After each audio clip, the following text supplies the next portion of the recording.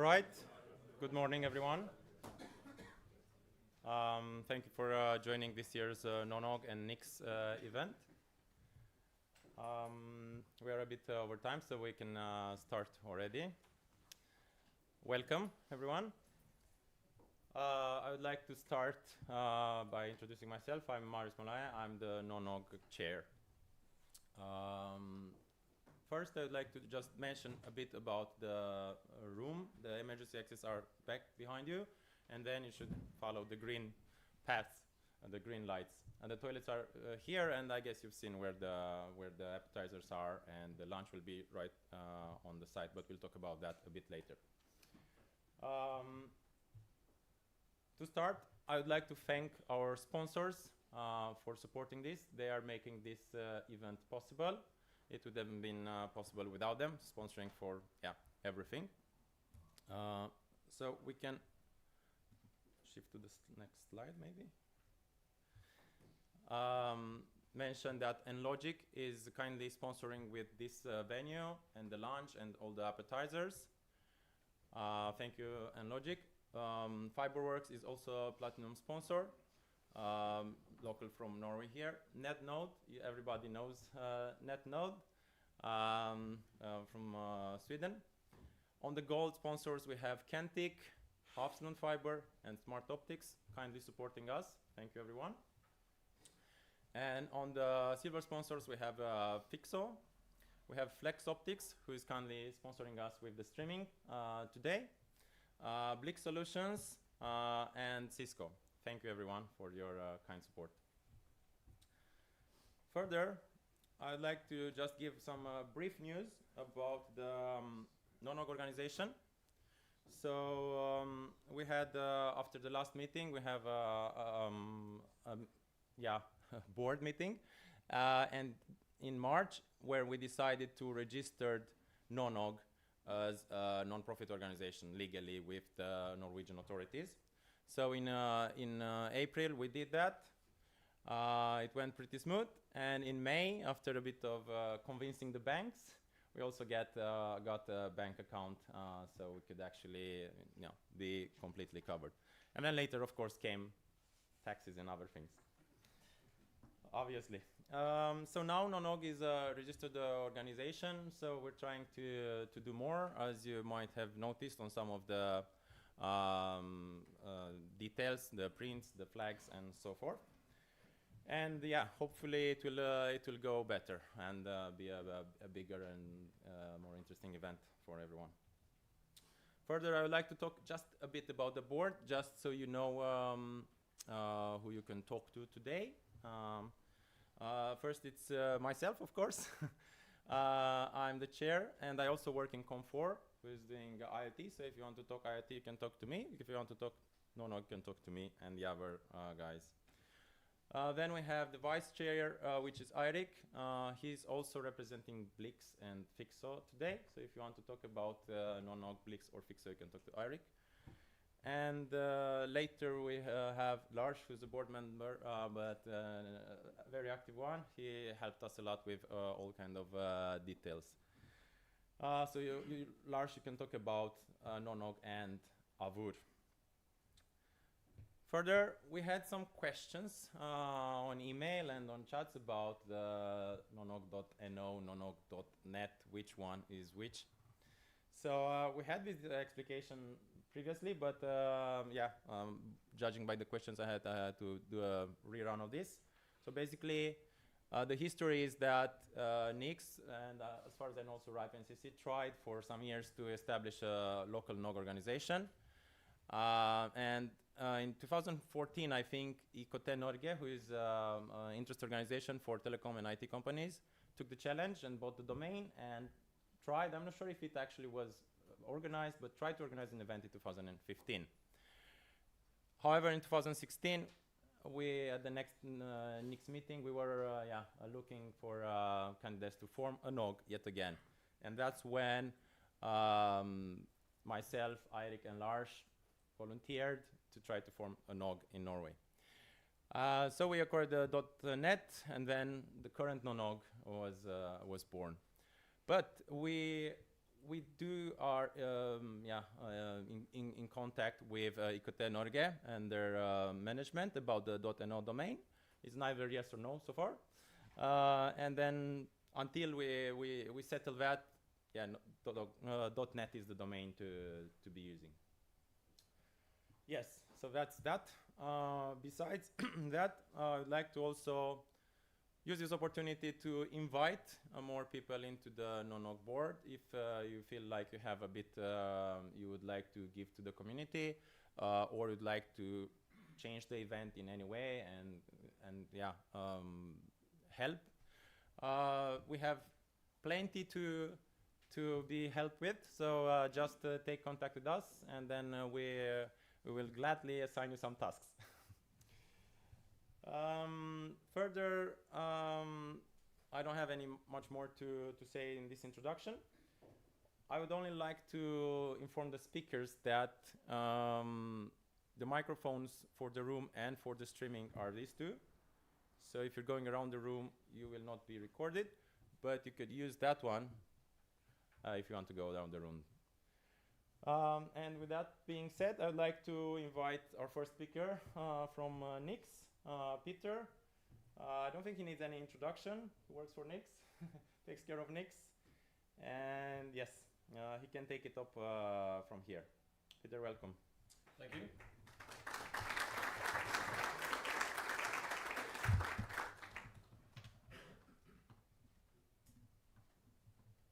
Good morning. I forgot my reading glasses today. I'm in that period of life where I don't understand that I need reading glasses, so I don't bring them with me. But for every day I learn, and today I know I should have brought them. So let's see. Good morning, everybody. It's very inspiring to see more and more people coming to this meeting, this NONOG Nix meeting. Earlier it was Nix NONOG meeting, and I think that's very good that it's no NONOG that is having this community. It's a very important community for Norway, and I think I'm glad so many people are coming, also from abroad. So I think we should give a big shout out to Lars, Eirik, and Marius, who have really been establishing this community and done a great effort. So I think we should give a great applause. So, Nix. This is the team. We have more people also working on Nix, but this is kind of the core team. There's the University of Oslo that is maintaining Nix, and I've done that for many years. I'll come back to that. So we could play on the infrastructure team at the University of Oslo, and that's a big advantage. But this is the core team. So if you see any faces here and names, please say hello to them and talk with them. So, reading glasses, yes, that was a problem. Okay, it's bigger there. So these are the numbers. Nix is quite status quo in count of numbers, customers, but the customers are getting bigger. Fewer smaller customers, which is the trend in many IXS, I think. The traffic is increasing, and we are now a total of around 240 gigs on all the IXS that we maintain. So Nix is many IXS. We have some regional IXS in Trondheim, Stavanger, Tromsø, and Bergen. And we have Nix 1, which is the main IX here in Oslo, which have a couple of sites. These are the sites that the Nix 1 is established on. Data centers and the University of Oslo, where it originally came from, or was established. And we also have Nix 2, which is a kind of redundant IX in Norway. So, Nix 1, we have passed 200 gigs. Not much, but we're still a small IX, but it's traffic and it's increasing. We also have established on the Blix data center. I don't know, Herman, if you want to say some words there. Yeah. You did the work, so I think yes. you should. I wanted to bring the good news. My name is Herman, and for the few months we've been establishing ourselves at the Blix data center. There's an article out about it. If you follow us on LinkedIn, there's a free link, so you don't have to have a subscription to the site. And it was nice to work with Eirik. The reason we established here is that we had a lot of customers asking us if we had plans to do it. And after a quick discussion, we decided to make it happen. Customers started immediately appearing. Forward, we are planning on expanding the 100 gig support, but we'll talk more about that later.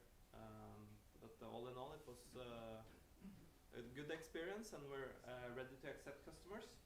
And some of you have met me before on email, and I'm also coordinating a lot with the contracts and the financial side.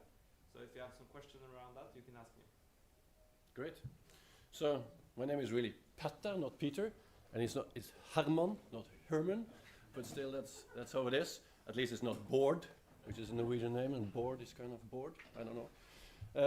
Okay. So we are very glad to cooperate with Eirik Blix. We have been cooperating with him tightly for many years, and now we're very glad to see the data center coming up.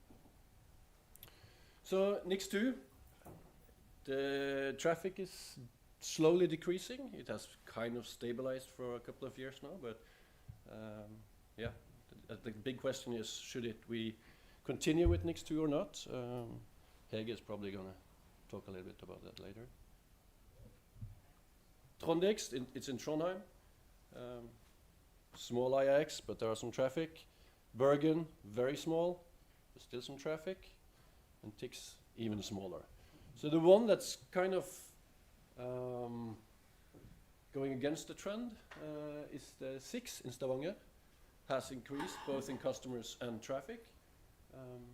There are some big customers connected there. Microsoft is there, and that's probably one of the main reasons. It has decreased a little bit now in the fall. I haven't tried to find out. Hopefully it will increase again, but maybe somebody knows. The pricing at the state quo. We might be looking at how the 100 gig is priced today, but I still think we are kind of reasonably priced, and at least average in Europe or less. Invoicing, the boring part, but it's important, so please update at least the contact information or the email for the invoice. That's the most important. You can do that on the portal nix.no, and we'll be very glad if you do so. Makes the work a lot easier for you and us, and we don't have to bug the technicians where should it be going. So, point of contact, pretty easily. We're also now trying to be more active on the NONOG Slack and be a part of that community. And also we have a LinkedIn account, and we'll see how that works. There are some trends or plans for 2024. Increased interest in towards 100 gig. Mainly the international big customers are there, but still we see an increase. We're looking at a new hardware platform, probably going to support 400 gig, even though the traffic is only 200 gig in total peak time, but still that's it's the reasonable next step. Most of our new customers connect to road servers, which is good. We are working towards managed compliance. We hopefully should have been there this year, but it takes time. Things takes time, and that's how it is. And we're trying still to retiring all the 1 gig connections. Then Hege, your turn. We have some topics that we have been discussing here in this community last time, and we kind of have maybe some discussion and a question. So please, yeah, come with questions if you have. So Hege. All right. So I'm Hege, and Hege. In English, it's usually pronounced Hege or Hedge or whatever. So, I'm Hege, and I work with Petter and Herman and Kjetil at NIX and University of Oslo. And the order of these items, I view them more as a guideline. So, I suspect that Petter put totalberedskapsrapporten at the end because he knows that I'd love to talk a lot about that. But this morning at like 6 o'clock when I sat down on the train, I wrote my notes in Norwegian. So this is going to be really interesting. And I don't think there's an English version of Totalberedskapskommisjonens rapport, the Total Preparedness Commission's report. So quoting it is going to be a little bit challenging in English. So I hope you'll bear with me. And this work is probably familiar to a lot of people here, I hope. There was a commission, so they were given an assignment about 1.5 years ago to look at the total preparedness of the Norwegian society across everything, really. And they've done a really thorough job. Covered a lot of stuff in a report that is 400 and, well, closer to 500 pages. Nå det alvor. Rustet for en usikker fremtid. Well, it's about preparing for an uncertain future. And it's about viewing the collective resources of the Norwegian society across all public, private sectors, defense, everything, and seeing how it can all be utilized together for the best. And technology is one of the 4 major areas.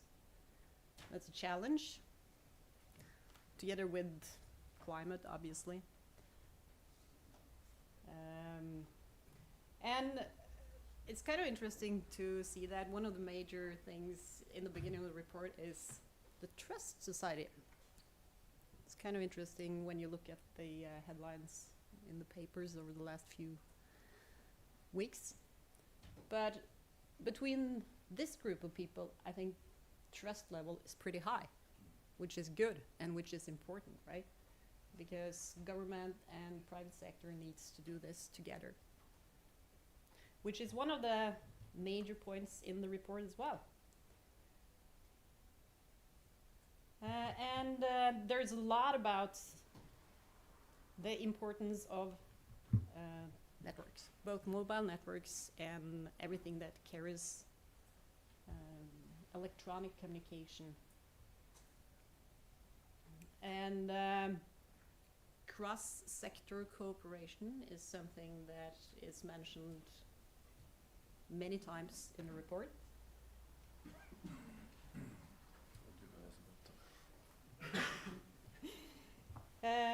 And Nordic cooperation as well is mentioned, which is good because we are working closely with Netno, who is here.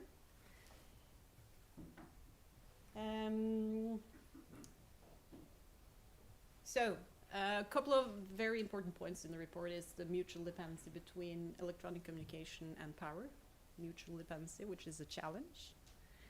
And there's a lot of focus on national and regional autonomy, which brings us to the regional I-axis. Because regional autonomy, there's several parts of regional autonomy, and one of them is exchanging data traffic. And that's where the regional I-axis can play a major part. The other things are spare parts, people, knowledge.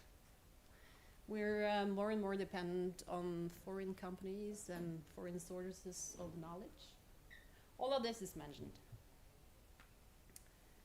And, well, that brings us really to the first question.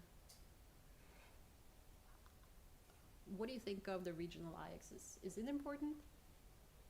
There are not as many customers as we would like connected to the regional I-axis today. Is that something that more of you are looking to connect to in the future? Yes. Are all the national ISPs connected to more than one regional IX? Or are the national ISPs avoiding the regional IXs? Who would like to answer that question? Well, that's the answer I was thinking. Yeah, because it's kind of a chicken and the egg problem, I suppose. So what would it take to get more customers to connect to the regional ISPs? Anything you find missing today that would make it more attractive? At least I think it's important to keep the regional IXS because it's the only platform to do the regional traffic exchange today.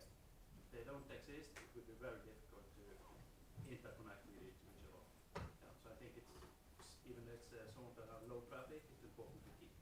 And it's nice to have a public ground to do it on. So I think we should keep that. Of course, you're from Bergen, so. Yeah, we need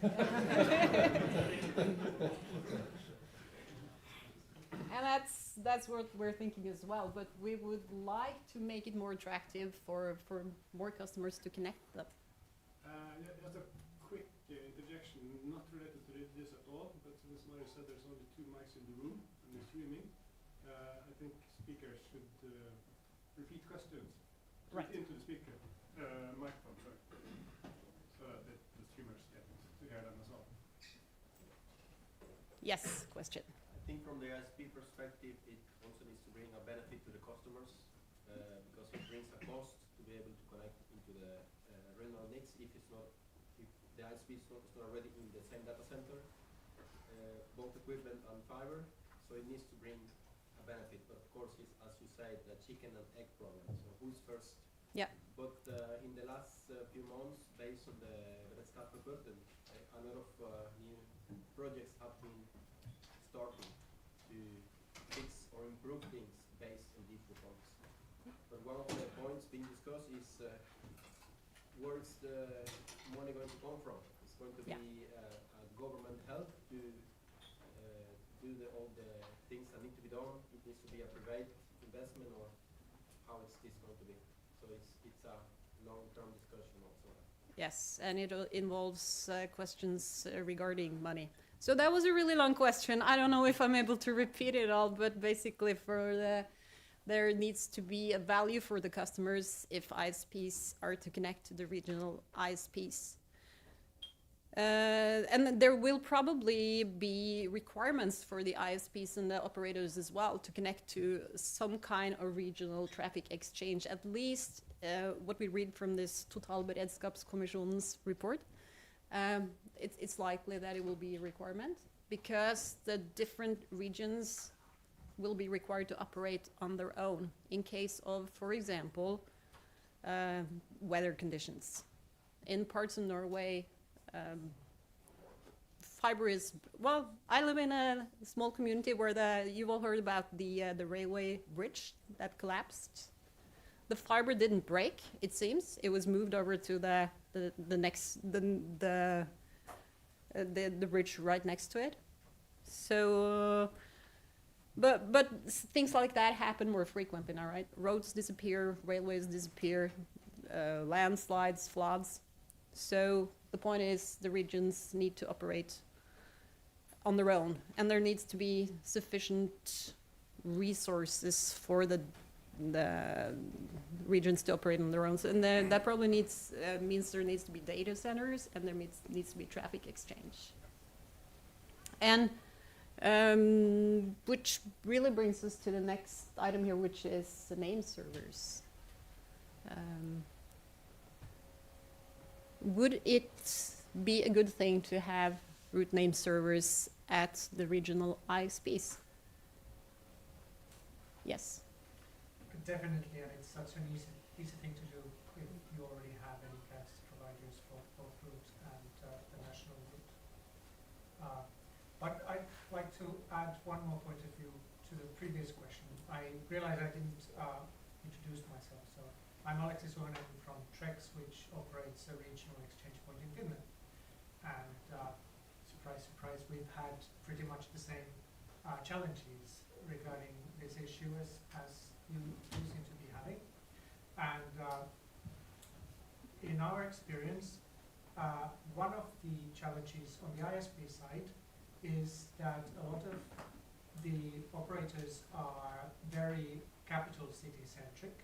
So some of them only have 2 routers in Helsinki, in the case of Finland, and they route the whole of Finland. So for them to connect to exchange points outside the capital region is added complexity and added cost. They need to redesign their network so that it has nodes outside the capital city where routing full tables and stuff like that can happen. That is usually the first hurdle when talking to one of the big ISPs and trying to get them to shift traffic or manage traffic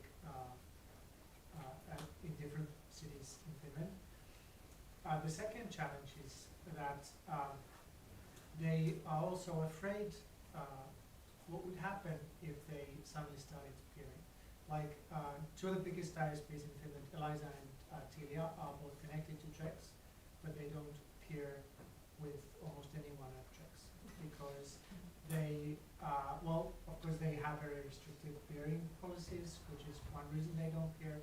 But the other reason is that they are afraid that if they suddenly started peering at Trex or in Oulu more, would that suddenly shift a huge amount of traffic from Helsinki and suddenly maybe their backbone would fail or something like that. I don't personally, with the experience I've had, think these worries are reasonable, but they are real worries that ISPs are having in Finland. And Norway being of a much more challenging shape, I think the worries would probably here be pretty similar, but even more heightened, because it's probably much more expensive to get to Tromsø or Trondheim from Oslo than it is to get to northern Finland from Helsinki.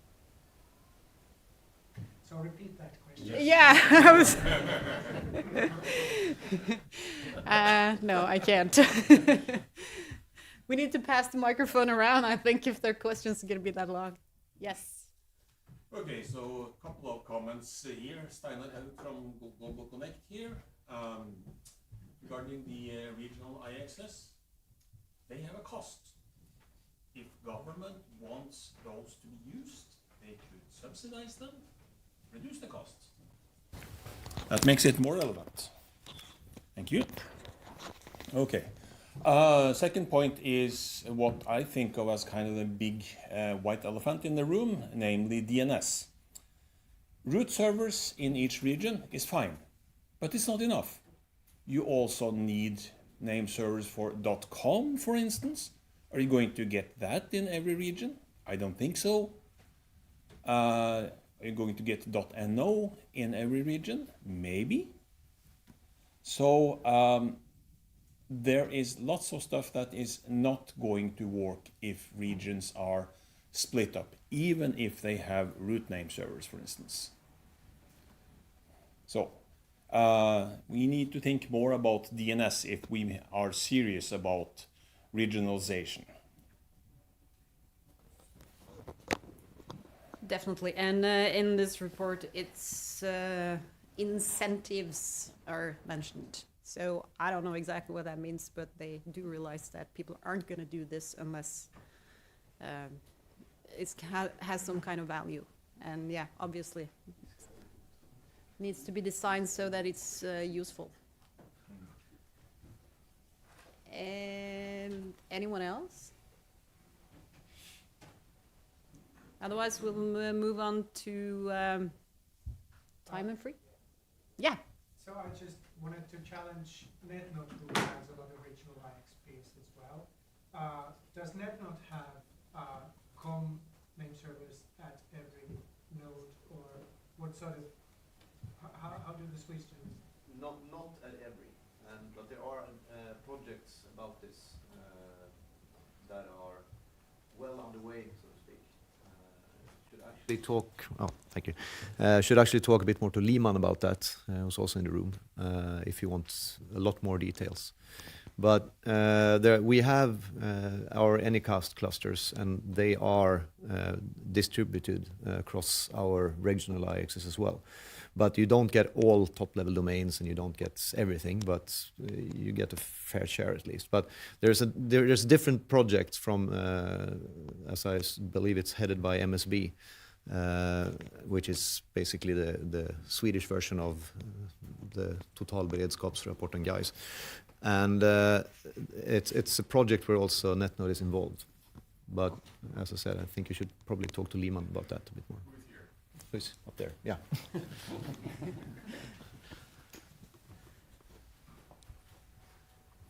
So what else is needed at the regional IXs to be able to actually be totally disconnected from the rest of Norway? Time and frequency is probably one thing. And which was discussed here a lot last yes. NONOG meeting. Yes. So at this meeting a year ago, there were discussions, especially after the meeting at dinner, and there is also a few comments about that in this report about the need for a Norwegian time infrastructure, because everything we do relies on GNSS signals that travels through the air and can be jammed, spoofed, cosmic radiation. It's owned by, well, not by Norway anyway. So there is a need, and there are a lot of different sectors in need of a national time infrastructure. We all agree on that, and we would like to have a time node at each, or maybe they could be placed at the regional IXs or in close proximity. There are actually two parts to a national infrastructure for time and frequency. One is the actual time, the nodes, and the other is the distribution network. So there are things happening, and one of the really important things is to write høringsinnspill, whatever that is in English. Well, on the 5th, until the 15th of October, we can all give feedback to this report, and topics that are important to us and hopefully to others here as well is regional autonomy, national autonomy, and also time and frequency and the need for a national infrastructure.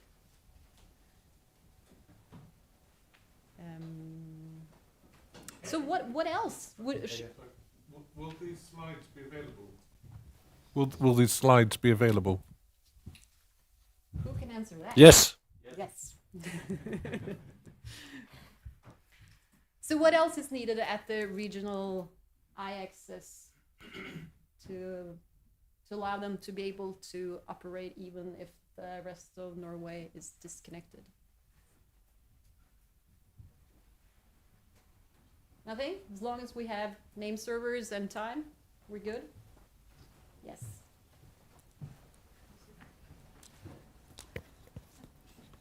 So this thing isn't really what the IX should have, but what the region should have.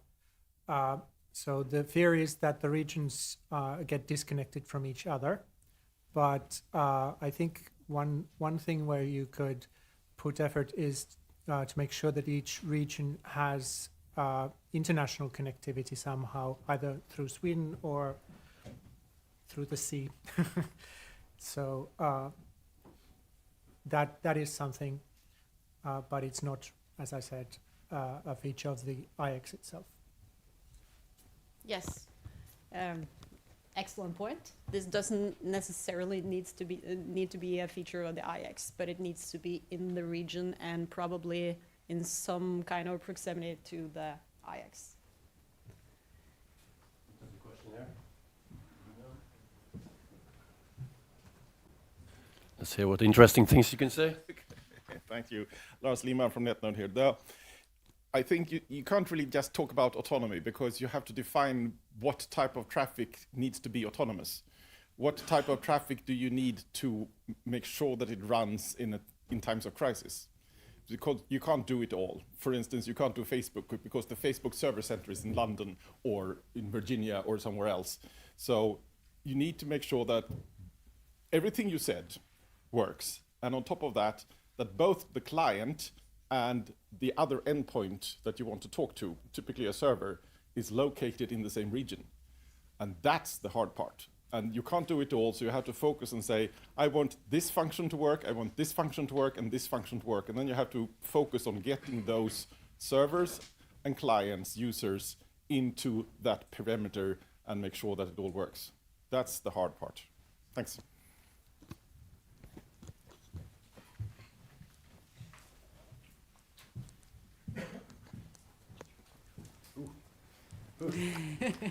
You again, huh? That's good. This time it's something that the IX could actually have. So in Finland, some people have been saying that the government should set up some sort of a CDN for certain government content, and that CDN should have nodes everywhere. So that is something that Norway could probably do as well.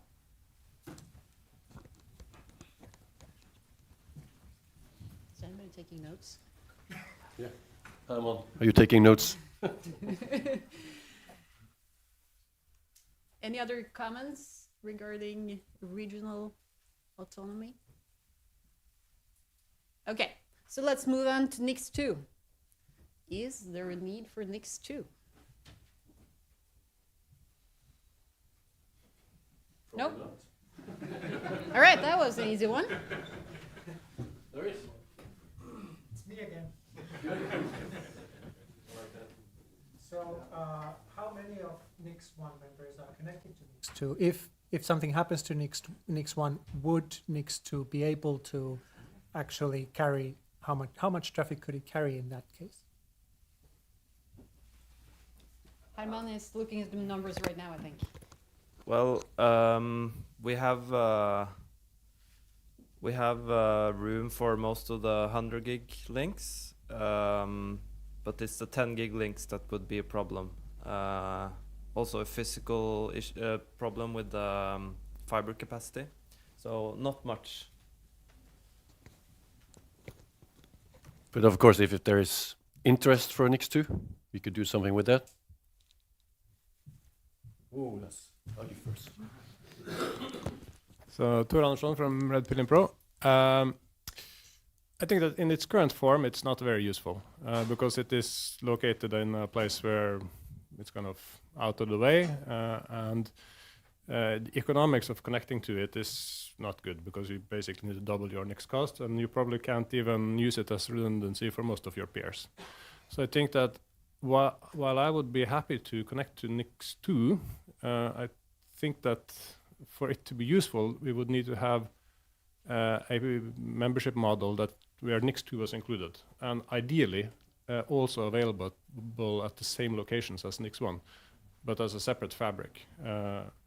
And then, by paying the membership fee, you would be able to connect two ports, ideally in different locations, and thus you would get redundancy, and thus you could rely on being able to pair, as in to connect to your peers at multiple locations and get the redundancy.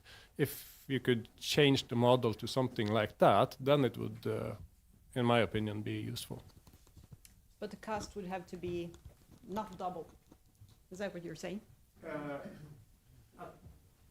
At least if it's voluntary to connect to it, Yeah. it can't be double, No, because then it's actually much cheaper for us to actually make sure that we have sufficient IP transit capacity to handle our NIX traffic should our NIX connection fail, than it would be to connect to NIX2 and have that lie dormant. And as I said, we would need to have extra transit capacity anyway, because you don't meet all the pairs at NIX2. So. And of course, you don't need NIX2 before there's a crisis. So maybe we should have a NIX1 that is less stable. But you practically describing the NetNode model, I think. So yeah, it costs money and resources, but that's a good.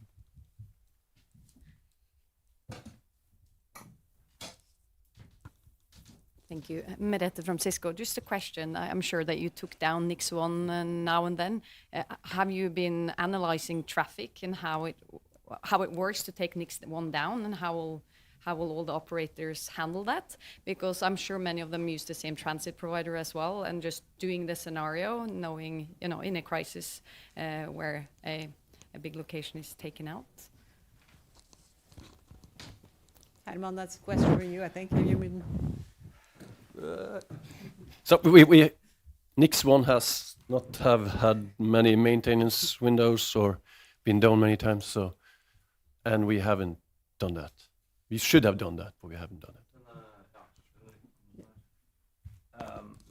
It's very stable, and we should do more about this. But we recently enabled session calling on 2 of our locations, but not all. So we need to, when we get into this routine of using session calling, so that maintenance windows, it's so that the peers don't have to completely shut down and reroute their sessions.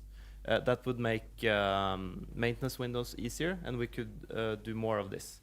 So when that's done, we can analyze this better, I think.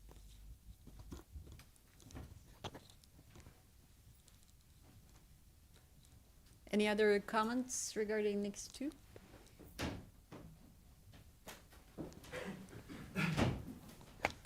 Hi, Kai Kjellgren, NetNode. I just want to point out that even though, regional players and national players, they for sure should be at more regional exchanges. However, when you look at the big players, like the big CDNs or hyperscalers, they usually see one IX as a backup to another IX in roughly the same region. So if they are connected to, say, NetNode, NIX, and Links, they will see those as the backup for each other. So they are pretty uninterested to go into smaller regional exchanges. So that is something you have to also consider when sort of expanding regional exchanges. Just as Lehman said, that you need to figure out what services that are really essential, right? So. Out of time. All right, then I'll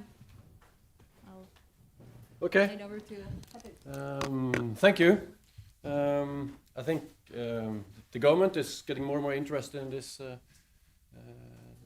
national infrastructure and how we should handle it, and that's very, very good.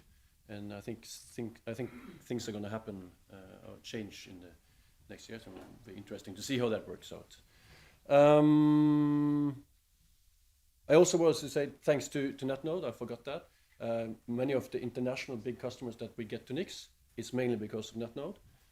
We have a very tight cooperation with NetNode, and they are selling the Nordic market or Scandinavian market.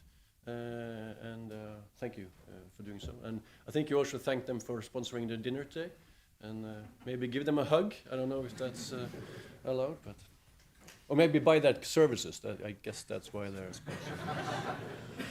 Okay, Nix just got had a birthday, got 30 years old, and Kjetil's going to say some words about the history there. And I will also thank Kjetil for being there more or less the whole time. And I will say he's more or less the father of Nix. He was not the first person, but he has been there all the way, and he has really made this happen. So.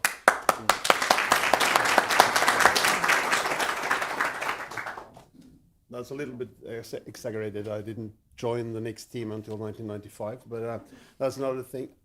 Just a couple of things about Nix. We turned 30 years March this year, and there's 2 IXs as far as we know in Europe that are that old from 93. It's us that started in March, and Fikix started in the summer of 93.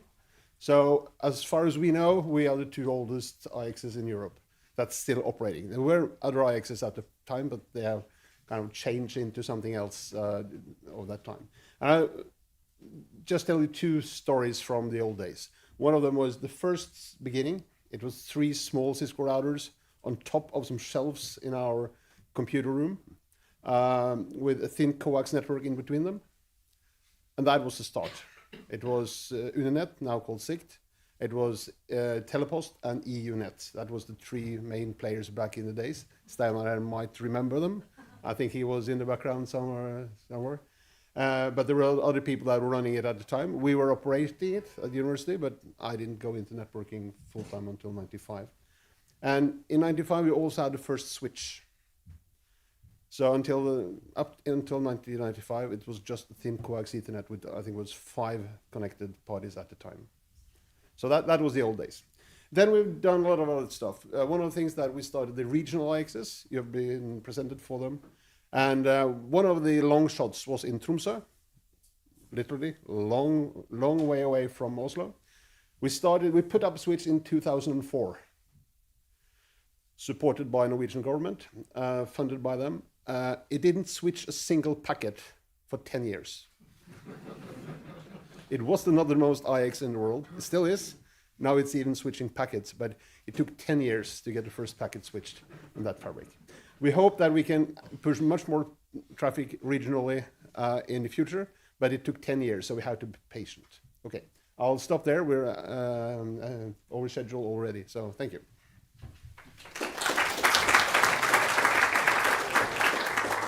So if there are any quick questions, we will take it, or else we will take it in lunch or dinner. Take it in a break. Take it in a break. Okay. Thanks for.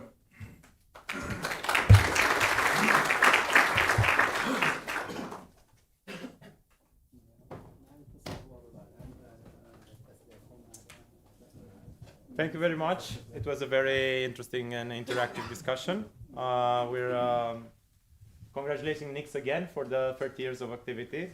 Congratulations.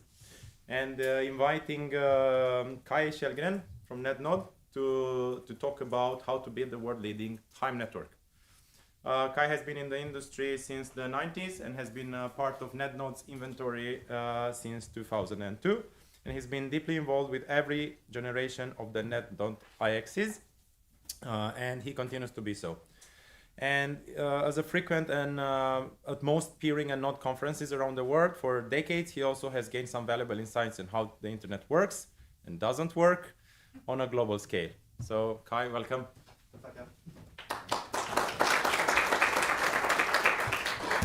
Thank you. Now, for the first big challenge is to get this to work. Let's see.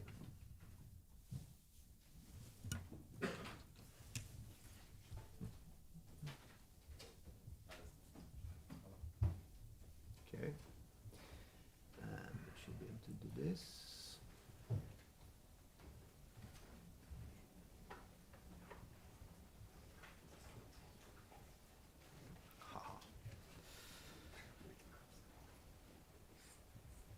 Now let's see if this works.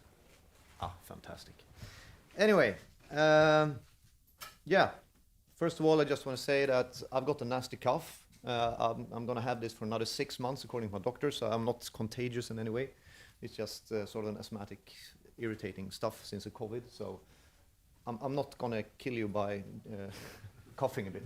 I'm very sorry for that. But, well, not that I'm not going to kill you, but yeah, you get my point. Anyway. This talk is actually written by Karin Ahl, and it's her talk. She couldn't be here today, sadly, so I had to get thrown in under the bus and take it over. And but I'm happy to do so. I'm usually talking about a part of this presentation called NTS, which we'll go to later. So that part I can sort of cover really well. The rest, well, hopefully I will cover it good. And as I've been working for NetNode since 2002, and I've got an inventory number somewhere tattooed in back in my neck. I tattooed it. Yeah, exactly. So Lehman is actually the guy in NetNode who's been there longer than I have, and we're both relics. Yeah. So to have a look at this, I'm sorry, I really like to pace around, so I'll just borrow this. Anyway. Okay, can you hear me? Great. So, first of all, we built a national time distribution system in Sweden, and it took a while. So we thought maybe we should talk about how we did it and why we did it. So what we're going to go through is, why do you want a national time distribution network? In the presentation previous, we got a good idea, I would say. And also, how do you build it? I mean, what kind of infrastructure do you need? How do you get it redundant? How do you get it secure? How do you get accuracy? How do you get a service out of this? I mean, if you just put the hardware there, you still have to somehow get somebody to pay money to get this to run. And you have to provide a service. How do you package it in a way that people will and companies will find this a good service to buy? I will also then talk about NTS, which is something I like a lot. For all this, when I said NetNode, it's actually NetNode, PTS, and RISE. And PTS is, you know, is just the Swedish regulator, basically. So, and the RISE is the Swedish Research Institute. So, together we are running this. And you probably know about NetNode. I've been standing here having talks about it for a long time, so you probably have seen me before. And if you haven't seen me before, then you can say next time you see me that you've seen me before. We have the largest exchanges in Nordics, and we also manage iRoute. And then you should talk to Mr. iRoute over there, Liman, if you want to know more about that, or our Anycast servers that are situated around the globe, where we provide DNS services to enterprises and top-level domains. And then, of course, we got the time services. So those are the three things we do: IX, time, and DNS. We are owned by a non-for-profit organization, which is called TU-stiftelsen, Telematikens Utveckling. And they are basically created owning us and other similar companies that provides a clear road forward for the Nordic internet, basically. And our main objective is to do good things for the internet. And we do this by, first of all, then providing the rock solid. You know, we do this marketing stuff with the rock and being solid and stuff. This goes ages back. And we try to be best in class and try to really be stable. And we also try to be very redundant and have very high availability. And we also are involved in governance activities, where we are often involved as consultants for how should a regulation be written or not be written and so on. We should probably be even more active in that area, I guess, but there's only so much you can do, right? So, why is the big thing here?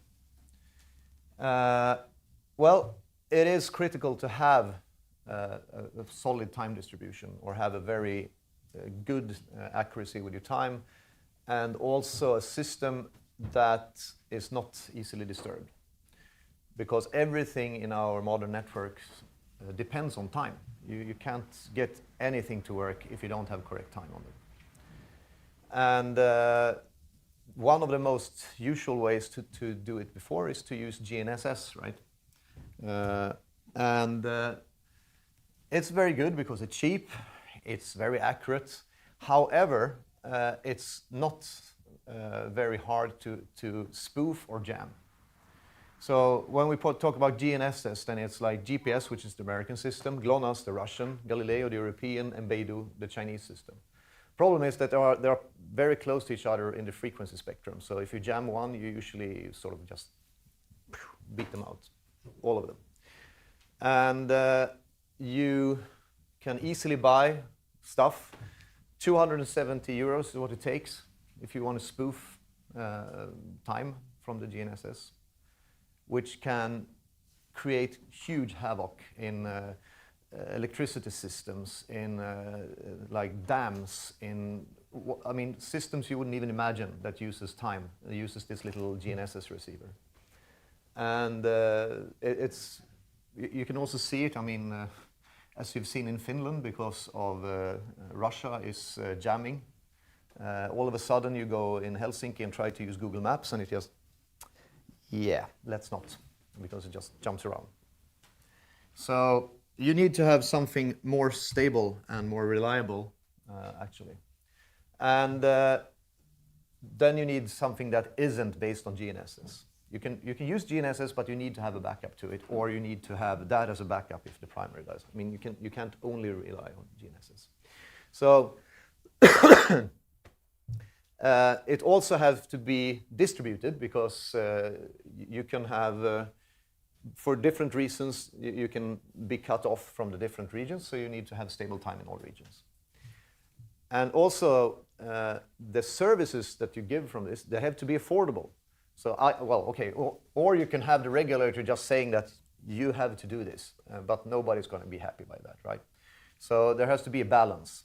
You don't want to force people too much into doing the right thing, although you certainly want them to do the right thing, but it's better with a carrot than a whip, right? And you have to make sure then that the services you provide are not so pricey that no one uses it, because then you're back at zero again. Also, the government, they need to be able to have visibility into this, to make sure that we actually are providing the time that we are saying we're providing, and the accuracy is correct, and they can actually be reached everywhere.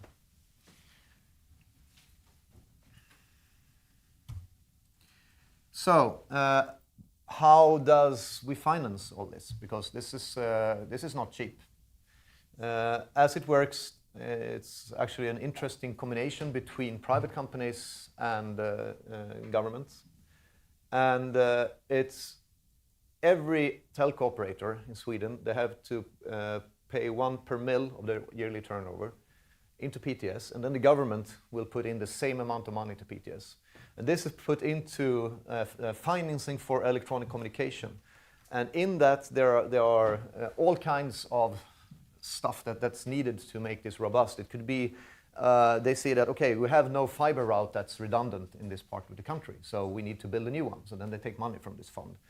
It can be emergency power. There is no good emergency power if the main power line goes down, so they will finance that. And also, sync and time is part of this. And that's sort of where the financing to this system comes from. So this public-private cooperation is actually working really well. So, what is the infrastructure? This is a basic clock node, or actually it's 2 nodes. It's a left half and a right half. And as you can see, they are identical. More or less, there's some stuff placed on different rack. This one is turned around there. And it's off-the-shelf products, mostly. These are the cesium clocks, the one with the red in, the red figures. And then you got all the other gear sort of to provide a signal that you can actually send out in different ways. But they are off-the-shelf. And on the top, you got the NTS machines, which we will talk about later. So they are not really off-the-shelf as much as the rest of the stuff. But also, these halves, they are completely redundant to each other, and they have their own battery backup in the rack. Then they have the battery backup from our data center. Then they got the battery backup from the mounting cave that the data center is in, with diesels and stuff. So the idea is that these are the things that should stop blinking last. Yeah. We have the NTP, NTS servers is a custom-built stuff where we have actually implemented it in FPGA-based hardware, which is actually pretty cool.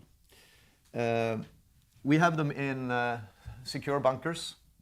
They are all made to be able to withstand a direct hit with atomic bombs. So you're pretty deep down in hard rock. And they all are straight in one. And there are in these locations. So you've got 2 of them in Stockholm, in different locations in Stockholm. And the rest are sort of single ones. So all in all, we got 12 atomic clocks covering Sweden.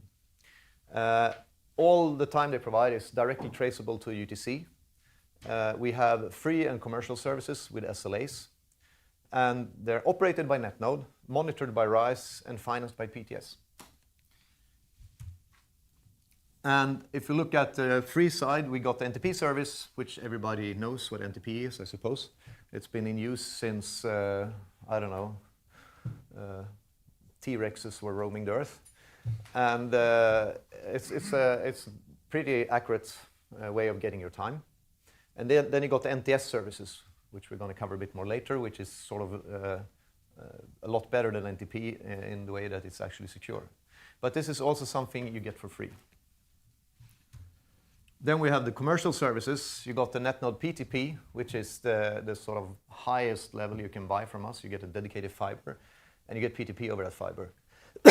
And that's as good as you can get without running your own atomic clock. Actually, that's not really true, because if you run your own atomic clock and don't know really what you're doing with it and how to tune it, then still NetNode PTP is going to be way, way, way better. So running an atomic clock is not just running an atomic clock. You have to trim it and have to tune it, and there's a lot of magic in that, actually, as it turns out. Then you got NetNode Time Direct, which is something you get directly over IX ports. And that is actually pretty good, because we guarantee you 30 nanoseconds from UTC directly over that port. And that's with an SLA, of course, as is all these. And then you got time remote. That's basically if you're not close to somewhere where you got an IX, or if you got a offsite way out in the woods, we pull a fiber there, we put a little CPE. I'm sorry, yeah, this is when you connect to the IX. So this is the data center, this is the NetNode IX switch, and here you get your time. The next one was this one, where we put NetNode CPE out on your premises, and you have a customer clock that you then time with our CPE to be able to sync it. And yeah, and then you're down to 1 milliseconds with SLA. So for most users, this is absolutely good enough, 1 milliseconds. And if you want to do some more extreme stuff, then you go to the PTP or the Time Direct. Then we go over to NTS.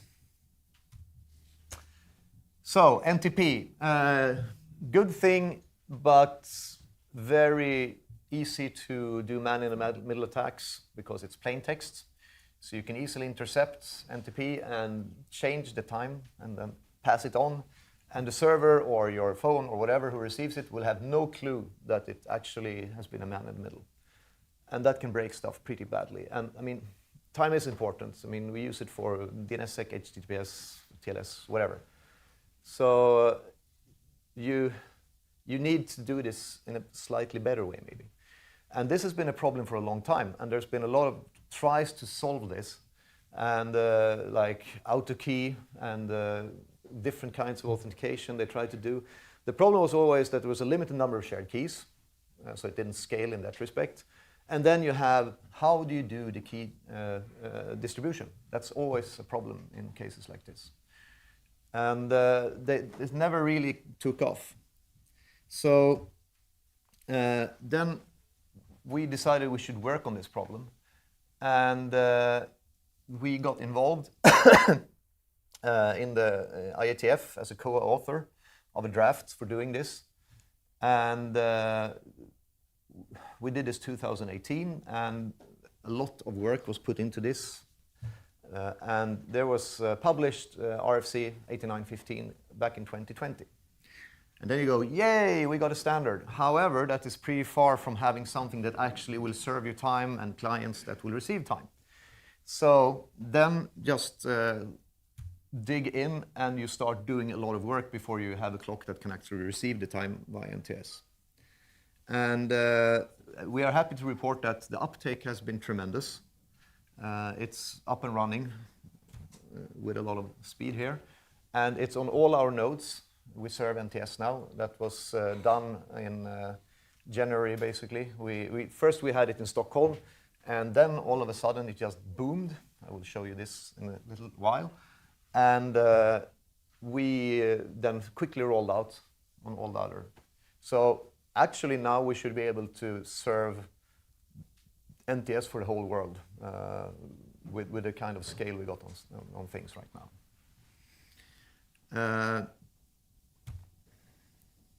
So this is custom-built hardware that we did. It's a standard FPGA board, but we have some custom interfaces on it, and so we can get in a sync signal. And also the FPGA code is also something that we have created. Everything is open source, so if you want to create your own board like this, you can do it for sure. And we absolutely will help you, support you to do this, because we think the more, the merrier,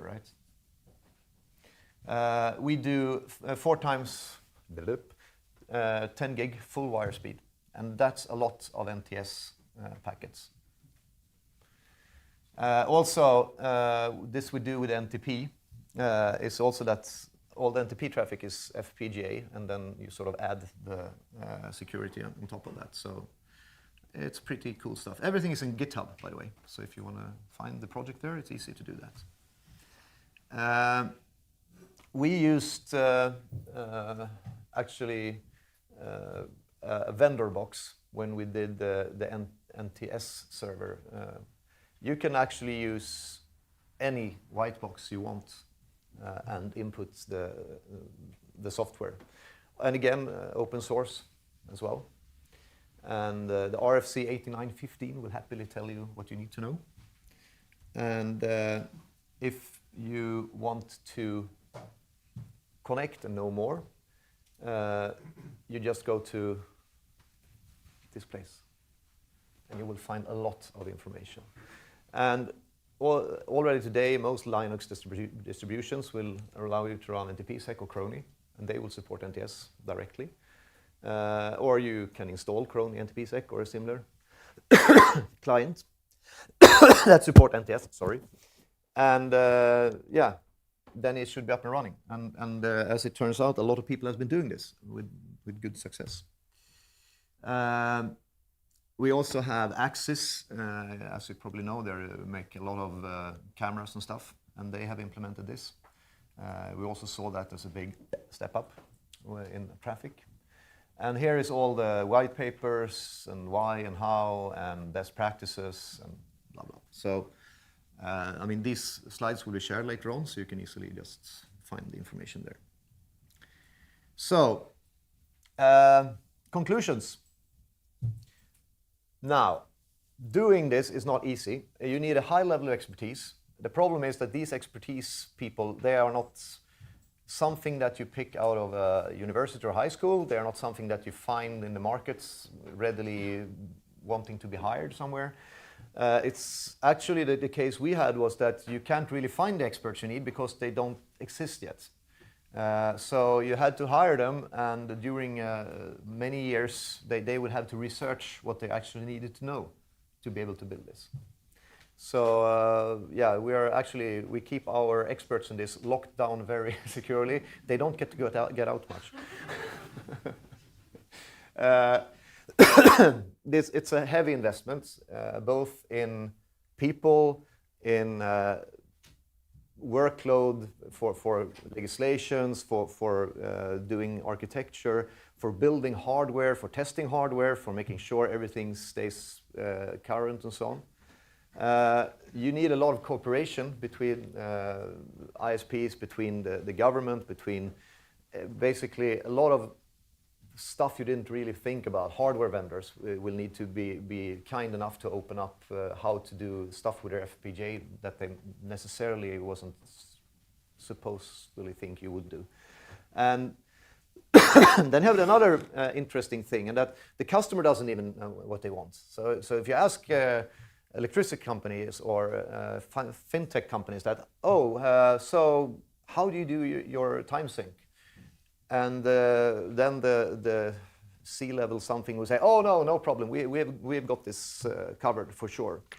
And we're like, yeah, are you sure? Yeah, sure, I'm going to check with my technical guys. But yeah. So then they go home and they check with the technical guys, and they're like, oh, yeah, this was what they mentioned. Yeah, this GPS is not maybe the perfect way. So then they call back and say, okay, what do we need? And then you need to have an answer to that, right? And also time distribution, both requirements and technologies are changing, so you have to keep it up. IoT devices is one thing. They are not happily using RFC standards. They want a real standard. So then, yeah, don't get me started on that. The S in IoT stands for security. Yeah. So you have to continue this the whole time. You also have to keep your clocks in sync and whatnot. And I can also tell that, I mean, please use NTS because it is actually really good and you will have a more secure time by that. By the way, I also forgot to mention about this keeping clocks up and running. I mean, we realized that we're probably going to need more clocks to cover more regions in Sweden. I mean, these 6 places are not in any way covering the whole of Sweden. And building new clock sites is really expensive. So what we're working a lot of now, as we said, with like technology changing, is trying to distribute time via fiber. That is actually ridiculously hard because fiber changes due to temperature, due to vibrations from a train, due to solar outbursts, due to 1,000 other reasons. And just a tiny bend in the fiber or something will make precise time very hard. And there are some super advanced mathematical models to sort of compensate for this by measuring the fiber continuously. And this is actually very at the forefront of how you do this. And we are getting some really interesting results, and we think we are actually making excellent progress on this. Because that would allow us to have distribution from our clock sites pretty far out, which is a very good thing. Because then we don't have to build a new clock site at that place. So if you can balance the number of sites with a better distribution, it would be fantastic. So that's one thing. Anyway, let's see here. I'm going to show you these little movies just for fun because Christian, who is one of the guys that we don't let out much because he is very good at this and he's not easily replaced. He made a heat map with data shader on how the spread of NTS happened. And see if we get this to work. Maybe I should use my phone instead because the network in here is not super fast. Let's do that.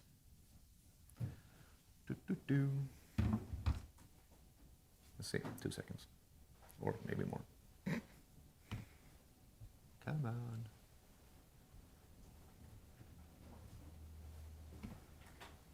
Yeah, that did not work well. Come on. Yeah. So basically, we rolled this out early 2002, and then nothing happened for about 8 months, and then it started popping up. And you can see that Christer's gone to IETFs, and then all of a sudden you get like bursts coming up, and then you get another vendor releasing something that use Crony and NTS, and you get more dots. And it's actually starting to sort of pick up. And you can see the number of hits per hour. And we are now, from when we started, we had like 200, right? And now it's really, really picking up. So in November, it was an explosion, 2022. And we went from something like 2,000 max hits up to 200,000 max hits. And this was basically when, oh shit, we have to roll out the NTS boxes on all the other sites as well, because this is really kicking off now, and make sure that we really do everything in hardware. So yeah, as you can see, it's really kicked off. And one thing that's really interesting, if you look closely, you see that it follows the daylight. And we don't really know why. Yeah, probably. Or something that a lot of like cameras and stuff, they fetch their NTS time at given intervals, and they probably is like 12 o'clock in the day or something. I think Debian introduced NTS by default last winter. Mm-hmm. And it is a desktop operating system. Yeah. So now, this was around Christmas time. Christer had gone for his holidays. And then he sits at home and looking at the figures. The service looks fine. And then 2 days later, he looks like, holy shit, we are at capacity. So that was when we had to roll out the things really fast and stop doing stuff in software. And instead just had to rely on doing it in hardware, and then it just worked very, very, very well. So as it turns over to 2023, the second big explosion happened. And then we went from 200 to 300,000 and started to reach 1 million very fast. And yeah, we thought this was really cool, this visualization, because otherwise you can just talk figures, but you don't really see it, you know. So in short, we ended up, okay, I can't really, come on.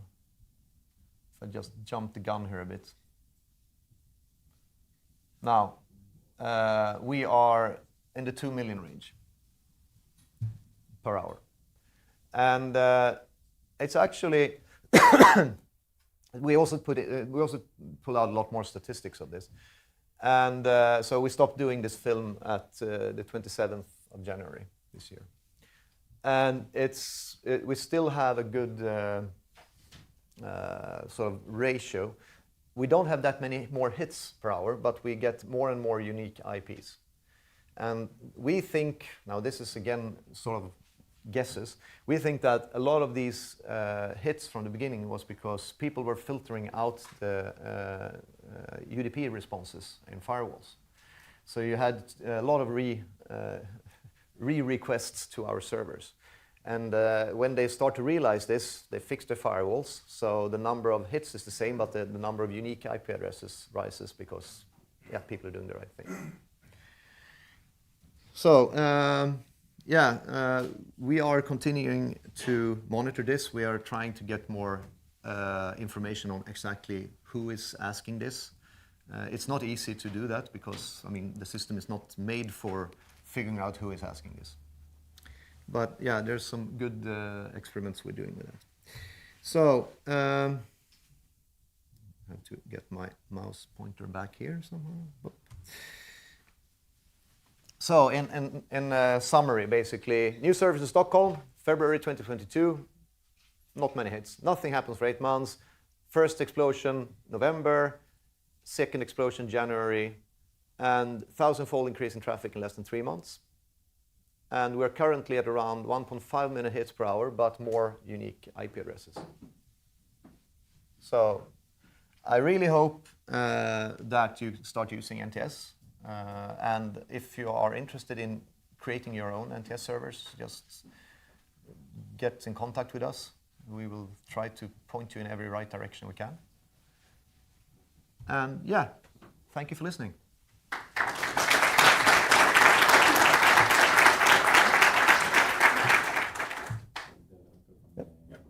Oh, sorry. Yep. Quick question. Thank you. Quick question. Steinar Haug from Global Connect here. You were briefly mentioning time distribution through fiber. Mm-hmm. Are you talking about basic optical fiber or through a WDM transmission system? Both. Both, okay. Yeah. So given the WDM transmission system, of course, you can have 1,000 kilometers or several thousands if necessary. Is that what you're exactly? The thing is that some frequencies are a lot better to do this on than others. Mm. So what you need to do is to sort of get those these wavelengths through your nodes without passing through a lot of unnecessary equipment, basically. Mm. So, but yeah, I mean, we done tests through our DWM systems and so on, with pretty interesting results, actually. So I'm pretty sure there's going to be a talk about this maybe next year or in 2 years or something when we have more solid data on this, or maybe we have actually managed to productify it somehow. But yeah. Okay, thank you. Quick question, you can repeat it. Okay. So SNTP and NTS, great, thank you. But I guess the distribution is helped by the NONOG-5. Yes. It was a little bit unclear for me. For PTP, if I'm a customer for PTP services from you guys, yeah. do I connect to your 6 CPs and 12 clocks, or do you do any yes. distribution? No, you with the PTP you connect to our 660s.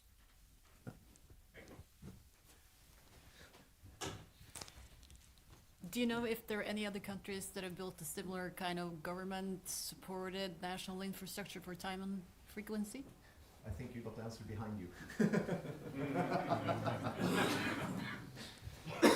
So in Finland, we've got this Mittakeskus, which is the government agency or the government funded agency for measures and time and whatnot. And they've also been tasked with keeping time for a long time, for decades. And they've actually been in our events giving presentations on distributing time over fiber from Helsinki to Kajaani, for example. So I think your efforts and their efforts will give a good background on. They've written white papers about it because they're an academic institution. Also, I think you could actually measure black hole collisions with your system. Yeah. But I actually had a question about, because you've made a hardware implementation of NTP. Did you start seeing some people trying to use that as a DDoS amplification platform? Actually, I'm not really sure. Not more than before, I would say, but yeah. But yeah, I mean, it's you can have a lot of bandwidth with it, so it should be possible. But there was one more question. Oh. Customers, could you say on PTP, using mobile operators and utilities as a, but could you say something about the customers Sorry, better recorded. I mean, it's, as you said, it's the electricity companies, fintech industry, so banks and so on. Sorry? Broadcasters? Yeah, for instance. So it all depends on how exact and how good of an SLA you want.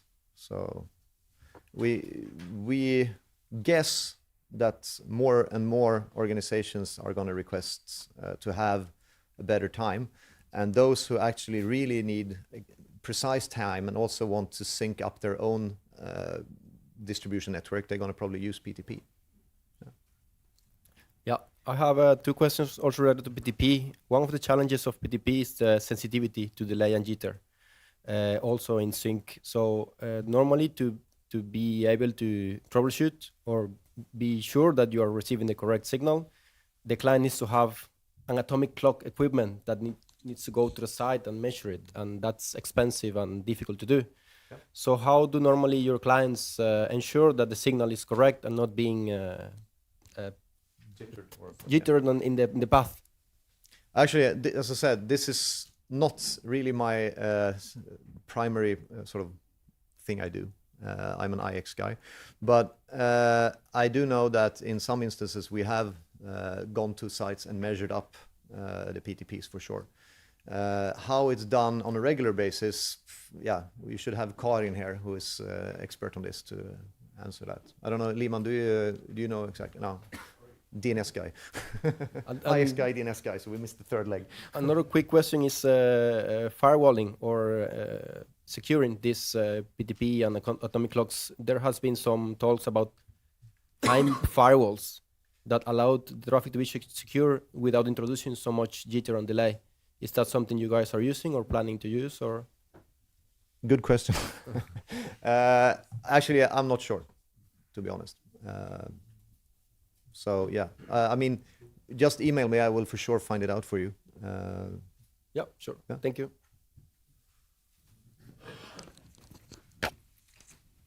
Yes, I think we can take one more question at least. I think it most maybe related to the last question. You mentioned security in NTS. What's your thoughts about putting more security for PTP? Because that is not very much secure today. So what's your thoughts there? Yeah, but I mean, that also is a very big difference in distribution model. The PTP link is directly connected to our equipment. So it's a lot harder to sort of access that and spoof it, because then you need to go basically into the fiber, and especially when it comes to time services, you will notice when even the slightest disturbance in the fiber happens. So it's a lot harder to go in and spoof a PTP stream than to do it with NTP, because NTP just travels on the regular internet basically, so anyone can do it.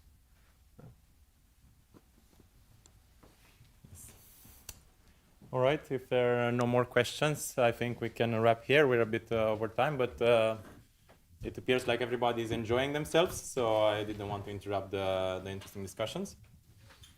We will have a short break now until 10:45, where you could stretch your legs and grab a snack. And we will be back for more time.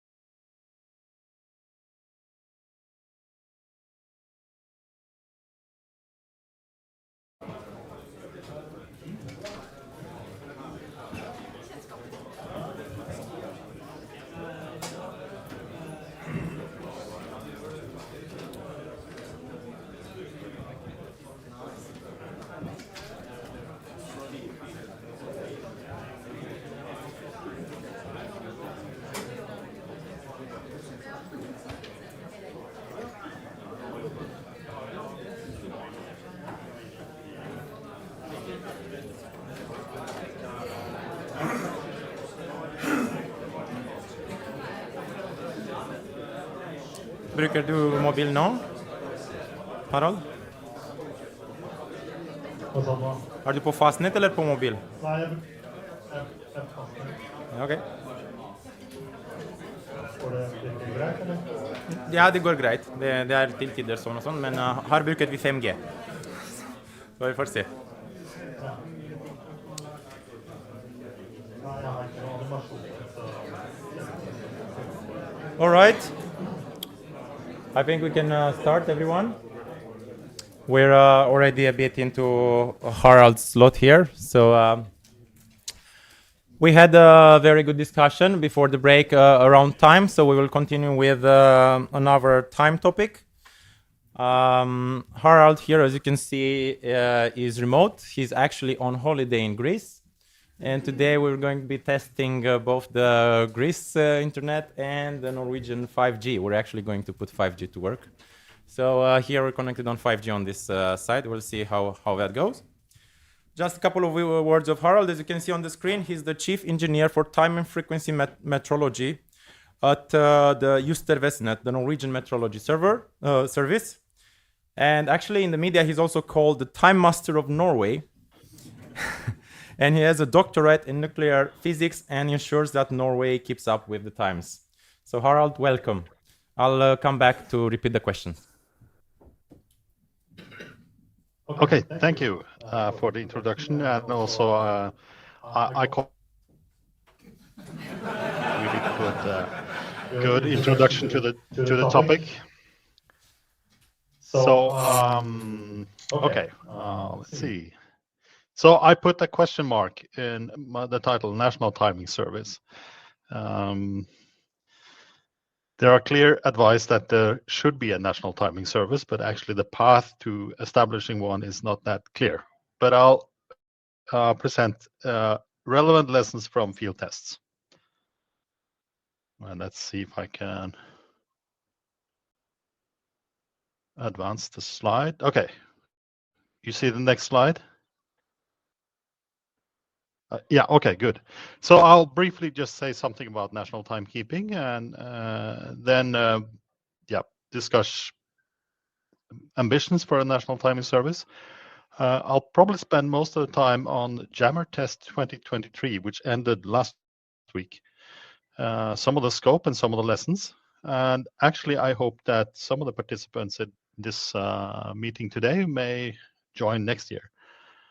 Also, if time, I'll cover some lessons from what we've done in the Statnett Cossack Time project pilots so far, and then see how we can tie it together and perhaps discuss a road ahead for a national timing service. So national timekeeping, this is actually a Nordic perspective. So in fact, Sweden contributes a large number of clocks, and I think some of those dots there are cesium, some of net node cesium clocks, if I'm not mistaken. Norway has clocks, Finland has clocks and timescales, and also starting last year, Denmark established a UTC timing laboratory. And actually now they're quite equally good in terms of accuracy. So this is the performance so far this year for the timescale at Justervesenet.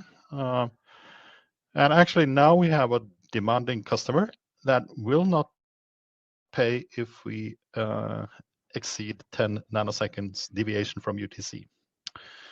So it's interesting to have a demanding customer. And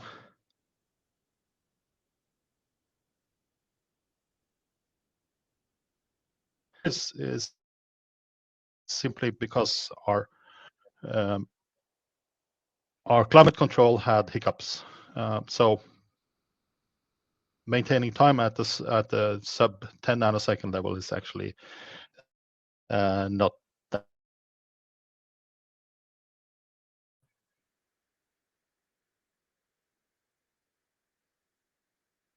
Okay, so that's about.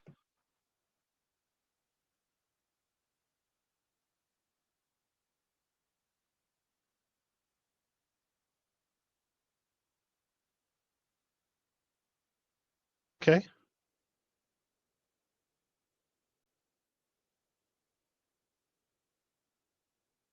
Okay. So,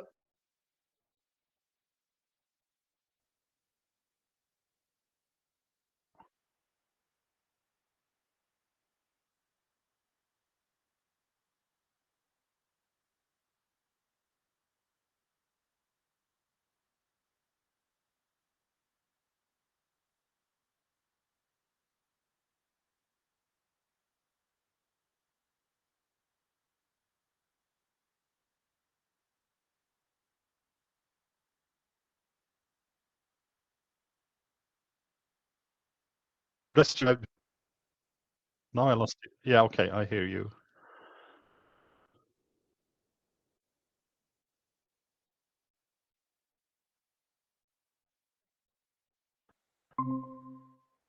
Yeah.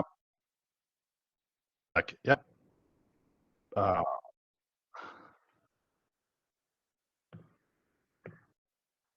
like that. Yeah, okay. I was just bragging about that we're doing quite well in terms of timing. Um, and also what we've done now is that we have two independent chains of timescale generation. Of course, they're located in the same room, so if there's a really big mishap, they will both. It's not fully resilient in that sense, but at least we have running backups for everything. Okay, so how about the national timing service? What are the ambitions? So these are actually two clear recommendations. So on the left-hand side is from the National Security Administration, I guess they're called, and that's a recommendation for establishing a national timing service to reduce the dependence of GNSS-based timing. And the right-hand side is from the Total Preparedness Commission, which is a document that is put out so that relevant parties can actually write responses to some of the things pointed out there. So that's a channel actually to influence the process, but also there it's a recommendation to start a national timing service. So what should be the ambition for such a timing service? For instance, how secure should it be? So one thing is that reason to given for the recommendation is the concern about over reliance on GNSS. But in fact, one should really take a fuller approach, because GNSS jamming and spoofing and other disturbances is just one aspect of providing secure and resilient and also accurate timing. And really, there's a process going on in the US and also in the IEEE to define levels of resilience. And yeah, you can read this, and I'll come back to it.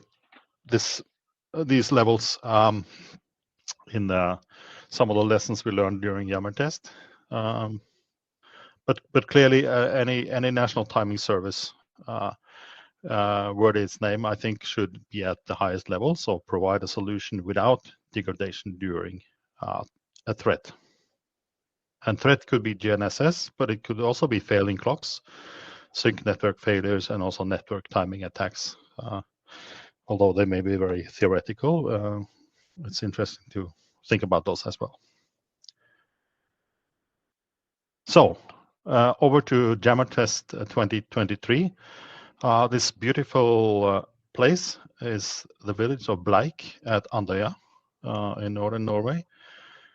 And so last week we had gathered about 150 engineers, technicians, to actually test various systems, from helicopters to rescue vessels to drones, vehicles, and also GNSS timing equipment, against both GNSS jamming, which is noise, which block or degrade the timing or the GNSS solution, spoofing, which are false and potentially misleading GNSS signals, and meakening, which is a form of false signals in terms of rebroadcasting genuine GNSS signals. And we did tests of all those, let's call them attack vectors, on 3 test sites on Andøya simultaneously.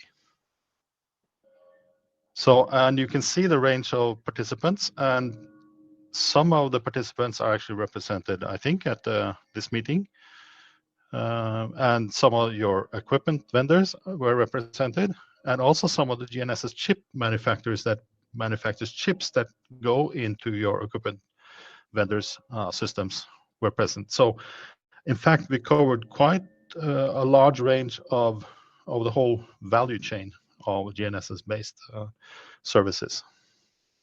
So we're very happy about that. And so Yammer test was arranged also at Andøya last year, but new this year was that we provided resilient reference timing and accurate reference timing that were not disturbed by the GNSS disturbances. And this is a good collaboration between several actors. So Telenor gave access to their so-called EPRTC clock, which in turn is a grandmaster clock, and then transported over, well, some distance to another Telenor clock, which acts as a boundary clock.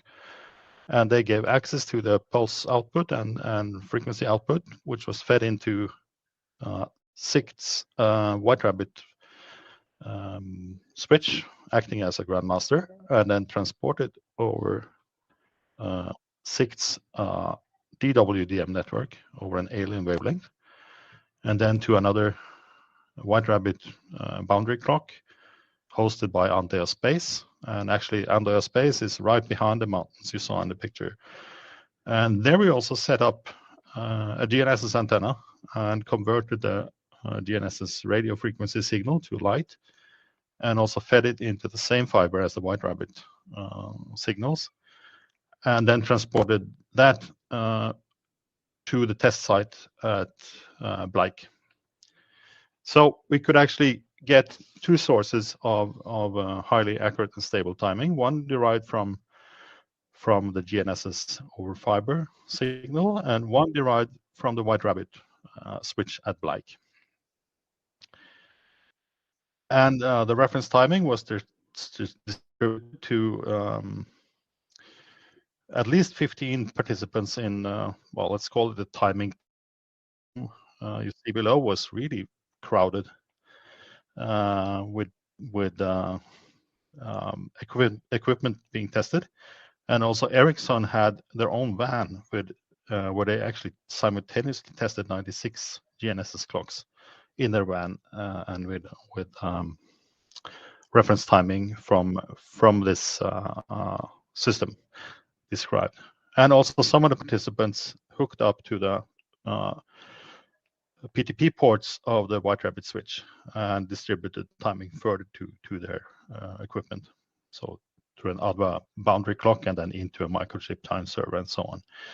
And also another White Rabbit switch. And the benefit of having this resilient reference timing available is really high for GNSS timing, for testing GNSS timing devices. And so we monitor the performance of the White Rabbit switch against the Fugro so-called atomic timing service, which we have tested is really stable within a couple of nanoseconds when we tested it in the lab. So the White Rabbit timing was within a range of 10 nanoseconds with some occasional 5 nanosecond jumps. And my guess is that's actually due to the upstream standard PTP link of Telenor, but it's hard to really know.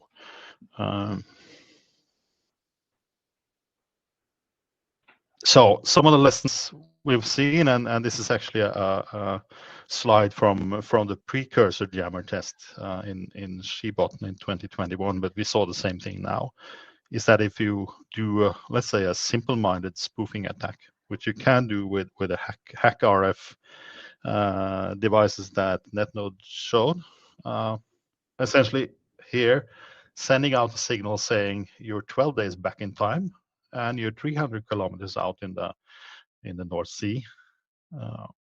This particular GNSS clock, we said yes, okay, signal is available, its master is locked, normal operation. And of course, it violates most knowledge we have about how reality works. But basic knowledge about how reality works is actually not implemented in these clocks, and nor is there any suspicion that the GNSS receiver might be wrong. So that's interesting to see, and I think also this year this particular manufacturer was actually present, and they just shook their head and say we have lots of work to do, and they're not obliged to report what they find. Okay, some further lessons. So if you go back to this resilience level definition, some systems barely reached level 1. So after jamming, really reboot didn't work, a restart didn't work. Some systems really had to yank out the GNSS card from the chassis and put it back in. And clearly that's a really undesirable behavior.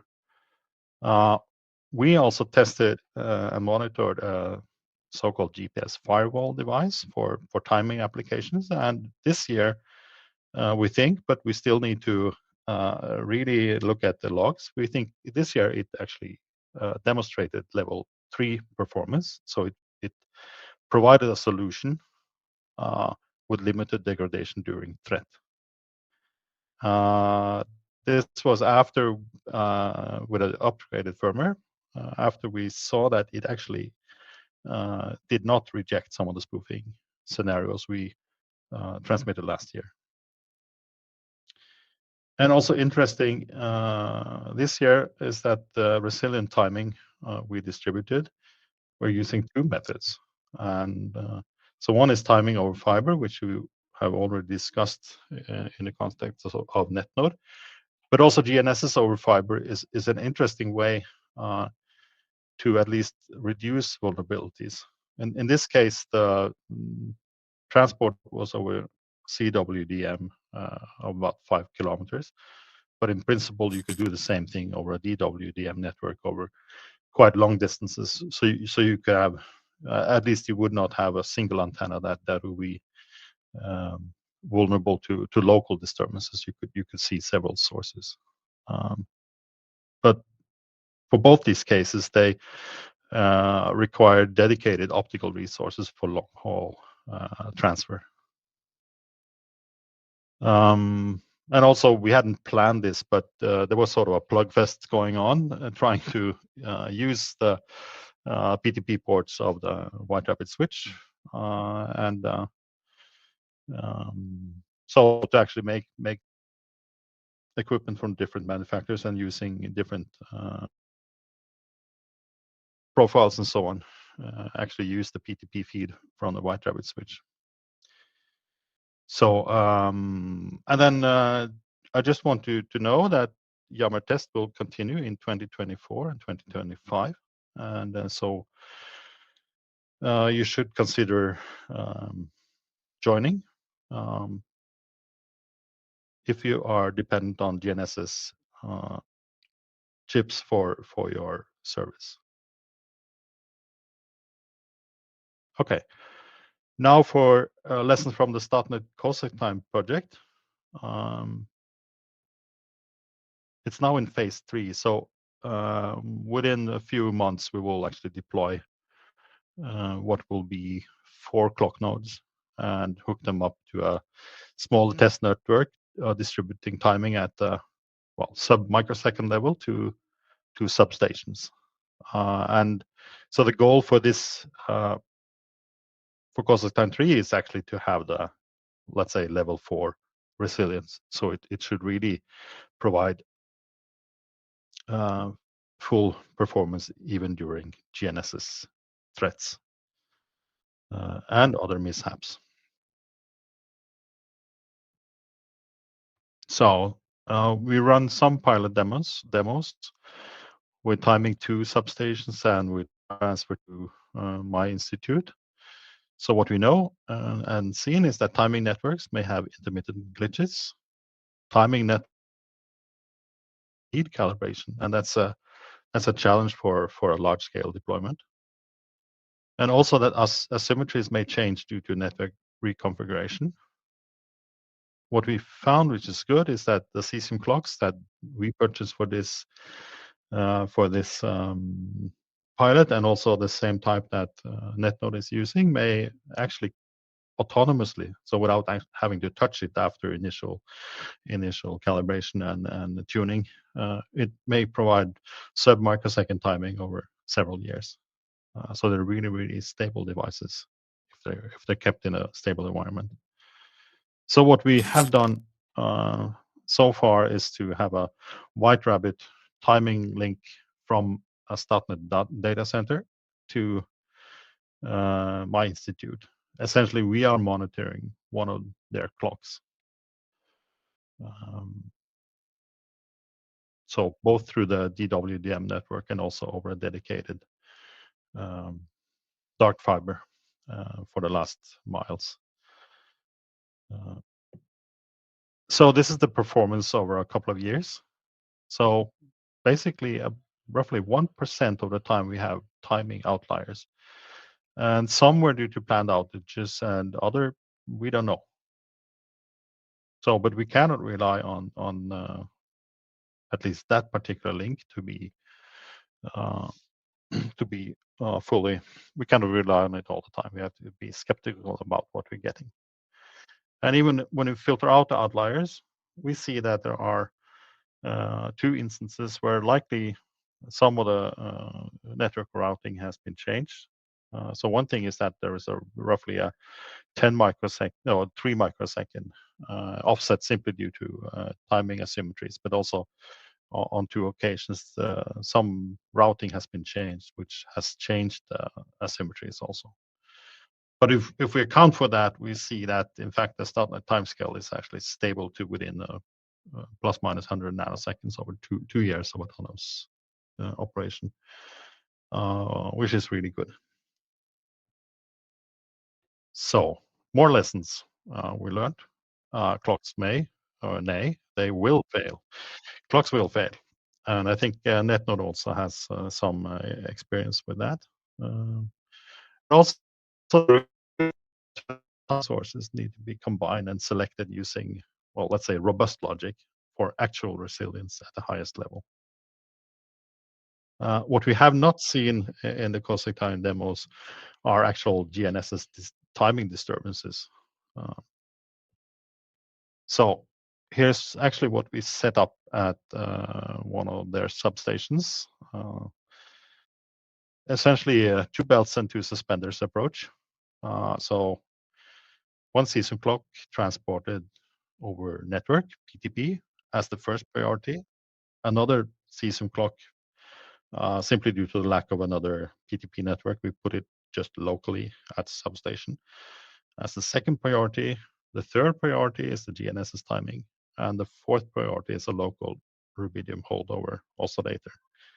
So really, this should be a really safe way to do things. So what happened, which we had not planned for, but which we really should test for when we deploy a more full-scale timing system, is that a cesium clock may fail. So in this case, it just got really degraded performance. It became like a free-running crystal oscillator, but it still gave out a timing signal. And this is when we fish out what the substation clock actually measured. It had enough measurements to see that that the first priority is actually the deviant. All 3 other sources agreed on what the timing was, but really it followed the first priority because it still provided a timing signal. And it's sort of the local rubidium holdover oscillator was sort of dragged along eventually, kicking and screaming if you had bothered to look at the steering parameters of that clock. So this is really unnecessary and highly undesirable behavior.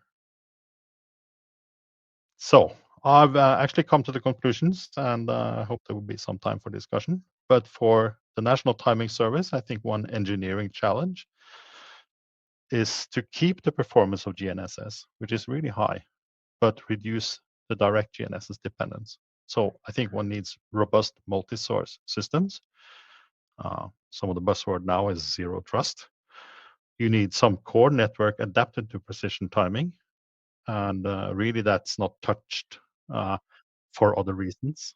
And you need accurate and robust clock nodes for extended autonomous operation, like the net node clock nodes. So the opportunity, as I see it, is to coordinate existing public and private initiatives in Norway, because there are quite a number of CSOM clocks deployed by Telenor, for instance. Statoil will deploy some. Avinor will have deployed some. And in fact, the way those clocks are used by, for instance, Telenor is that one could use them without disturbing the current operation of Telenor. But this is the discussion. Also, another opportunity is that, one of the main applications of resilient timing is actually to synchronize the 5G mobile towers. And there are services for 5G new radio being defined that will provide timing over 5G new radio and also positioning over 5G new radio. So if one can use a national timing service also to synchronize 5G networks in a resilient and accurate way, then the 5G mobile towers also offers a way to disseminate that timing.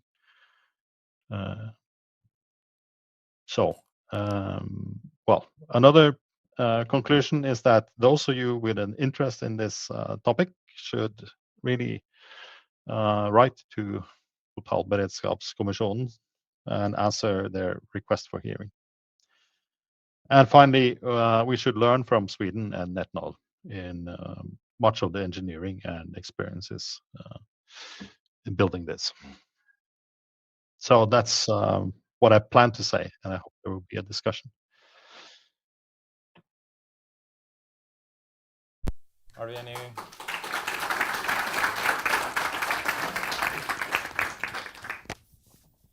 Just a second.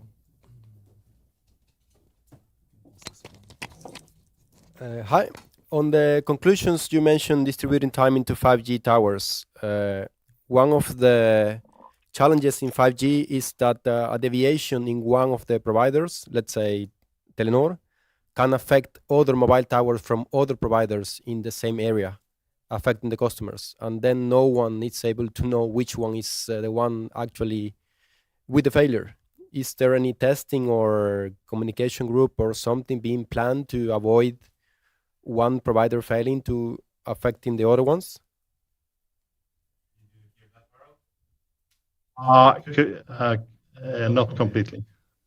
Yeah, on 5G and time distribution, if one provider of 5G network, let's say Telia, just to give an example, has issues with the time and sync in the 5G, it will affect other providers in the vicinity because of how the wavelength works. They might just cross-talk with the other ones, affecting the customers from other providers. Is there any testing or any input or communication group being established to be able to troubleshoot these type of scenarios?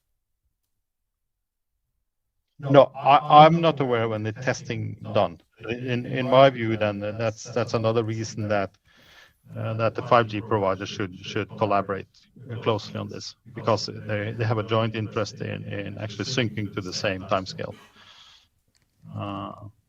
And that's also another reason for sort of a coordinated national timing service. Thank you. Then I guess you could probably have like timing sensors that would monitor the timing of the different 5G operators in the same area. Thank you.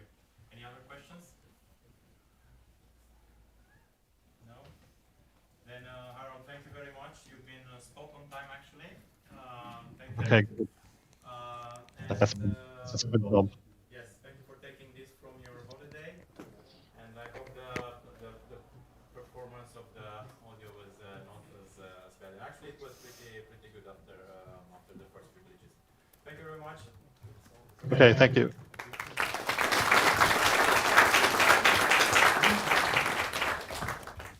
Yes. Next, we have Kjetil Olsen, who is going to talk about bulk cable interception.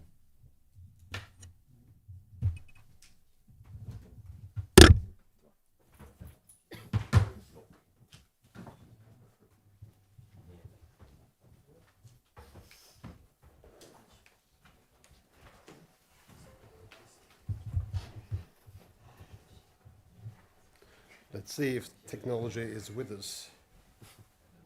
Some Apple cables hanging around. Sorted that afterwards. Well, my name is Kjetil Olsen. Most of you know me, I think. But I'll talk about the topic that is not very often talked about, neither here nor anywhere else. But let's see. Most of you know me, but why am I here to talk about this subject? Normally I talk about some technical details or something else on the internet, and this is not, maybe at first glance, nothing about the internet, but you know me from this arena. Some of you know me from EuroIX, maybe other spots around in the IXP and university world. But what most of you maybe don't know is that I've, for more than 20 years also, have been working for a Norwegian parliamentary committee, a committee doing oversight of intelligence and security services.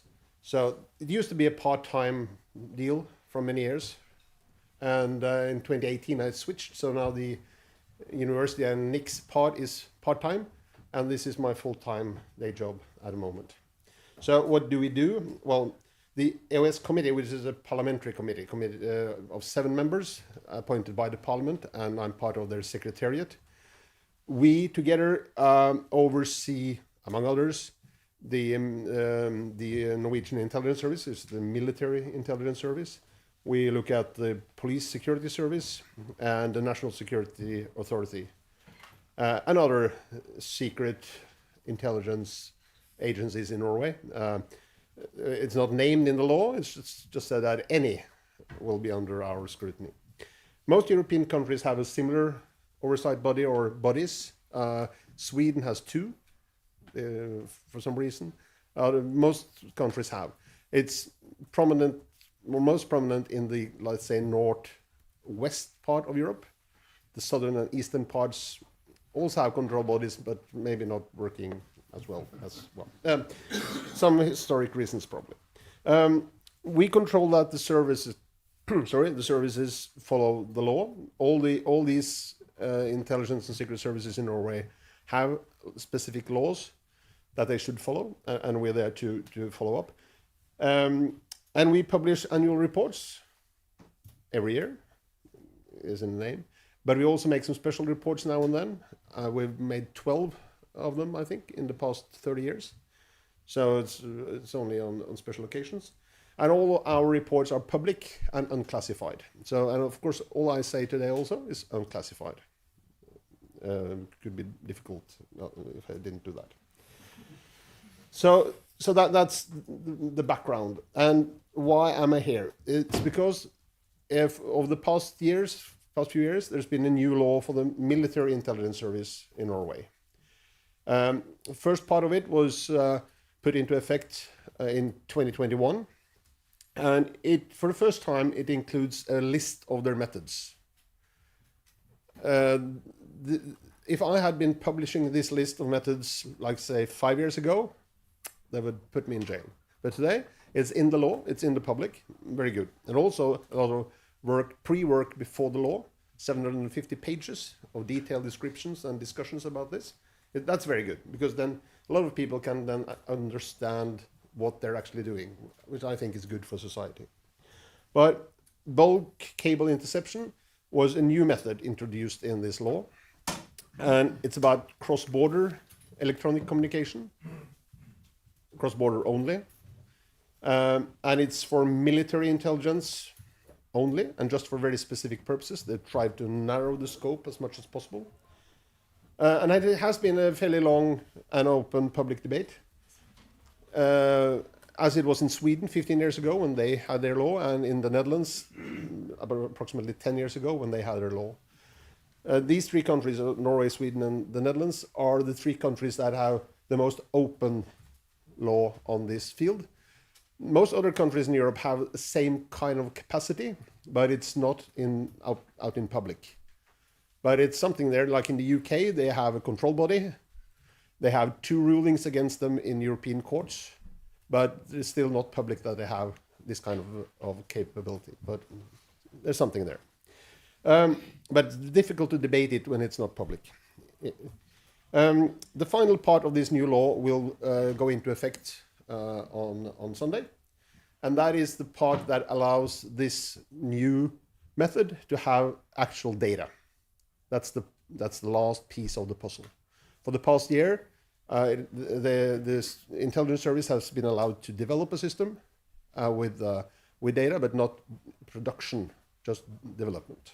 So from October 1st, they're allowed to collect data for intelligence production.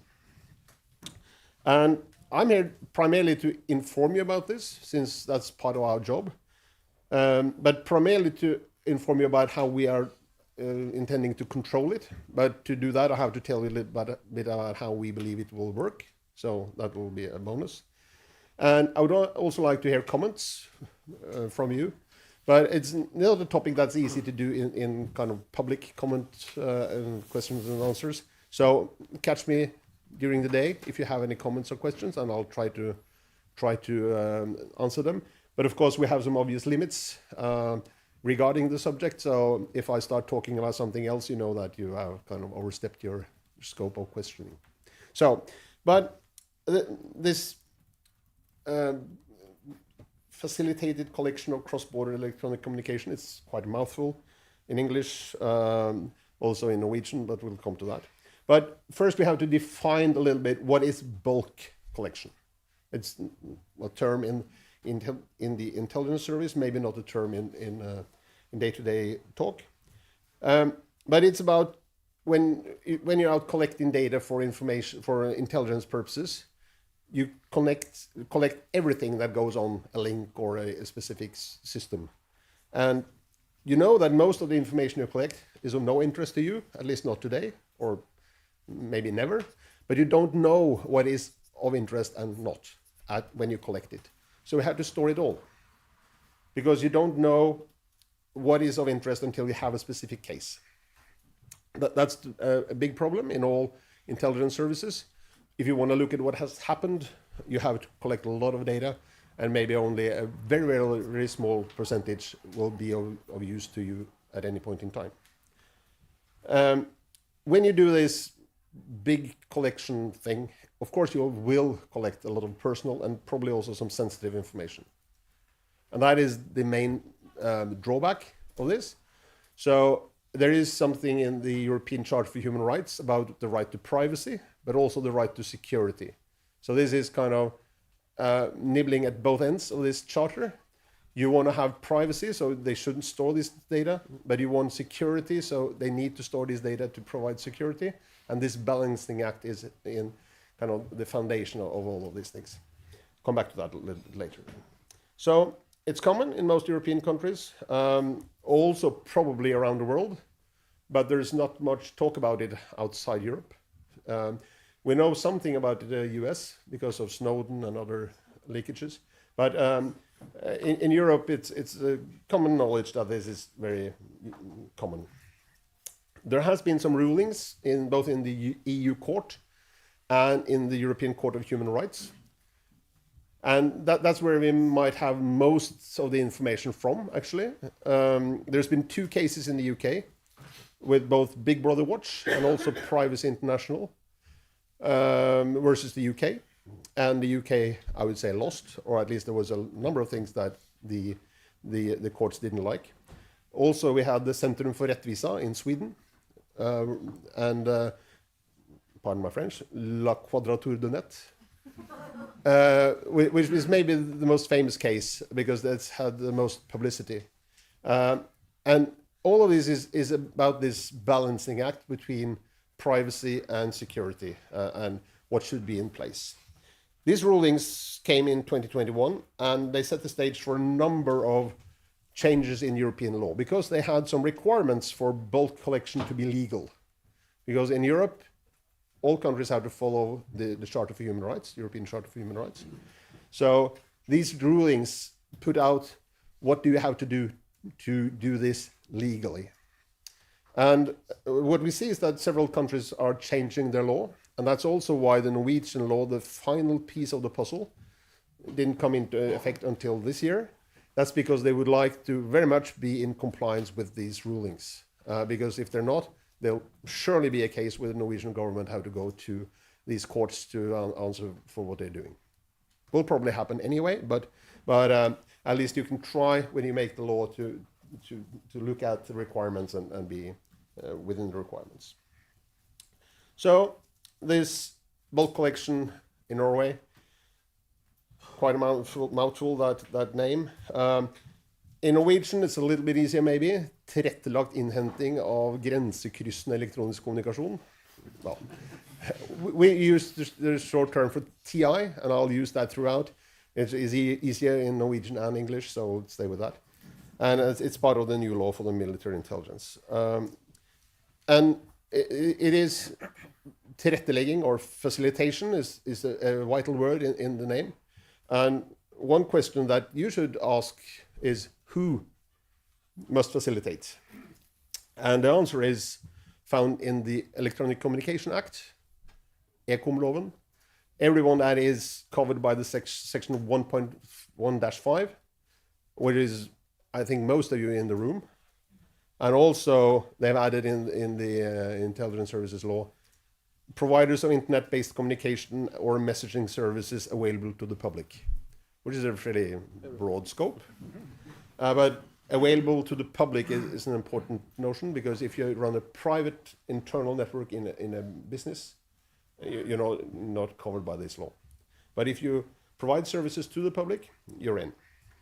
So for all practical purposes, I would say that everyone that provides a digital service or a digital network in Norway and do communication with the rest of the world will be covered by this law, and must, if approached, facilitate for this collection method. So what will you be asked to do? There is a paragraph in the law saying that you should facilitate a number of different things, and to rewrite it in plain Norwegian, or English in this case, you must mirror and transmit on the communication in real time. You shouldn't store it, shouldn't change it, shouldn't do anything. You just mirror the communication that in question and forward it to the intelligence service. You should provide technical information about the communication so that they understand what they get. You should allow the intelligence service to install equipment at your facilities if needed, and also assist in operating it. And you should remove encryption that you control.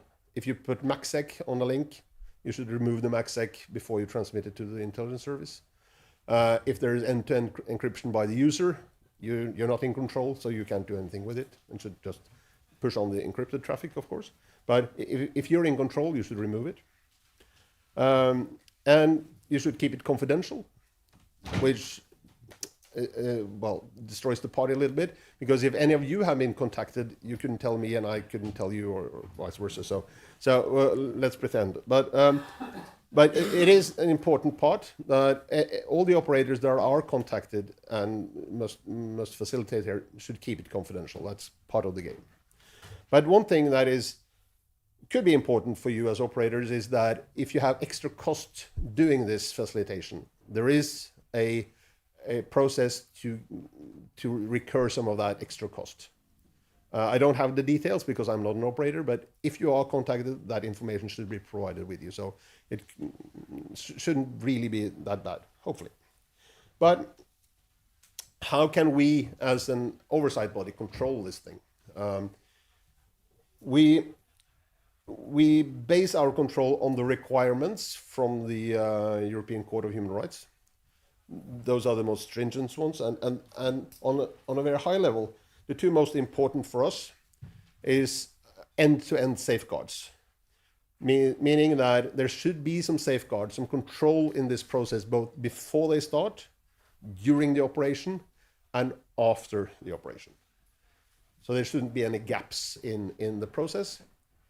There's also a requirement for several, meaning more than one, independent control body. That has caught out some European countries that it had one big control body that need to split it up, but that's another thing. In Norway, there is a court, Oslo tingrett, that has been appointed to do the before handling of this, to evaluate requests from the intelligence service and to say yay or nay to them. And they can also set rules or boundaries and limitations on operations that the service must then comply to. So that's the before control, and then we are lucky enough to get the rest. So there was a time where they thought about 3 control bodies, court before, a special body during the operation, and then us doing the control afterwards, like we usually do.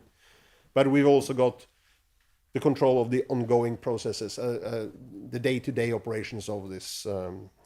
So this means that we will have to cover quite a large bit of this operation, more than we usually do in intelligence operations, because usually we come in after the fact when they're finished with their work.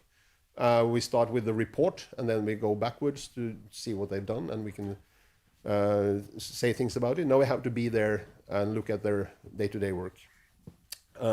New world for us. So how do we prepare to do this control? Since the system will be officially operational, or they can be operational, depending on their technical status, from October 1st, we have done a lot of preparation. We started out in 2018 by starting to build an organization. This takes time, both to do the law, that was also started in 2018, so we were on par with that. And today the secretariat is 24 people, doing a lot more than just TI, of course, but we've grown quite a lot. When I joined them in 2018 full time, I was employee number 13, and so now we've doubled in size in 5 years, and we still have 6 more positions to fill within 2025. So we're growing a lot. You could look at the growth figures for the intelligence and secret services in Norway, and you'll see that they're growing even more in percentage. So we're behind, but we're there. And today I have 6 people working on control of TI, 4 techs and 2 legals that work in my team to work on TI as a system, working with the ongoing processes and also the outcomes of the system. And I have in the pipeline 2 or 3 more people over the next 18 months. We haven't decided whether that will be legal people or technical people. We have to have some experience first, and then we'll decide afterwards. Probably we need more technical people. So if any of you want to work for me, look out for our job announcements during the next 12 to 18 months. That was the commercial side of it. And we're using a lot of time to build what I would call relevant knowledge. Because this trade, this craft is not something you could go to university to learn. You have to know a lot of different technologies and put them together to understand a system as complex as TI. And I'll try to explain TI in a moment. So we're building relevant knowledge. And that networking is understanding how internet and networks work is very important, but we also need to know a lot of other stuff. And we do a lot of international cooperation. Might sound a little bit strange on a very secretive level doing cooperation, but there's a lot of unclassified stuff we can talk about. How to create logs that are readable is one thing, how to understand logs, We've done a lot of things on that, because if you have a system that creates logs and you want to make sense of those logs afterwards, when the data has gone, you don't have the data, you only have the logs. You have to have logs of a certain quality. And we've done a lot of that. So how does this system work? This is our interpretation of what the law says. Whether this will look anything like what is actually going to be built, I don't know. And if I know it at a point, I couldn't tell you. But this is what the law says, and how we have the kind of framework we have used when we are designing our control. So it is about cross-border communication. And the operator must then do the facilitation, which means mirroring traffic and some other stuff. And it starts out with a request from the intelligence service. The head of the intelligence service can decide, okay, this operator is probably interesting. They will approach the operator and ask for information. They can ask for snapshots of raw data. They can also ask the operator to prepare for production of this. That is by the discretion of the head of the intelligence service in Norway. So one important thing here is that this should not be for intelligence production. And that is a major control point for us, to see that that part of the process is a separate process. And there's huge limitations on this. And this is one of the new things in the law that comes into effect now. So that could be interesting. So that is before they go to court. When they go to court, and they have to do that to have a court order to do intelligence production. If they want to have some results, use it in their daily life, they have to go to court, and they're going to use the information they got in that preliminary phase to make the request to the court. If the court says yes, they will put up a similar platform for analyzing the traffic, but analyzing then the traffic for the production networks to set up the rest of the production network.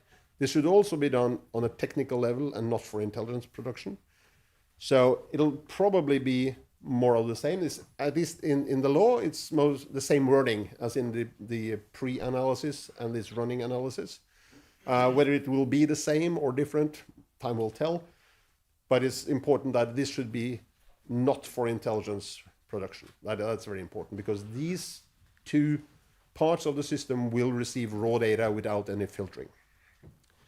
So that's the non-intelligence production part.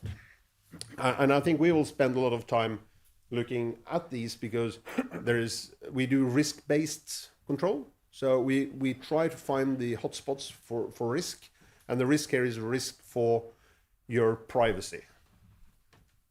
That's our main concern. And we see the privacy risks here in the form that these parts of the system will receive raw data. Only snapshots, like 30 seconds per hour, but still raw data.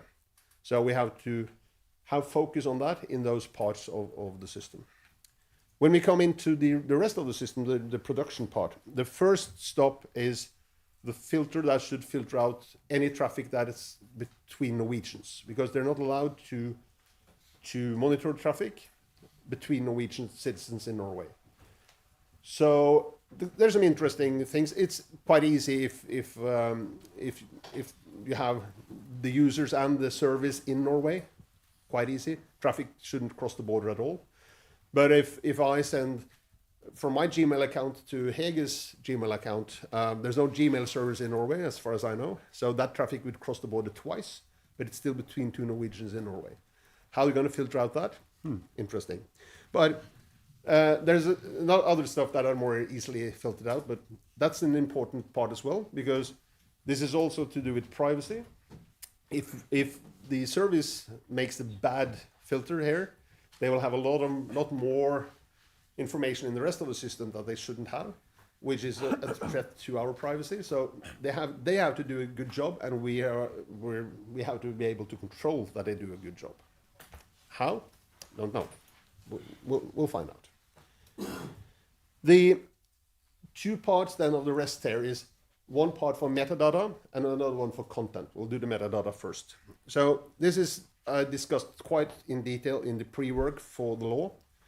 So they're pulling out metadata and storing it. So when the court in the first green bubble there says, okay, you can have data from this link, they also then are allowed to store metadata from that link. They can store metadata for up to 18 months, then they have to delete it, and they're to keep a list of all the types of metadata that they are using in their system. So that's also a risk point for us, because at least in my mind, there isn't any sharp border between metadata and content. In some countries, they don't even try. Like in the Netherlands, they don't. Data is data. They don't. In these systems, they say data is data. They don't kind of have two different types, and try to sort out what is metadata and what is content. But in Norway, we do. So we have to go in and decide. Okay, is this metadata or is it actually content on all the different metadata types that they are planning to store. And when they have stored it, they can't touch it. It's out of reach until they go to court and get a court order and be able to use their tools to search in the metadata pool. And in this, we have to look at the court order and also compare it to the original court order, because if the original court order was to collect data for one purpose, and then the usage in this one is for a different purpose, we might have to raise our hand and say, hey, you asked for one thing and you did something else. And also we'll have to look at the output. When they use the metadata, do they get the output that they planned, or do they get something completely different? At least that should be a feedback to the court, so that when the court gets a similar request later on, they should maybe have some more questions. But our task is then to look at what is actually going on and compare it to the court orders to see that everything is within the law and also within the court orders. The other part here is content, where there should be a green bubble there as well. They can store content. This is much more targeted. This is when they have a very, very specific individual they want to store available content from. So this is much easier, but they have to go to court first. So they can't store any of the content until the court has said okay. And then they can start to store it, and they can keep it for a while. As long as it's relevant for them, they can keep it. But there's a difference then between metadata and content, because for metadata, you can, when you get a court order, you can look back in time, 18 months. But for content, you have to start your storing of content when the court says okay, so you can't go back in time. This is comparable to what the police has in their powers, where they can go to a telephony operator and ask for telephony records back in time, and they can then also start communication control and store data when the court says. So it's fairly similar in at least in mindset to that type of law. So what we will do, I'm running out of time, but what we will do here is to identify these hotspots of risk, which is privacy, which is our concern, and also security. That is added in the law, that we are also looking at, is this done securely? Because a risk for privacy, this could be a lot of privacy type of information in the system. And if this is stored and used in a way that is unsafe, that might also be a privacy risk. So we're looking at both the actual usage and the security around the solutions. And the security part is also a new thing for us, where we also have to recruit people with that kind of knowledge, because that hasn't been part of our mandate before. So what we are doing now, or have been doing, so we are ready to roll, is to identify the hotspots for privacy reasons in this system, and be ready to to go in and do our evaluation and also follow up what is actually going on. So we think that we're pretty good, well prepared to start. And I might be able to say something about our experiences in a couple of years, but maybe not. Let's see what happens. But at least this is a sketch of how things are from what's described in the law and the pre-work before the law, how this should then fit together. Yeah, I think I'll stop there. I think I've used most of my time. If you have any questions, grab hold of me during the day, and I'll try to answer within the obvious limits that we have to do in these kind of things. Okay? Thank you.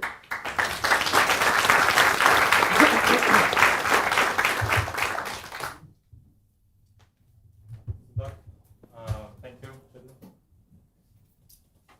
So the questions were supposed to be in private anyhow for this session, so we can take it further to Tore.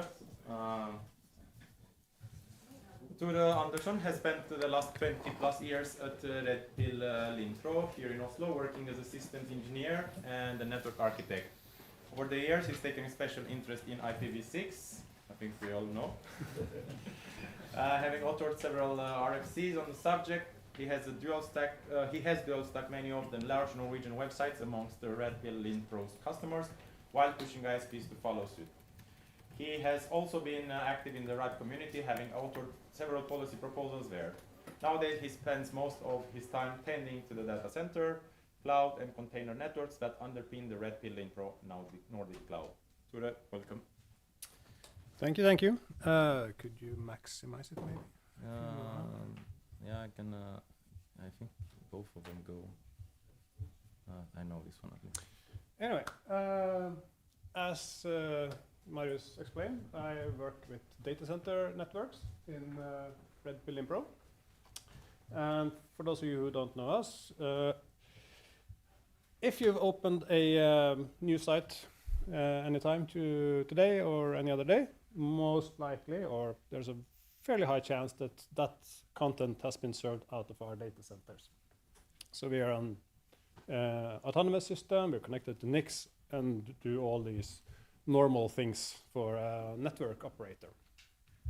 So I'm here to tell you why we are ignoring your routes, or perhaps are ignoring your routes. Most likely, we are, to some extent. And this all started with this guy and its siblings. It's an Juniper MX240 router, for those of you who don't recognize it. It's been pushing many packets for many years for us, but it was starting to get a bit long in the tooth. It can only do 12 ports, which started to get a bit uncomfortably small number, and those ports were only 10 gigs. So 120 gigs of throughput in total, which also started to get a bit small. We could have upgraded this in place, I think, but of course cost is a big consideration. So we were looking at some alternatives for that.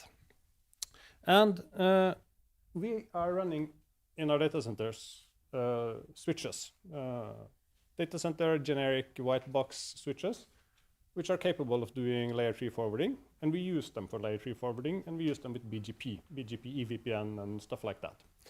And that has been working very well. So we were thinking, these guys, could we perhaps use these guys as our edge routers or data center interconnect and edge layer in our network? So when we started looking at that, we were thinking, well, the benefit obviously is that it has a lot of capacity compared to our old routers. This guy has 3.2 terabits of forwarding compared to the 120 on the MX240. That's a big step up. So essentially, the 5 rack units big router you saw in the previous picture is essentially as capable in terms of packet forwarding as slightly more than one of those ports that you see there. So that's a big step up.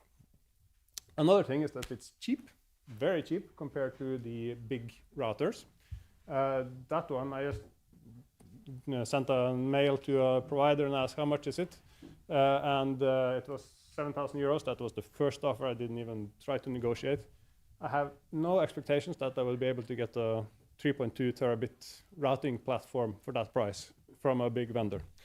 Of course, I might be bad at negotiating, but I think I'll just skip even trying. And one thing that we like a lot as a predominantly Linux shop is that we can choose our own operating system and run on them. They're not bundled with a specific operating system, so we can run Linux. We have been running Cumulus Linux and Sonic, the latter of which you can also get for free, open source of GitHub, or you can go to some vendor and get a supported commercial version of it. And since we are, like I said, predominantly based on Linux, we maintain thousands of Linux servers from a centralized management system, automation system, monitoring system, and so on. It's very, very convenient for us that our network is also running on something that looks and feels like Linux, because then we can just reuse all those systems that we've built to take care of our main platform. I have nothing against Junos, but it's different. It can't be managed in the same way. So when we were running Junos in our core network, we needed to build a separate system that was obviously not as developed as the system that we were using for our cloud infrastructure. And so being able to run our Linux on this, very big advantage. However, the forwarding hardware can only handle 128,000 routes in this, approximately.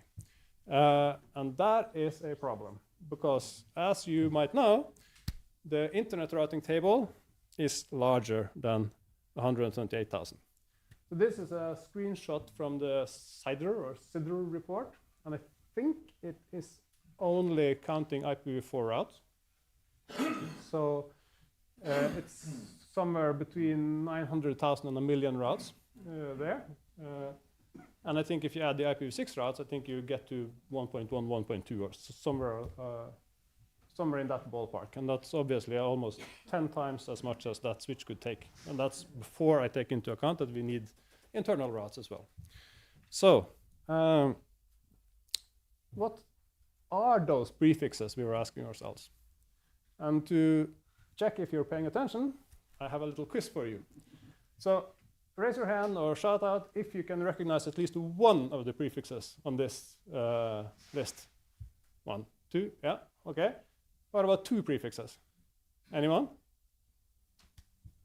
Nobody can recognize 2 prefixes? That's almost disappointing. But the answer is, I had really expected you to be able to do 3. But the answer of who these prefixes belong to is 3 of them are Telia, Altibox, and Telenor. So big destinations for our outbound traffic. The other ones are just random ones, North Korea, in Australia, and Argentina, which I did not expect anyone to recognize. So the lesson learned is that even though a prefix is a prefix, when it comes to the ASICs consumption, the routing table, hardware, forwarding table consumption, they're equal, or at least IPv6 prefixes are equal to IPv6 prefixes, and same for IPv4, but there's no difference.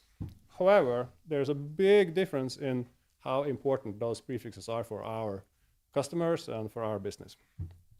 So, in order to get a little bit better and more, how to say it, scientific understanding of this distribution of importance versus non-importance in prefixes, I set up a measurement system. And this starts out with just our routers connected to our transit providers, to NICs, etc., etc. And they export flow data, flow samples, to a virtual machine in our cloud environment running PMACT, which is an open source software you can download from GitHub, which can parse NetFlow and SFlow and stuff like that.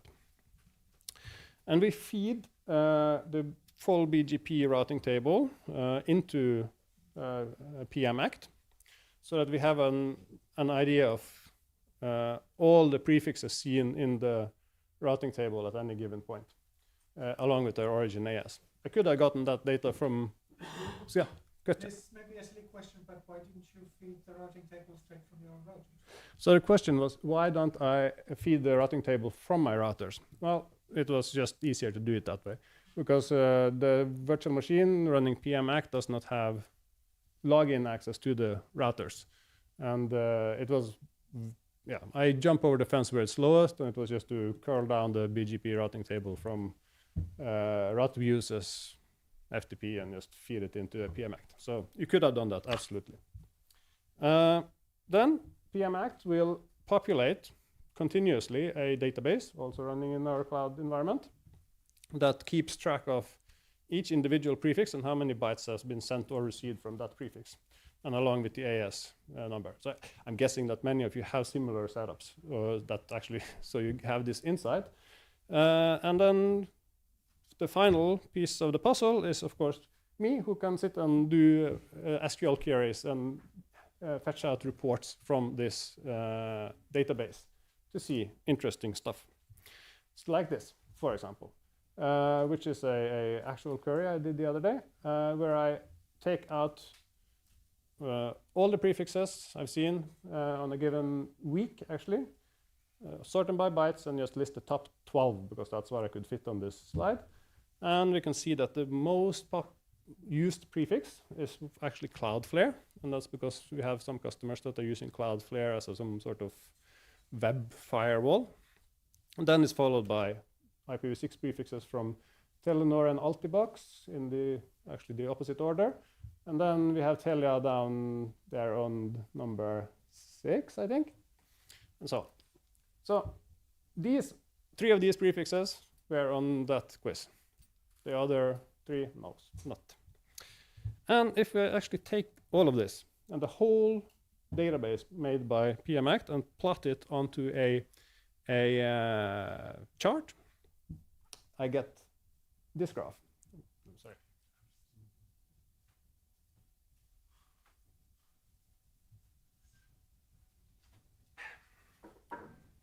So the x-axis here, it stops at 1 million, and I just put it there because approximately 1 million routes in the routing table globally. The y-axis is how much of our total outbound traffic is covered by x-axis amount of prefixes. So as you can see, this is not a very useful graph. It doesn't really tell you much. It actually, interestingly enough, it stops before 100,000. As you can see, if I guess it got a little bit small, that line, but I guess hopefully you can see it. It stops before 100,000. And that is simply because the rest of those 1.1, 1.2 million prefixes don't appear in our flow data at all.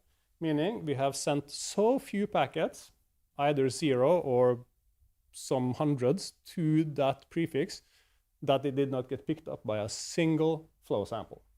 So if we had bought a router that could populate all of those prefixes in its forwarding table, paid a lot of money for that, or most of those prefixes, like 90% of them, would sit there unused, never see a single packet sent to them, which is kind of a waste of money, isn't it? So if I adjust the x-axis so that we actually get to see the 100,000-ish prefixes we do see traffic to, the graph doesn't look much better. I was thinking that this might be like the Pareto principle, where you have like 80% of traffic going to 20% of prefixes or something like that, but it's way, way worse than that. So in order to actually make sense of this graph, you need to use a logarithmic scale. Now you're starting to get something that you can work with. So when you look at this graph and also check in the data, what I can see is that 10% of our traffic go to one prefix. And that was that Cloudflare prefix I mentioned.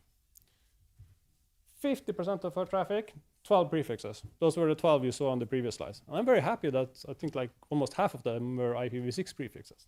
That warms my heart. And then we can go on and on. In order to get to 75%, we need to go to 100.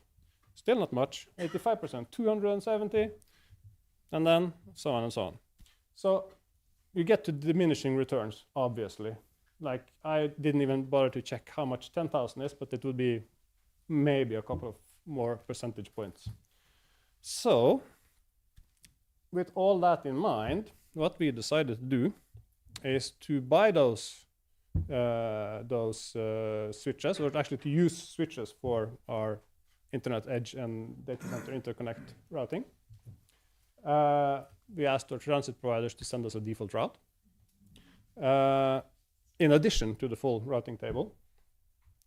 And when we build our prefix filters from the RIPE and ARIN and whatever routing databases, we also check that before we output it into the configs, that the prefixes in question are on the top 500 list. So basically that would be the 90% approximately of our traffic. The rest goes to transit providers. Even though we see a route on NIX or via some transit provider with a shorter AS path length than the other one, we'll still just anycast it to, well, not anycast it, but ECMP it to our transit providers. So in order to do this, we have to make sure that our transit providers actually have good local national connectivity. So we use Aurelion and Telenor for that, since even though we send most traffic to them, it won't leave Norway in the vast majority of cases. So in terms of performance, whether or not that traffic goes to Aurelion's POP and to its destination, or if it goes to NIX and to its destination, the performance is not really discernible. It could even be better, since it's just fiber, router, fiber, destination. And this also means that we are way faster at converging from BGP outages, because instead of programming 1.x million routes into hardware, we program around 500, and then we're done. I think that there has been updates to the BGP standards that makes this better with some indirect next stop handling, but on our MX platforms it was not ideal when we had to reconnect a BGP router. And all in all, so that means we can use quite cheap and switches for our routing platform, which results in 0 customer complaints and profit. Sorry, that was the draft slides. Lower prices. So that was my presentation. I hope I'm on time, and I can open for any questions if there is time. Any questions? Yes. You have the mic. Is the prefix list automatically updated every amount of time or manually? We do that once a week, automatically. Yes. Based on measurements. Yes. So basically, we do the PM Act is configured to aggregate 1 week at a time, so that we get both the weekends and the regular days. And then on Monday, we can see, okay, what was the top 500 list in the previous week? And then we regenerate our BGP filters based on the previous week's traffic patterns. So if there's a big shift in traffic that somebody deploys a new big DSL or DHCP pool for many customers, then we will pick it up within a week. And I guess that's approximately what many people do on BGP filters anyway. So, yeah. All right, any other questions?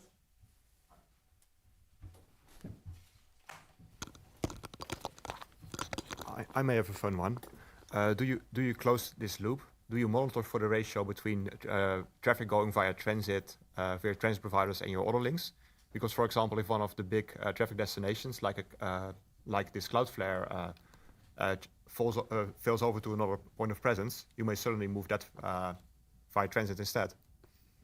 So if I understand the question, it's if Cloudflare starts, as in changes their source IP addresses for what they are using to communicate. Yeah, so that would take a week.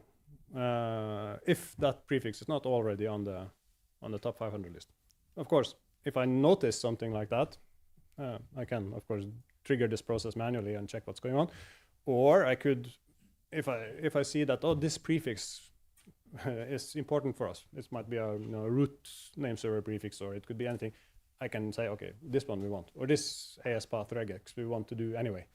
But or we want to temporarily accept this new Cloudflare source address prefix until it kind of gets picked up in the system. And yeah. So do you have a list of golden prefixes that you will always include?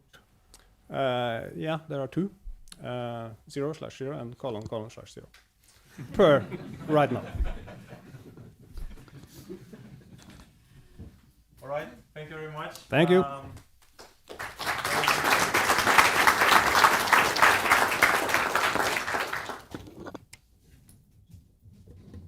So we have one short presentation before our next break.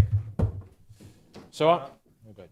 Yes? I'm standing between you and lunch, so let me be fast. Yeah. Thank you very much. Yeah. Can you introduce it? So, hi everybody. At the beginning of my career, good. Okay, cool. In the beginning of my career, I was sitting at a pub with the network architect of the ISP I worked at, and he said to me, "David, do you know why we're different than other people? We don't know how to talk to girls? No. It's because we know how everything works."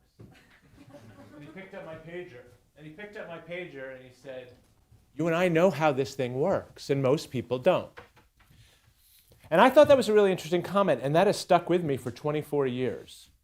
Because we've built this internet, and we built it, okay?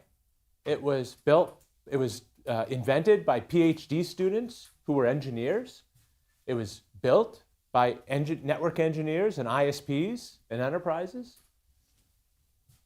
We deployed it, we operate it, we feed back to the protocol folks, hey, we need better features, different features. When good operators are involved in protocol development, it works really, really well. But we're the ones who built it. Leman started his career, he went to KTH, nice engineering school, learned how to be an engineer, and he started as a cryptography analyst. And he eventually got involved in DNS. Why? Because he understood how systems work. He had a feel for it, right? He learned the DNS thing, he mastered the DNS thing, and so much of the DNS works really well today, or works at all, because of Leman, okay? Just a touch of exaggeration, but Little exaggeration, but not really. He's just humble. Leman helps build DNS. Leman does not write laws. Probably a good thing. We don't want people who write laws running our networks. That wouldn't happen. Except it already is. Governments around the world see this thing, what we've built, as a national priority. They see this as a matter of national security. Governments around the world are writing legislation that touches our stuff. And if you don't believe me, the folks in Brussels a few years ago had a really good idea. They said, you know what? Data belongs to the end users, not to the American companies. So let's do something about cookies. Oh yeah? Cool. Please use the power of government to do something about cookies. This is good. And what did they do? They made caching illegal, they made NAT unlawful, and you can't do transit unless end users consent to your packets, their packets, hitting every hop on the AS path. I thought that was brilliant. How did a legislator or a legislative assistant in Brussels make transit illegal? I thought that was really cool. What was less cool was this summer when I'm sitting inside a government building in the United States and I'm hearing elected political people talk about URPF. What? David Clark showed up. David Clark, who created the motto of the IETF. We reject kings, presidents, we believe in rough consensus and running code, right? David Clark showed up because he was really worried, why is the government going to mandate RPKI? Mandate it. This is all happening because we built this entire internet on 2 protocols that are older than many of the people in this room. BGP4 was standardized in 1995. Yakov Rector, IBM. Thank you, Yakov. He made it scale. Communities, route reflectors. BGP works, and BGP is what we've built this whole thing on in 2023 because it scales. DNS is the other thing that we've built this thing on, which is really stupid because DNS is just an application. It's not supposed to be the building blocks of the entire internet, but it kind of is, and that's kind of scary. But BGP and DNS have no security built in them. You all know this, okay? But that's a problem in 2023. This isn't 2004 anymore. We can't just screw around on the routers doing what we want because there's no security, there's not enough security. So we're trying to do the right thing, right? You all know manners. You're all, I hope, issuing ROAs. You're all, I hope, doing route origin validation. Tease is going to talk to you a little while about what's next for most of you, which is path validation. And if there's anyone in the room who is super big with super big budgets, you can do BGPsec. Yay for you. Then there's the DNS side. We looked at manners, we copied it, and we're doing it for DNS. I'm going to be really, really short. It's a simple framework for every DNS operator, not the big guys, everybody, to judge how they're doing against a small set of best practices that the DNS experts have created that everybody should be doing to make this thing more secure. We simply broke it up into different types of DNS operators, the authoritative folks, and for most people, the recursive operators. And we created about 6 to 8 practices that everybody ought to be doing.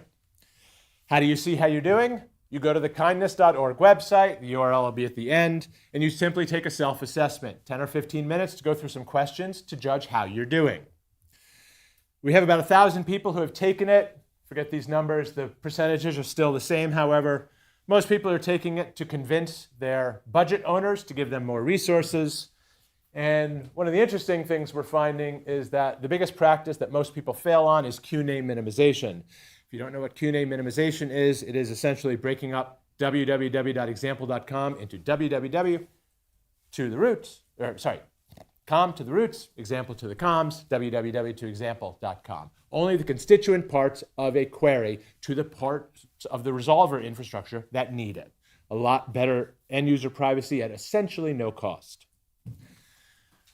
We are working on advancing this to some more practices we think might be relevant.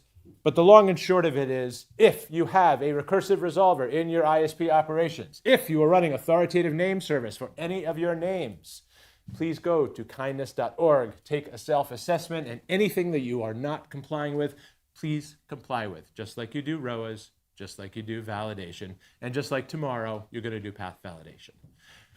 Lunchtime. Thank you.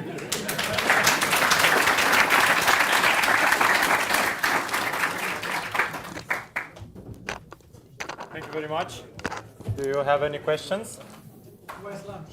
Where's lunch? Right next door. Thank you. Thank you very much for catching up on the time, and maybe we can get some questions at the end of the day. Yeah, no worries. Thank you. Thank you very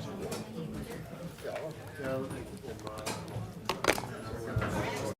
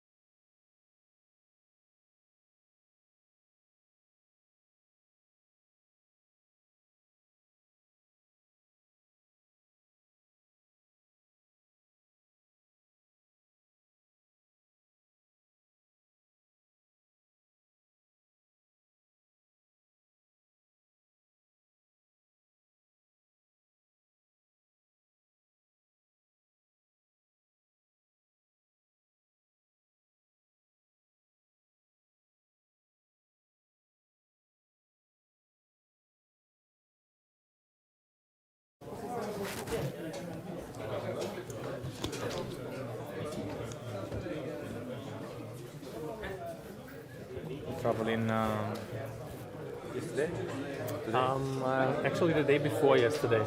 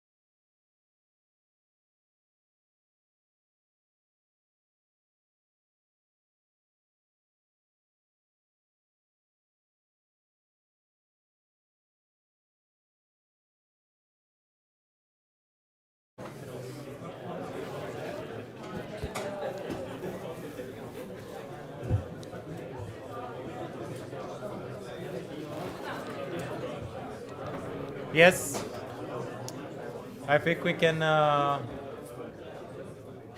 prepare to start the next session. I know a break was much needed. We will have another break again at 2:30. As some of you noticed, there was no cake yet. So at 2:30 we'll also have some cake. But until then, we'll have to go through a bit of interesting content. Regarding that, I guess everybody's seen the QR code on their programs. There's a survey there. First time we're doing this to try to get some, salt and pepper from how you guys are doing. So it's just 10 questions. I hate long surveys which say it's just 1 minute and then it's like 5 pages. So just 10 questions. You can write as much as you want or as little as you want. But now, we will going to change a bit the topic from times and pairing to yes, why 1564 testing? Yes. Together with Johan. Johan is the director of sales for Europe, North, Central, and East for VX, based in Fremont, California. He lives and works in suburban Vienna, Austria, and he will introduce the ITT Y1564 service activation methodology to you this afternoon. So Johan, welcome. Well, thank you for the introduction. Good afternoon, everybody. Happy to be here. My first appearance at NONOG.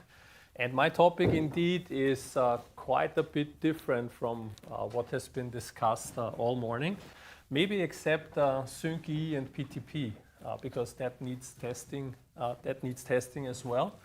To get into the slides, I'm not sure who of you really has had sort of a piece of test equipment in his hand in his career and tried to verify a service or tried to verify some throughput.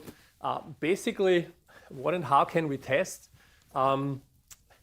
We typically distinguish between three different things in the network when it is our point of view. We do either stateless testing, which means the test data goes into the network, it's a fire and forget, and maybe the packets come back or they don't, and then you have packet loss that you can measure. Newly developed is what's called the stateful testing. This has been triggered a lot by a company called Okla that you probably are all familiar with. And everybody who is at home and complains about his service goes to speedtest.net, runs an Okla speed test, then calls the service provider and says, my service is not right. And then maybe somebody deploys a truck and comes to your home or to your flat and with a piece of test equipment and may or may not prove that what you've done was not really according to the spec. And then there's dispute. And in order to kind of resolve that dispute, the ITUT has invented the Y.1564 test standard. And it defines a lot of details that you can follow when you define a service level agreement with your end customer. And this is true for B2C and B2B, so in both worlds. And it is slowly replacing the IEEE RFC 2544 that some or many of you might be familiar from the past. And the third world is the sync testing. This has nothing to do with B2C, it's all B2B. And how do we verify that the time information that we have at the place where we are is as good as the service that we are paying for? There was a question in the morning, I don't know who it was, and was it you? I guess you were saying, I need a rubidium to verify. It depends on what you want to do. Generally speaking, yes, you have to do the investment and buy a rubidium even on the test box. However, we see more and more places where there's a roof antenna and then there's distribution of the GNSS into the entire place, so to speak. And modern test equipment, you can either use GNSS as your reference, or you can use a trusted 1 PPS, for example, as a reference. And then you take your 1 gig or your 10 gig Ethernet and you run your reference test between the two within reasonable accuracy, also with low-cost equipment. So what that means is you don't have to spend $30,000, $40,000, $50,000 to have a piece of test equipment and can help you verify that. But you need, if you want to have a high-end oscillator, you're in the range of probably 15,000. And if you go for a low-end oscillator, it's probably like 8,000 to 9,000. But that's the kind of investment that you have to have when you're looking at PTP testing. Still a little bit cheaper than paying for space in the tower sometimes. Yeah, there's always one death that we all have to die, right? So, having said that, really the stateless testing, which is what I'm going to concentrate in the next 20 minutes, depending on where you are in your network, you probably will be testing on a different layer in the ISO-OC model. If you are somewhere where you have like plain fiber, dark fiber, XWDM, or anything that is bit transparent, you can even go all the way down to layer 1 and run a good old bit error rate test. However, as we all know, modern networks are packetized, so we have switches, we have routers, and they can't really do anything with a pure PRBS pattern because they will discard all the traffic and you will never get a test result. So test equipment companies have invented what's called a throughput test, where you basically have Ethernet packets, either on layer 2 or on layer 3, also adding maybe a UDP header, and that throughput test contains a PRBS inside the payload.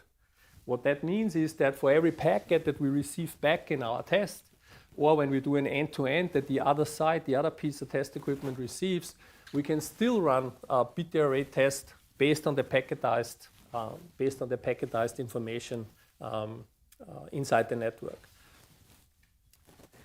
As with every standard, and this is the only slide I have that is sort of like really boring, is this. There's a lot of abbreviations. So I'm not gonna cover everything because this will take probably the whole day. What's really important when it comes to resolving dispute is you need to be aware what a committed information rate is. You need to know what an excess information rate is. You need to know the difference between testing with a fixed packet size and what's called the Ethernet mix, the E-mix. And then for accepting the service, it's important that you know how do we define loss, how do we define jitter and the delay variation, and what else do we have here? And how do we define actually the service acceptance criteria? This is one of the most important things that you guys probably all work with salespeople. They invent a new product and say, wow, this is gonna great, we're gonna be all rich and famous, and we're gonna sell it. And then it says, I give you 5 gigabits. But there's no definition on when, how, on what level. Is it a layer 2 service? Is it a layer 3 service? What exactly does that mean? And this is then when people call me, and I'm always the bad guy when I'm called in Austria or in Germany, because I always need to point at somebody and say, sorry, but it's your fault. You have kind of screwed up. So, why bother test at all? First of all, as I mentioned, the proof of the SLA parameters, if defined, is the most important thing. And in order to have a standard behind that, you can use the Y1564 as one example at the time of deployment. Confirm the functionality of your network design while you're rolling it out. And if the shit has hit the fans, try isolate network issues. However, when I say here the low to up strategy, what does that mean? I'm running around for 20 plus years now, trying to help customers debug problems. And I can tell you from experience that although that really sounds very trivial, wrong cable, broken cable, multi-mode on single mode, port mismatch when it's a copper interface, if you can take that away, you have probably resolved 75 to 80% of the issues, and the remaining 20 are the ones that are really interesting. It's just a few weeks ago that I came to a brand new data center that was a lot of installation, and all the cabling was orange. And on the SFPs, on the 10 gig SFPs, all the little things were blue. And I'm like, maybe there's a problem. And it was. All the SFPs were single mode. The electrician had orange cables in his storage. He did all the cabling, 48 hours. So when I came in at 8 o'clock in the morning, I said, guys, there's a problem. We can't test because the cabling is screwed up. This is so trivial, you wouldn't even think about it, but it does happen all the time. And the other things like port mismatch or just a broken transceiver whatsoever is look at that first. So look at the very trivial things first when you isolate network issues and then go to the complicated stuff. And in the end, it's all about the money because either you give somebody money or somebody gives you money, and when the service is not right, there's dispute. What does the ITU basically define? It is an out-of-service test methodology. So hands off with a 1564 when there's already customers on that link. Don't. You know, this is only for out-of-service. It's called the Service Activation Test Methodology, the SAM. And every manufacturer calls it some SAM. We call it vSAM because we are VX, the verification experts. You can assess the proper configuration, the performance of an Ethernet service prior to the customer delivery. And the 1564 really tries to give you sort of something that is written down on a piece of paper that everybody can rely to and can say, okay, we agree on that. Because otherwise, some guys talk about green and the others talk about blue, and there's always room for issues. The benefits to the user compared to what we've had in the past with the RFC 2544 is that the total test time is dramatically reduced. And the services themselves are being tested over a much longer duration simultaneously, all at the same time. And I have a little table that shows you what kind of deficiencies the RFC 2544 has had. While in the past, really it was device performance. When you go back 20 years and you bought like a 100 megabit switch, it was not clear when it had 8 ports that it really could run 800 megabits in all directions. Today, you had a 32 port 100 gig E, and you're probably not going to spend any time on verifying whether it can do 32 times 100 gig. It will just work because the network equipment manufacturer has done all that testing for you, which is why we as the service providers, the end users, we are moving away from trying to do a device performance verification all the way more to the network service verification or while we are activating it. So we are only interested in the service, what is the user experience. We're not caring anymore about is the equipment good, because whatever you buy, even for low cost, it will just work. So Ethernet has become such a standard that there's basically no more issues. Of course, in the software, when you go to the CLI and you program something for policing or shaping, there's all sorts of wonders that you can see. When you program a value and you hit enter and nothing changes, that can happen still, but this is more on the software side. Both tests can do the throughput, the latency, the frame loss, and the burstability. The RFC never really cared about packet jitter, while the 1564 does.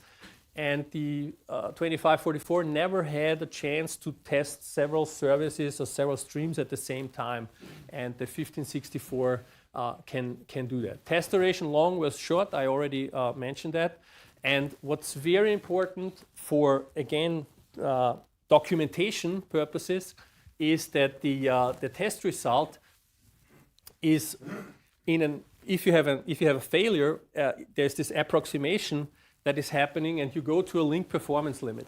So you can see, okay, this was the maximum that I could do under that circumstances. But really, you're not interested in that too much, because when the service level agreement says something different, that doesn't help you much. When it says you should do 5 gig, and then the test tells you you can do 3.5, okay, fine, but I'm still not where I want to be. While the 1564 has the service acceptance criteria, and it ends with a simple pass and fail. So a big problem that we are all having, I guess, is a lack of resources, human resources, educated people. And I've seen customers sending a taxi driver with a box to a place and say, just find the key, turn it on, and connect that cable that hangs there to that port. Because there is nobody, and it was urgent. And then we as the equipment manufacturers, we try to kind of make it as easy as possible for you with remote access via the internet, via VPN or whatsoever, so that really the guys out in the field do not need to be that educated anymore, and they can still be of help in resolving issues in a very short period of time. What do we, from our perspective, typically define in a service level agreement? How much throughput are you buying, either in packets per second or in gigabits or megabits per second? How much loss is allowed? Now it depends on what kind of network you are. In some networks there is no loss allowed. In some networks you have a lot of best effort and you can still lose, and it's okay. Latency, very important.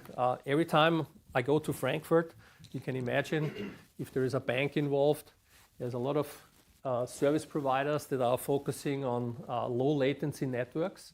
And a couple months back, I had a meeting there, and I did not know, and I have no proof of that, but what these guys said is that every 10 microseconds, they can shave off a round-trip delay in an internet connection from them to basically the exchange. Makes a bank in speed trading up to 1 million euros a day. I don't know if this is true. This is completely crazy. 10 microseconds, 1 million. And do you have experience with that? Is that, but it's crazy, isn't it? 10 microseconds, 1 million in speed trading. And you know, I asked, is this only getting, when you get low latency and you have good trades that you make money, do you lose money quicker as well? And they had no answer to that. So nobody knows. Yeah. Service disruption time. That's also something when your service is fail-safe and somebody kind of cuts, you know, the cable, the fiber, or the service. How long does it take until you are reinstated? So that needs to be measured as well.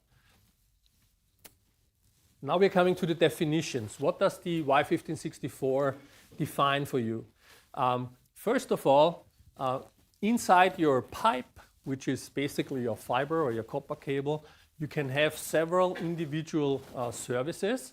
And typically a service always runs between two UNIs, two user network interfaces, two network cards, and then of course through maybe a complicated cloud, and then you do the end-to-end verification.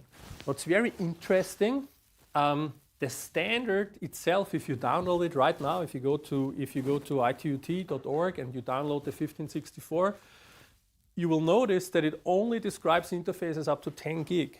Well, 10 gig today, especially in your world, is almost like DC, right? There is like no frequency in 10 gig. However, you can use the test for 40, 100, even for 400 gig. It's only that on the physical layer, obviously, a lot has changed from 1 gig via 10 gig to 100 gig and 400 gig. But basically, the test is still valid, and it is also widely used on higher speeds. As I said, multiple services can share the same line, so that's important, that you can bring more customers onto the same infrastructure that you are supplying. What you need to do if you have the test equipment in front of you, and that's valid for any tester that you can buy in the market, is you need to define a bandwidth profile. And the bandwidth profile knows basically three things. It knows about its information rate. There's a committed information rate and an excess information rate. And I'll go into a little bit more detail on the next three or four slides. And the reason I do that is because this is where the most dispute is what information rate am I really getting for the money that I pay you? Burst size is something that is optional in the standard, and I'll touch that a little bit because whenever you go to committed or excess burst size, it gets complicated in how to prove that everything works. And then there's tagging, the color mode. Generally, the Y1564 allows you to distinguish between a color blind and a color aware service, but that's a detail I'm going to touch a little bit later. Back to the basics. This is how an Ethernet packet looks like. So there's in between, there's the IPG, the inter-packet gap. Then you have a preamble. You have the starter frame delimiter. And then you have basically what you are interested as a user. You have your destination, your source address on the MAC. You may have an IP header, you may have UDP and so on, but this is the basics. And then really the data field is actually what you get, what you pay for, is because this is where the user data, the backplane data can be transported. So this may or may not be a lot, and then you have the frame check sequence at the end that is generated in hardware to make sure that the data that you are transporting is valid. Now, very important, if you are involved with having a service level agreement brought to paper, make sure that the sales guy in front of you defines whether he talks about utilized line rate or information rate. This is the most important thing because it can lead to a lot of issues when it comes to verification.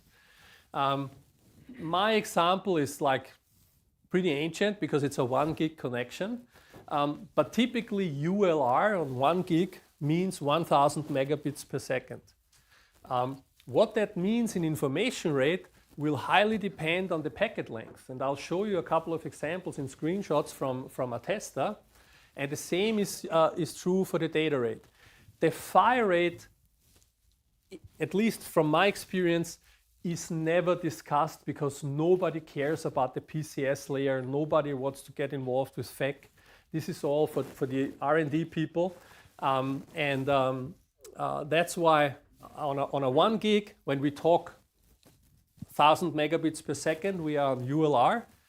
In reality, the 1 gig is 1.25 gig on the physical layer because we still have some code substitutions on the physical layer, where for every byte that consists of 8 bits, you need to transport 10 bits actually with code substitutions so that the transmission is being safe. And going to the next slide, here's my first screenshot. You have 3 services sold in layer 3, 100 megabit ULR each at 15, 18 bytes packet size. There are no tags, so we have no VLANs, no MPLS tags in that traffic. What you can see is the utilization indeed is 300 megabits. The frame rate is 296, and the data rate is 288. So I'm from Austria. We are easy guys, you know. We like Grüne Veltliner and a nice coffee.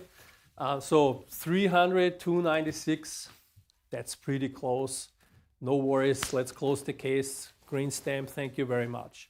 However, we have tested at 1518, so with a very long packet size, yeah, big packets. Let's change this. Let's change the same thing, but we do 64 packets, 64-byte packets now. Now we're getting in trouble if this is not defined well, because now we have 300 megabits utilization, but the frame rate has dropped to 229, and the data rate has gone completely to hell at 92. This is room for dispute, because if some router guy takes his CLI and says, give me a policing at 300 megabit, the 300 megabit in the router will never be ULR, because the router normally doesn't speak ULR. It always speaks IR. And that's a problem. So the IP people and the network people in every big company that I go to, they always fight. They always fight because the network people speak ULR because that's the cable, that's what they can do. The router guys, they speak IR because that's what their CLI gives them. They have no clue about ULR. Now, in case you sold the 3 services at 100 megabit IR with 64-byte packet size, let's assume it's a voice service. So then you have very short packages. Now my framed rate is at 300 megabit. This is according to the service level agreement, all good. But the poor guy from the network department needs to give you 394 megabits in order to transport that. And he may not have that because the pipe may be full with other customers. And then you need to do link aggregation and find new fiber or do this and do that. You're in trouble for sure.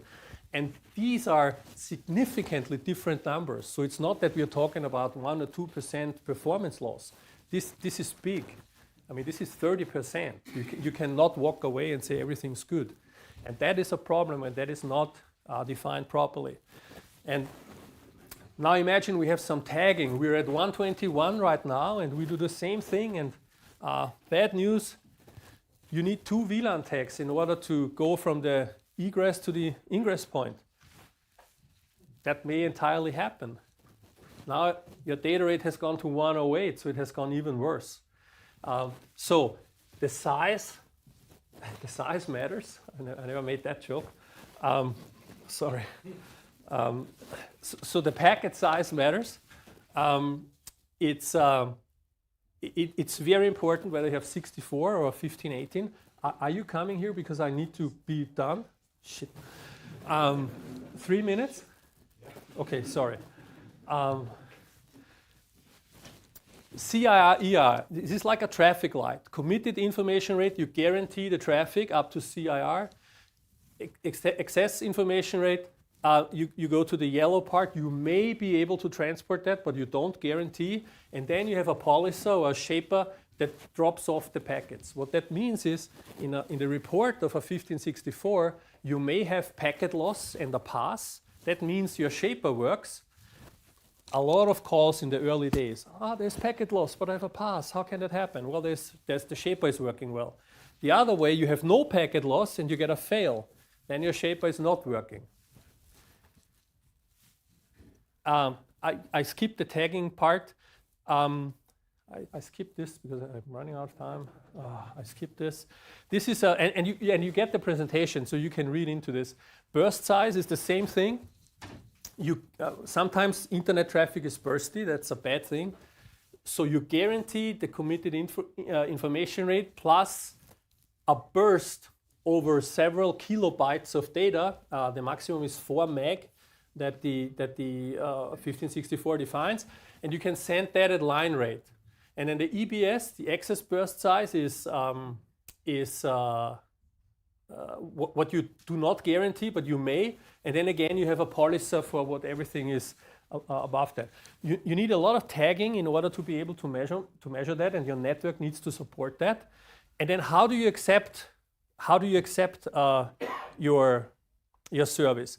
You have to have the right delay, you have to have the right jitter, you have to have the right loss. How do you measure delay? Actually, initially the standard said you should measure one-way delay. The problem with measuring one-way delay is that you need a precise time. Now we are back to the time topic on both locations.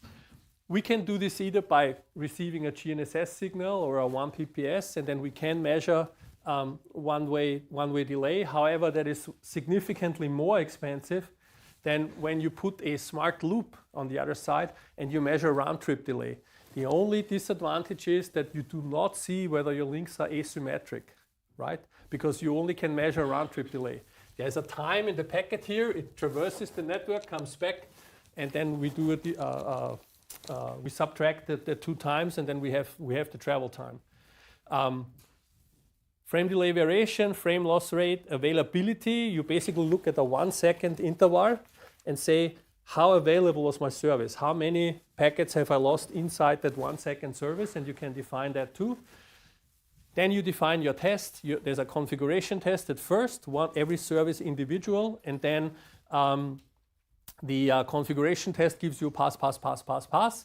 And then the phase 2 of that is the performance test, where all the services run at the same time.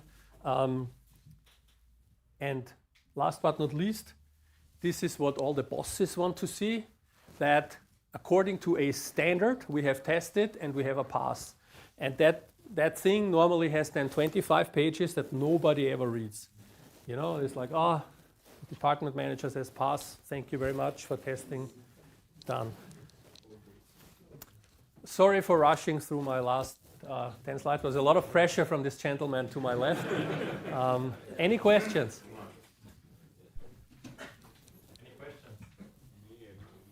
If you don't have questions, I can ask one question. Yes. And that is, how do you see the Y1564 testing getting accepted in the market? Slowly but surely we're getting there. The RFC 2544 has been there for like 2 decades, and it is very difficult to get that out of the brains of everybody. But the Y1564 really is. It is slowly getting traction, although it is like, 15 years old already. But it's slowly getting traction now, and more people use it. as a replacement of 2544. Thank you. Thank you very much. Thank you very much.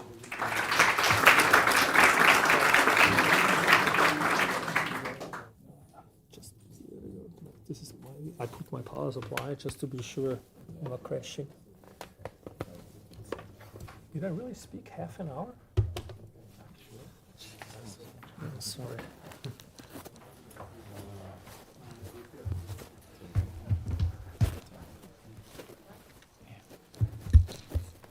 Thanks. Yes.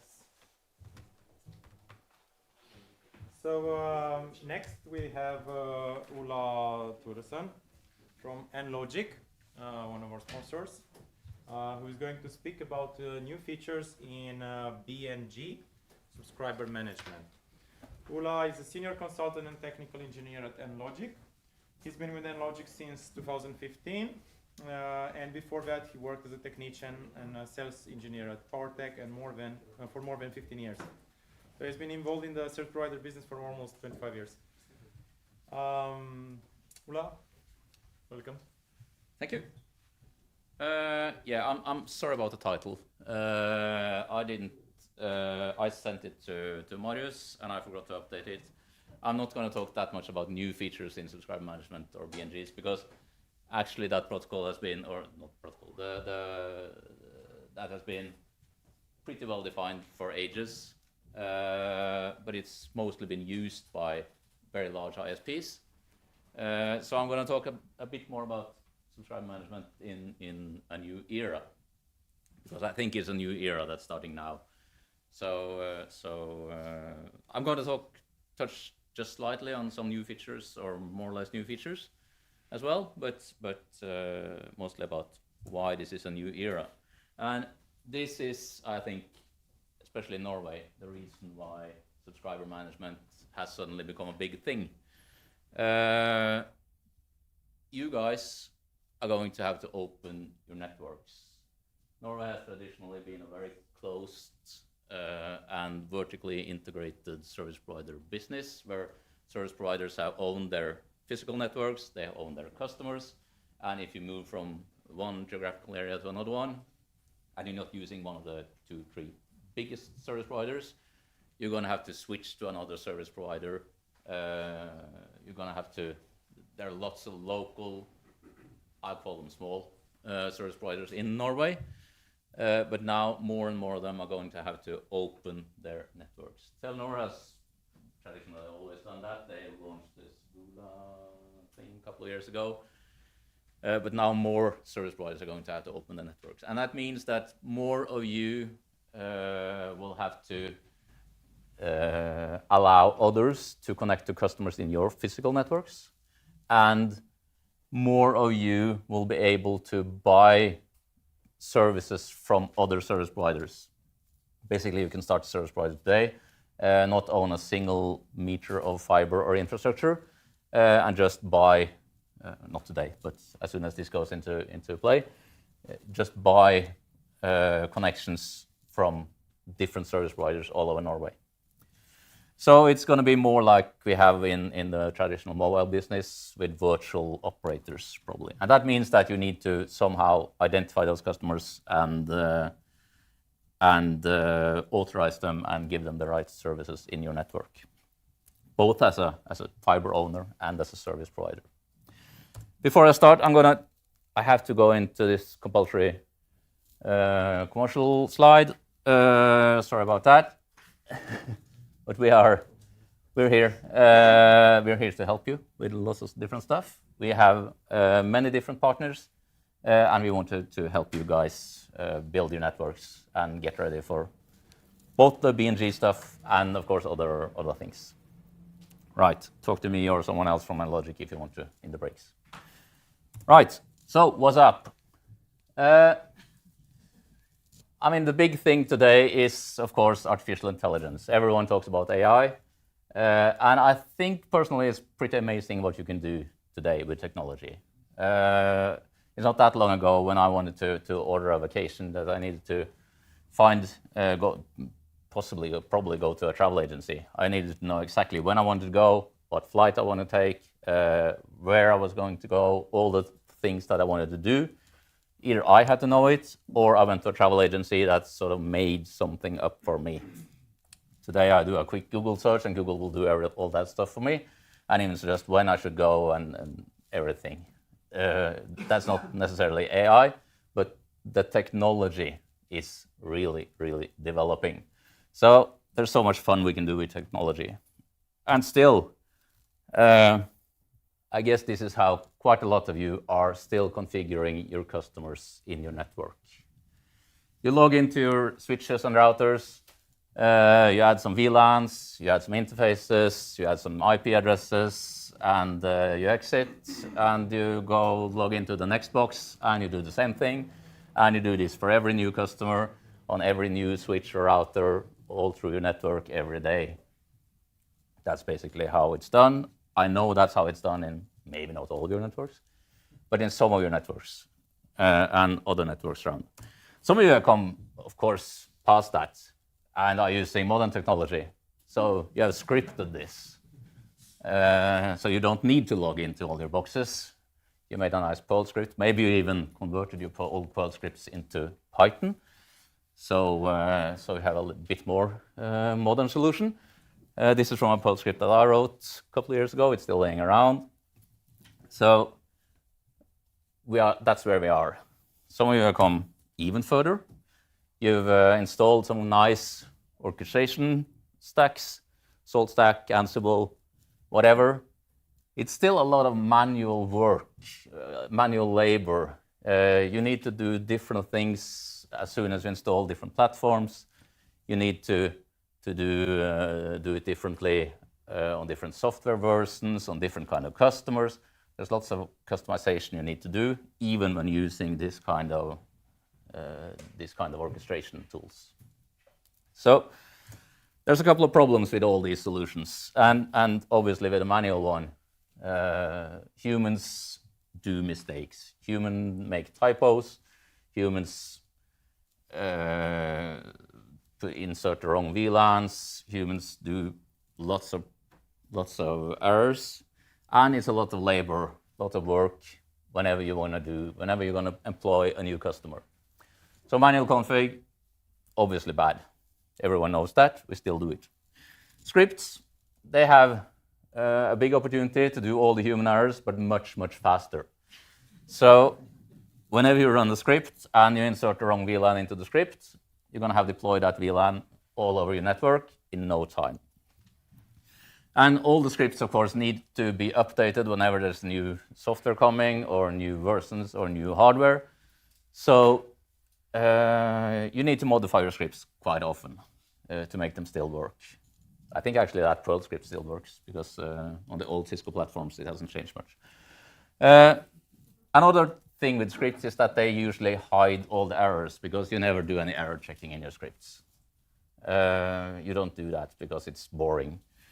So you run your script, you don't look at the output, and you don't know that something hasn't happened that was supposed to happen, or that something else happened that you wanted to happen.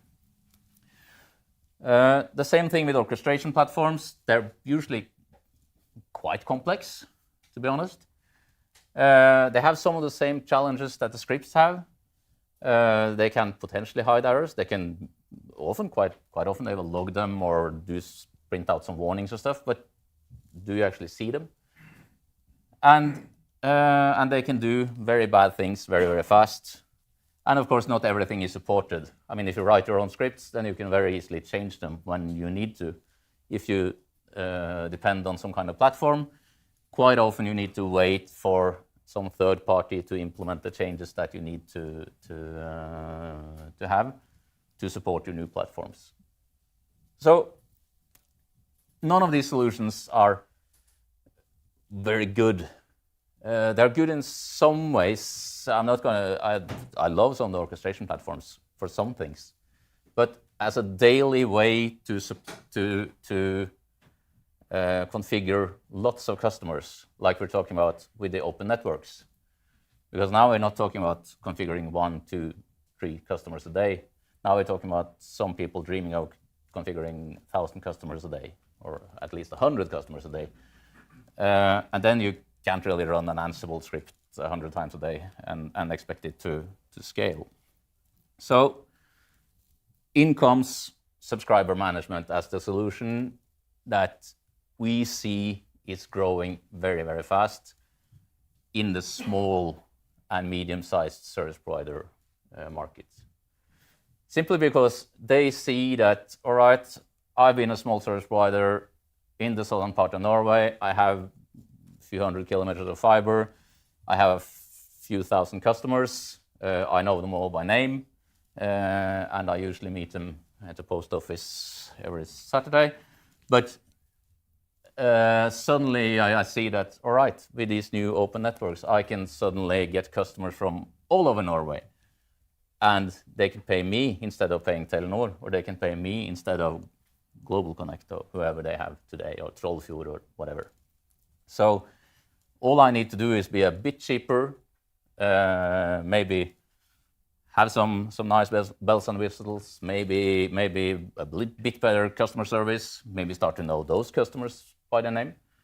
But I'm going to grow very fast. And I can't configure all my customers manually anymore.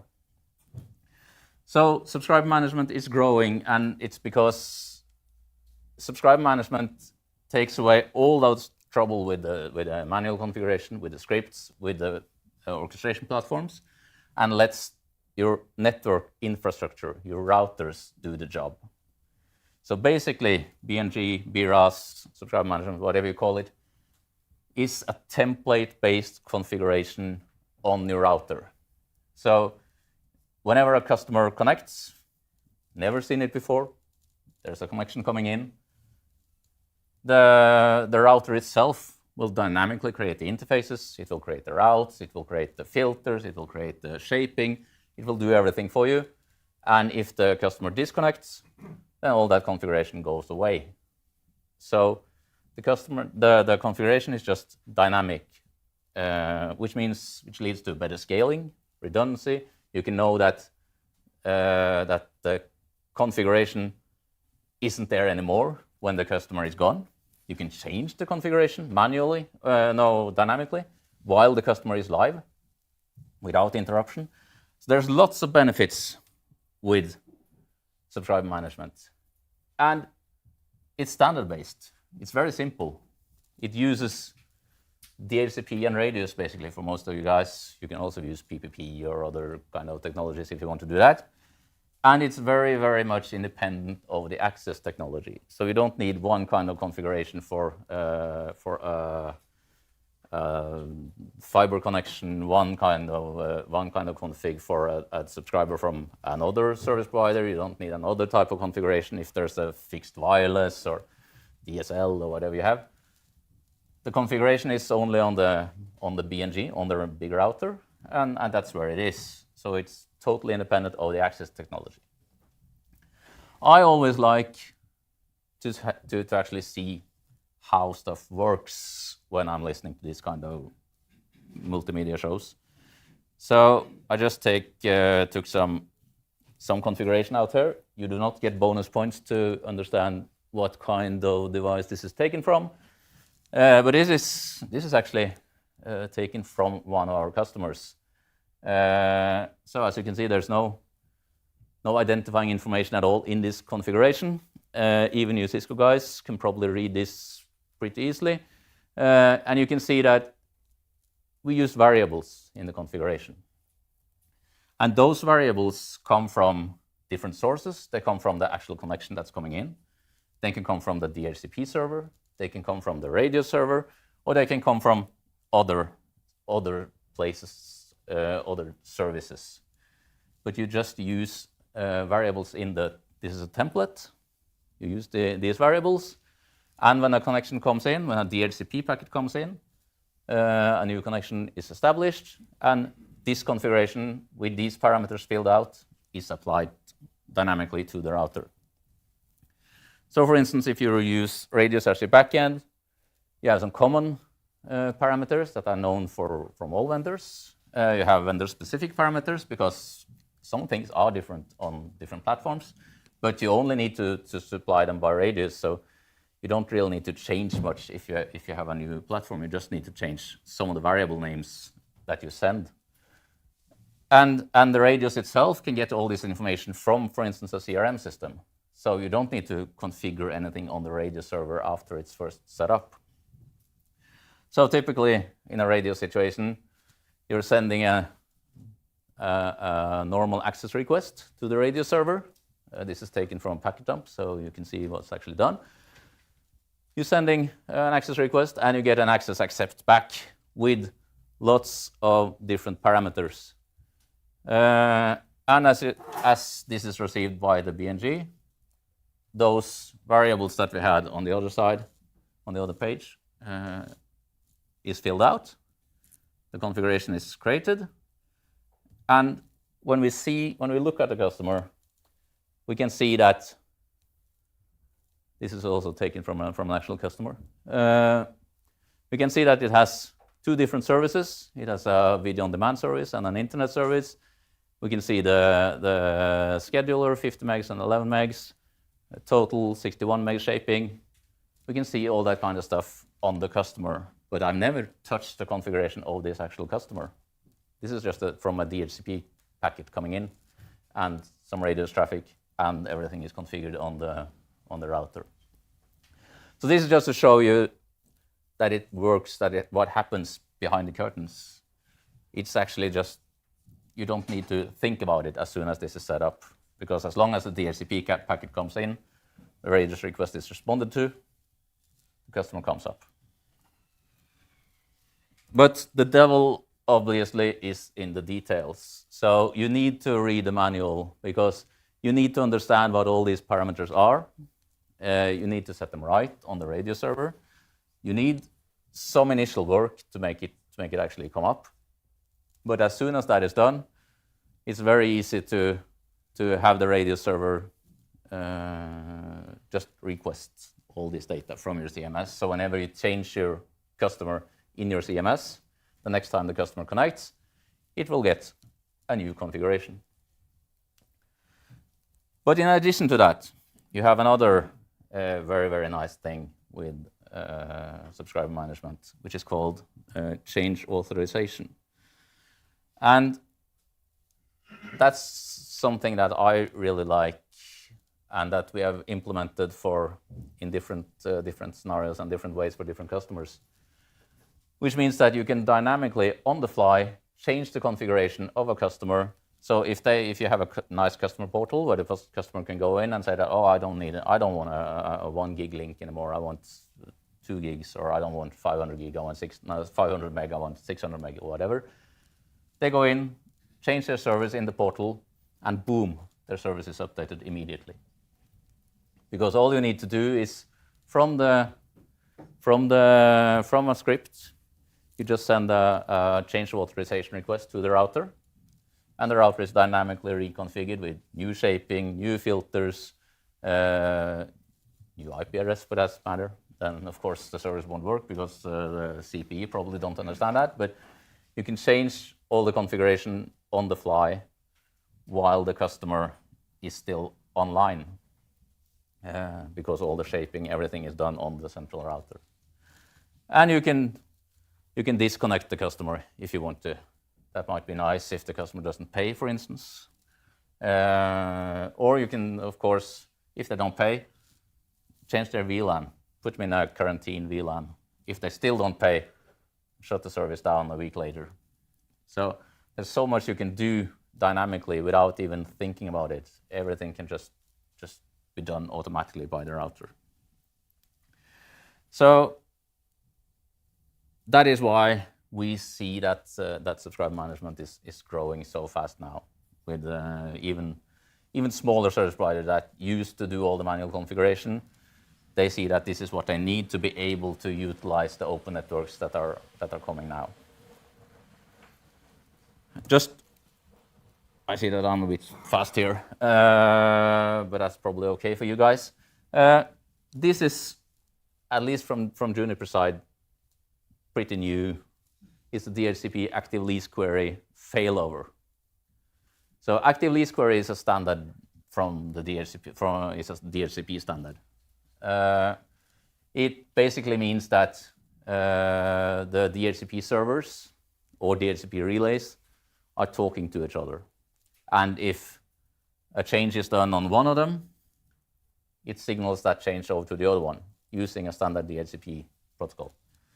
So that means that if the client here is connected to that relay and out on the internet, then that relay will have the same session established. It'll just be passive, which means that if that box goes down, then the session will just transfer over to the other box. It will already be established. The customer doesn't need to do any re-authentication, reconnection, anything. Everything will just be there, which means that it's much easier both to support failover in a fail scenario, but not least, you can actually do upgrades. I heard some stories here about boxes that have been online for a couple of years. They shouldn't be that. You should upgrade them. And here you can actually take one down, upgrade it, take the other one down, upgrade it, and you have chassis redundancy, even for DHCP sessions. So doing that in combination with subscriber management means that your network is much more resilient and much more stable and much more secure. So what it looks like is that here you have the two BNGs. You see that we have it's the same subscriber. They have the same services. On one of them, we have a route, an access internal route. So on one of them actually has a route to the customer. The other one has just learned the route from BGP from that BNG. So as long as the session is up, this one will just send all the traffic over to that BNG and out to the customer. If this one goes down, the BGP one will fail and it will establish an access internal route, and it will all happen within a few seconds. So all it needs to do is wait for BGP to time out, which you can of course adjust. So that means that you will have much less problems with failover in your network or with issues in your network. And I mean, for me, when I was working for a service provider, the most important thing was not to have 99.9999% uptime. The most important thing was that I wanted things to work again before the customer was able to call the customer service. So as long as this failover happens faster than the customer can dial your service guys, then everything is fine. Because the customers will always experience short interruptions, but they can usually live with that, except for a few ones, but those you need to watch especially. So it's not 0-second failover, but it is failover within a short time, within a few seconds. Yeah, I think actually that was what I had planned to say about subscriber management. I see that I didn't plan my time well enough. But if there are any questions or any comments, then please let me know. And please let me know if you want to know more about subscriber management, because it is a new era coming up. Borrow your microphone.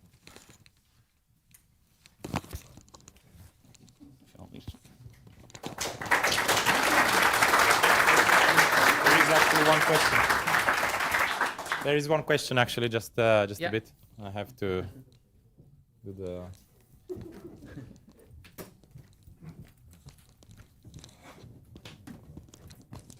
Hi, you spoke about the wholesale part of the business, like the ones that are going to actually give the service to the customer. But on the other side, the ones to have the access network, they also need to authenticate the user that's coming in and then deliver it further to the wholesale provider. That means that it's going to be 2 times BNG, probably, like the layer 2 access provider needs to authenticate the user and map it to the proper wholesale, and then the wholesale needs to authenticate again. Or have you seen this use case and how it's been done? I've not seen that exact use case. Usually Now, I don't know how everything works sort of inside of Telenor when it comes to this VULA concept, but at least I think that in their case, it's just a simple VLAN, one tag, double tag, that they transport. They have some kind of provisioning system that provisions that customers with a VLAN on the port. You need to do that anyway. And then they just tag these VLANs and send them to you over your NNI. I don't think they do any authentication of the customer before they do that, because they probably just say that, all right, all of these VLANs are going to that NNI and are sent to that service provider. Yeah. Okay, thank you.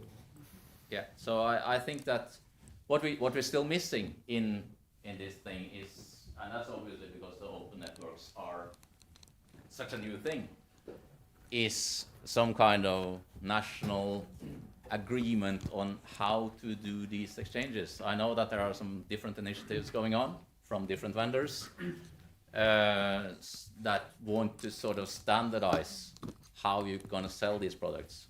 Telenor has their product already up and running. Other service providers or other network owners probably want to do something similar, but maybe something a little bit different because they want to be different or because they don't have the infrastructure to do it exactly the same way. But I think we want to see some kind of common solution on how to deliver your customers to your partners and how to get your customers from your partners, and also obviously some kind of way to order networks or order accesses in the other provider's network. Currently, there's no standard way of doing that. So if I want to order, if you own a fiber network, which I guess you do, if I want to order a customer through you, there's no standardized way that I can do that. And I know that at least Fiberforeningen is working on solutions there on how to standardize this ordering process between the service providers and between the network owners and the service providers, so that they can easily order services from each other. You have another question? Yeah. Right. Tor Andersson from Red Pill Pro. I was curious about one thing about the DHCP lease query and kind of the recovery that one BNG would kind of get the active leases from the other when it came back up. I was wondering what happens if you have some sort of catastrophic failure that knocks out both of them at the same time, such as a BGP advertisement of death. Will it then come back up without any customers, and you'll have to actually wait for all of the customers to restart the DHCP by unplugging and replugging their equipment, or is there some other way, some persistency in how the leases are stored so that it can actually recover more gracefully from something like that? I have an expert behind me here, but I don't think there's currently any storage of the leases on physical disk, for instance, or anything on the router. So if both routers are rebooted at the same time, then I think you will lose all your leases. But of course, I think you will lose them then if both are going down at the same time. But of course, if they lose network connectivity, that's something else. But yeah. Right. So then you would need to wait for the.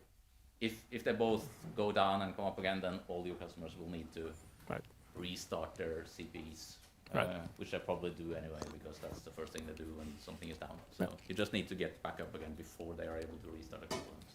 Thank you. I'm just going to, sorry, but I'm going just to in the cloud AD solution, the subscriber database is decoupled from the data path. So if the router reboots or goes down, it can fetch the subscriber database again from the control plane. But that's a decoupling solution, where the router only sends the packet to the database, and then the database answers with yes or no. Yeah, and of course it all depends also on whether the router is the DHCP server or the DHCP relay, and how things are configured. So there's more than one way to do stuff. Any more questions? Thank you. Thank you.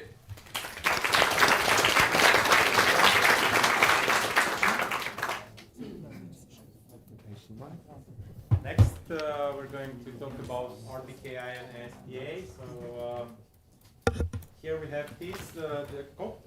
He's a software engineer, one of the guys making the magic happen before it reaches our fingers, and has a master's degree in computer science and is working on RPKI at RIPE MCC. Working at the regional internet registry, he is also involved with both the operational aspects of running RPKI, certificate authority, as well as with the standardizations of RPKI. So, please, welcome. Yeah, thank you for this introduction. So yeah, I work at RIPE NCC on RPKI.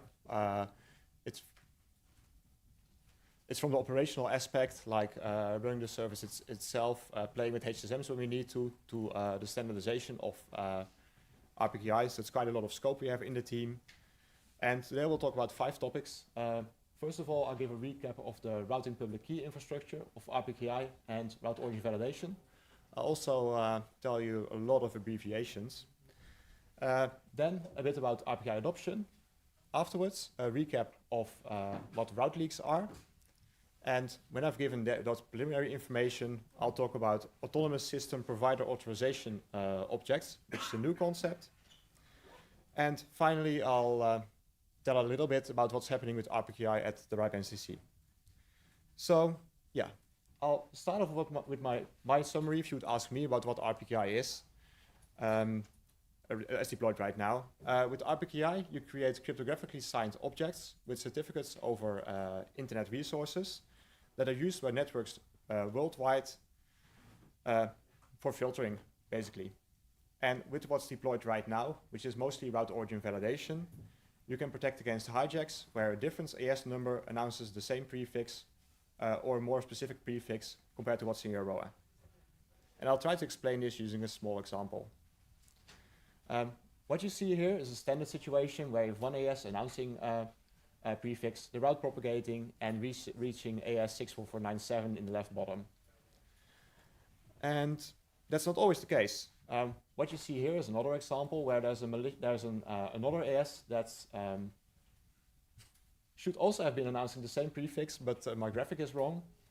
And where you have one legitimate origin in the right top and one illegitimate one in the right bottom. And because of how BGP works, there's just assumed trust, the routes flow through the network, and the second origin may become the preferred route for the traffic when AS 64497 in the left bottom sends traffic to this destination prefix. When you introduce route origin validation, you introduce filtering at routers in the path. And if hop C starts doing route origin validation, network C will no longer propagate this announcement. But an alternative path may exist, so the route from AS 6550 still ends up at AS 64497, and depending on policy, still may be the preferred path for data.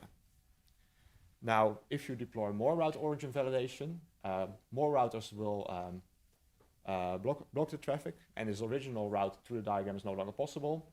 I guess it can take a longer diagram in this example, but I didn't illustrate that. And if you have a bigger deployment, you may even end up with islands where ROV invalid announcements cannot propagate beyond that island. So in this situation, if you just look at the illegitimate origin, those routes can no longer propagate and reach the target ASN and the left bottom. So that was the technology, and ROV is really being deployed in the field. And it has been for a few years, huge adoption in 2020, stressful year for us, 2021, stressful year for us, and now we're in a better spot. So if we look at adoption, we see that there's a high number of signed routes with ROAS, a bit less deployment of validation, probably because it's more effort to start filtering those routes than to create those ROAS. It definitely is. And we even see that some networks where it really would make sense to have ROV deployed, like if you don't have a default route or you're a transit provider for some other networks, like you have customers, do not do ROV yet.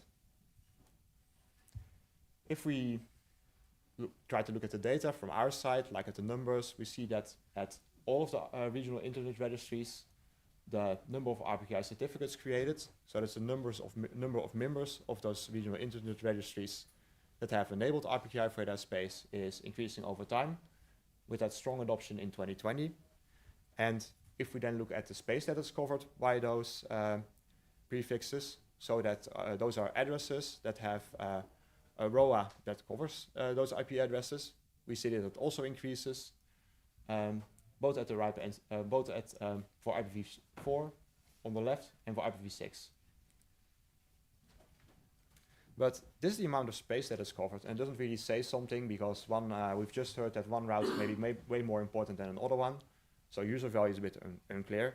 It also doesn't describe the effect of these objects, because if you can create as many ROAs as you want, but if nobody is filtering, they won't do anything. So yeah, arguably you could say that doing validation is more important than having the objects, and that the main benefit of having this filtering in place is not when you are an edge network with just a single BGP feed doing validation, but it's when a highly connected network or an internet highly connected network, such as a transit provider or an internet exchange point, enables filtering. If you want to know how effective filtering is or how much it's used, there's two ways to go there. It's a very abstract view of research, to be honest. You can do qualitative research, talk to people, ask what their experience is, ask what they're hitting. And that provides really valuable information. It's very rich information. And you can look at quantitative information, numbers. They make nice maps. And they also lie to you a little bit, because interpreting numbers is hard, or maybe measuring something different than what's really happening. There are two main measurements for measuring the amount of RV filtering that's being deployed. One is done by APNIC that serve Google advertisements to users, which then try to connect to a valid and an invalid source, and they measure whether that succeeds. Another methodology that exists is Rovista, which uses IP-ID side channel measurements for measuring RV filtering. So it's IP-ID side channel, so it's IPv4 only, but because it's IP-ID side channel, they can measure many more paths. But unfortunately, I didn't have that data available easily to provide maps of, so that will have to wait. But Rovista definitely is the nicest website to use to check if you want to know whether a network is doing RV filtering, was doing it, and I think they have some nice line charts. Anyway, on the next slides, I will show some maps based on adaptation of the APNIC data taken from the table on labs.stats.apnic.net. And so first, let's look at the percentage of announced addresses per country that are covered with a ROA. So if you would do RV filtering, that would result in an RV valid, potentially result in an RV valid state. What you can see here is that the coverage really differs by region, and that deployment is a bit lower in North America, probably because errant policies around legacy space. And yeah, that Europe looks pretty good. So if we zoom in, you see that a lot of space is covered in Europe, but there's also some room to grow. And I want to jump back to my comment about methodology again. You see lighter colors here. Could be a measurement artifact, could be true. But yeah, Europe generally looks good. It just doesn't look as good as the Middle Eastern countries somehow. Now, if we start looking at validation, we see a different picture. And again, I want to stress here that these measurements by APNIC are very hard to do. There may be some measurement artifacts here, so what you see here for a country may be a story that has a good explanation, or it may be true. But what we can definitely see here is that there's a lot of validation RV filtering happening in North America, and I guess that's also that also aligns with what you would expect if you see how much attention this has gotten in the North American network operators venues such as NONOG. If we go back to Europe, oh, we had a really nice switch there for one of the countries. We see a high deployment of filtering, and then because of how this works, this could be that there's some dominant upstream providers that have deployed RV filtering and that control the market and are in between the measurement point and the origin of the traffic, or it could be that it's more diversified in the country. And yeah, it's hard to know this way. You can do more experiments for this. We've done one last year, and there's if you want to learn about diverting traffic, even though there's ROAS in place, look at sheets from the IEPG at IETF last year, where we showed that our interns showed that traffic from the Netherlands could go to Australia. At the final hop before the destination, they had Tata as an upstream, which wasn't doing ROV, which hauled the traffic back from Australia to Europe to a more specific invalid origin. Very interesting to see that kind of detour can really happen. So that was a quick overview of RPKI, of ROV and deployment. And then the question is, does ROV help? And yeah, I think it's not a perfect measure, but it definitely helps. It helps against accidental hijacks by a typo. Like when you, I think the microtick syntax is a well-known example of that. It helps against some intentional hijacks, but it does not help against route leaks and also not against more intentional attacks. And yeah, there's two quotes here. One is from Gentic Analysis, which I guess we'll hear more about slightly later. And the other one is a quote from a very big US ISP in a private venue, where they said that they had a big hijack and they got permission to deploy ROV. And then when they had deployed ROV and had created ROAS, the attack that they had, the hijack that they had seen against their network didn't really spread beyond the APAC region. And they were quite happy with that effect. So this is the current state. But the RPKI is not done, and new objects are being created, such as ASPA to protect the AS path. And that will protect against route leaks and will also make some types of other attacks harder. So what are autonomous system provider authorization objects besides a slightly cumbersome abbreviation? ASPA objects are a new RPKI object that's being standardized in IETF at the moment in the Secure Interdomain Routing Operations Working Group. And I have to mention here that this presentation, the next sheets, heavily leans on a very good presentation by Koti Kalapudi Sriram that are linked here. So if you want the original story of part of this, go to link 0 there. Excellent presentation, longer than this one. And I've used some of his material models. The goal of ASPA is to prevent route leaks. And there are two drafts describing it. One for the object profile, the structure of the RPKI signed object, and the other one for the validation process into really small details. But before I will introduce ASPA objects, I'll try to introduce route leaks. And for this, I'll need a slightly more complex example than the one I used before. So first of all, this example is hypothetical, but to make it feel more real, I use real AS numbers to make it feel more concrete. Please come to me afterwards if the relationships I inferred are not real, but that's not really the point here. What we see here is an BGP announcement flowing from through these autonomous systems, from AS Quad 3 to AS 3320, then to both AS 1299 and AS 64500, and finally propagates to the eyeball networks on the right. These links are annotated with the relationship they have between the networks. So Deutsche Telekom is a provider of the RIPE NCC, and XYZ Inc. is a customer of Deutsche Telekom. The data flows in the reverse direction of this, of how the CS path propagates. So the data from these end users follows the reverse of the shortest path here. So from the broadband provider, Iridium, Deutsche Telekom, RIPE NCC. And now let's consider the scenario where there's a route leak. And AS6500 leaks the route it learned from AS3320 to its upstream here. And that propagates to those eyeball networks. And let's assume they prefer this longer route because that's how they configure their routers, because that's their policy.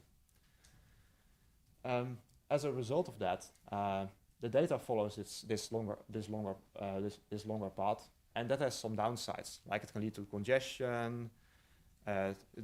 Most definitely probably goes against business relationship, has a privacy impact, and can cause other issues.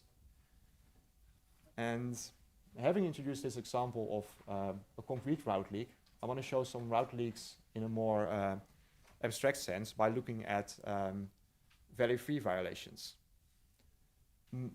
So this sheet has a number of examples that are not route leaks, where the relationships are correct. A route flows from provider to customer, from customer to provider, or between lateral peers. And there can be an either number of hops on the path. Optionally, one peer-to-peer relationship. Before this peer-to-peer hop, there can be an arbitrary number of customer to provider relationships. Yep, using the right word. And afterwards, there can be an arbitrary number of provider to customer relationship. That's how valid routes should look in this model. Now, if you look at route leaks or value-free violations, those basically are the opposite of what I just described. So in the example on the left top, you see a route that a customer from a network leaks to its provider. The second one in the right top, a network learns about the route from a lateral peer and leaks it to a provider. In the left bottom, a route learned from a provider is passed through to a lateral peer. And in the right bottom, a lateral peer provides transit for its lateral peer, which apparently also is a route leak. So now we finally arrive at ASPA objects, which are quite new and under development. New to the point that the object structure changed recently, like in June, I think. I do not expect it to happen, but people are reluctant to implement this because if they implement it in software, it may change again under them and stuff will appear to be broken. So that's why people are holding back with releasing this. ASPA support is present in RPKI relying party software. So it's present in Routinator behind the feature flag. It's default enabled in RPKI client. And 2 BGP speakers have implemented ASPA support, such as the NIST BGP security extensions project and OpenBGPD. The proposed way to prevent route leaks is to use only the customer attribute when peering, officially using BGP roles, because as I understand it, I don't run BGP, so this is just hearsay. That's an easy way to pre-configure these attributes and the filtering in the local ES, and ASPA objects to describe your topology and to prevent route leaks at other locations in the network. So what is the structure of an ASPA object? An ASPA object is an RPKI signed object, so the whole crypto certificate stuff that I totally skipped today is present here to protect it. That is validated by relying party software, so validators like Routinator, RPKI client. What the validator checks here is that the AS number that's used for the customer is one of the AS numbers on the certificate. So you can claim that any AS number is your provider if you have any AS number on your certificate, but you can only use your own AS number as the customer AS number. There's no differentiation between IPv4 and IPv6. That was the change in June. And yeah, you can have an arbitrary number of providers. And there are some edge cases for providers for networks that have no upstreams or internet exchanges. But for the details on that, I want to refer you to later presentations on this topic or to one of the others that I mentioned. Like with ROAS, routers will receive validated ASPA payloads. People abbreviated this as VAPS, more abbreviations, fun, from API validating software via the RTR protocol, RFC 8210 bis. And in the router, then 2 different validation algorithms are used. One for routes received in the upstream direction, for routes received from customers or from lateral peers, and a separate validation algorithm used in the downstream direction for routes that you receive from a provider or a mutual transit neighbor. These algorithms themselves are a bit complicated. The best explanation of them is in a presentation last year with an inductive proof of why this algorithm works. But the result of this algorithm is that this value free principle that I described earlier on is holds. The validation algorithm results in 3 possible outcomes. A completely valid path, a path where there's something missing, or a path where there's a violation. And a good property to have is that it can not only detect route leaks next to your close to your AS, but also further along the AS path, so quite far away. And I guess that's a necessary property because anybody can spoof an AS path as well if they want to. Yeah, this was ASPA. Now let's move back to what we were doing in the RPKI team at the RIPE NCC, so what we've been working on.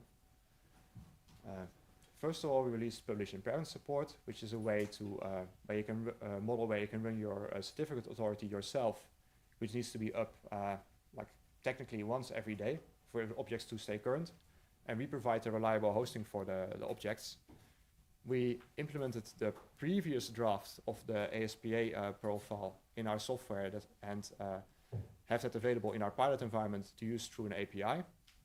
And we should really fix that up for the next draft, and I'll make sure that will happen before the next time I present this topic. And we've had a cultural change about communicating outages. In short, or in general, if there's a short outage where we discover something was wrong with our infrastructure, and it does not affect you guys as consumers of these objects, but our repository wasn't available for 5 minutes, we'll just communicate this outage because somebody may have been looking into this, somebody may have been hit by this, and it also provides an easy line for us where it's really easy to decide that you communicate everything, but once you start thinking about something, it gets hard to make that call. This is a cultural change in the engineering teams at the NCC, and it's one we're still going through, but that I'm quite happy with. There's also a lot of technical improvements. The one of which annoyed me most, and is also probably the most visible to you guys, is about the legacy protocol called rsync. We used to serve files over rsync, 8 minutes, right? From NFS, and now we serve them from local disk after caching them there, and it really improved performance a lot. What we are working on right now is improving the RPKI dashboard, the part that you probably see. It uses old technology. We're doing it from the ground up. We really want to improve the user experience of this. It's one of the reasons why the NCC hired 2 UI engineers and the UX designer, and also why we've been doing user studies.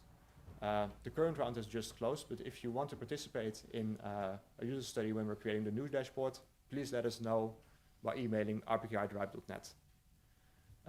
First of all, we implement the current dashboard with small improvements, and afterwards we'll also add the new objects. So yeah, that will happen. Finally, we've received new hardware security modules. Photo at the end, because I think I had a very abstract talk and I wanted something more to show something more concrete. And we're working on migrating to these new hardware security modules. And like any closed system with small user base, it's kind of hard to adopt, but we'll get there. Now, what's coming up? Yeah, 2 new RPKI objects. We'll enable ASPA support in the production API as soon as possible after it's really ratified, and we'll add resource-assigned checklist support for a way to make statements to sign and to make an object that says that that the person in control of the CA certificate with certain resources wanted to sign a specific file. And finally, it's really been requested often, and it could take a while first to implement. We want to integrate the management of route objects with how you manage ROAS. How we do this is still to be decided, but these objects need to be in sync, and it doesn't really make sense for that to be a manual operation. Yeah, this was my update on RPKI and my attempt to introduce ASPA. I hope it was clear. Difficult one for me to present, to be honest. And here's a picture of some hardware that was about to go to RMA. And I hope you guys have some questions. Yes, thank you. Questions?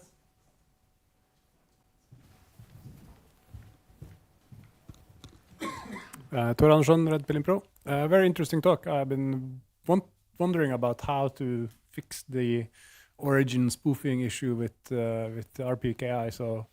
So this is interesting. I was wondering about one thing on the final slide, though. You said you would automate the creation of route objects from RPKI data.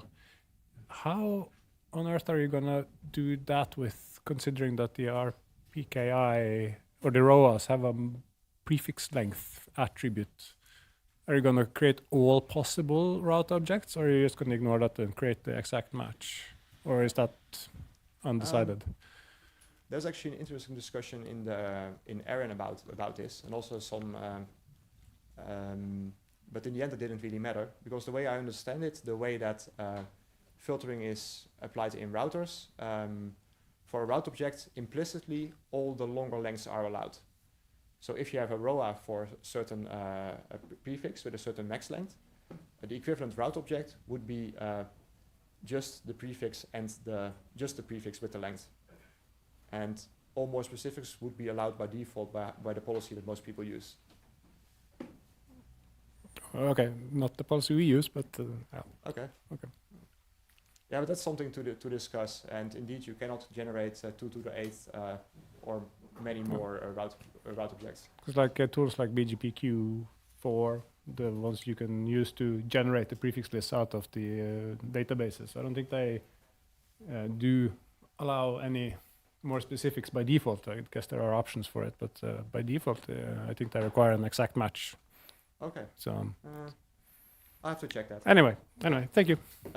And origin spoofing is not prevented by this.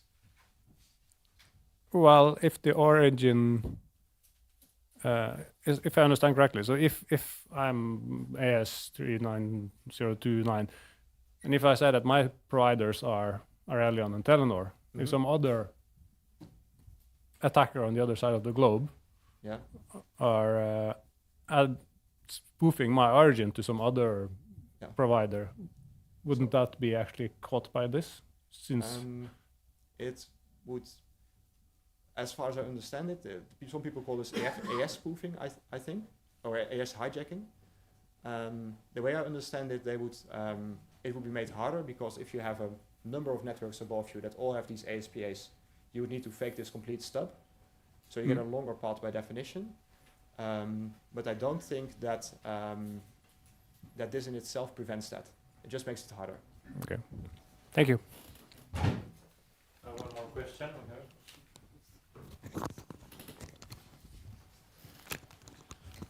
Can you go back to the statistics? No, can you go back? Yeah, the next one. Yeah. So does Afrinic really have 2 million prefixes covered by ROAS? No, the color is wrong. Oh, it's ripe. Right. Yeah. Well, if there are less than 1 million prefixes on the routing table, it still seems excessive. No, this is /24s. Sorry. Oh, okay. Sorry. So this is I probably said this wrongly when I explained it. /24 is on the left, /32 is on the right. Okay, that's okay.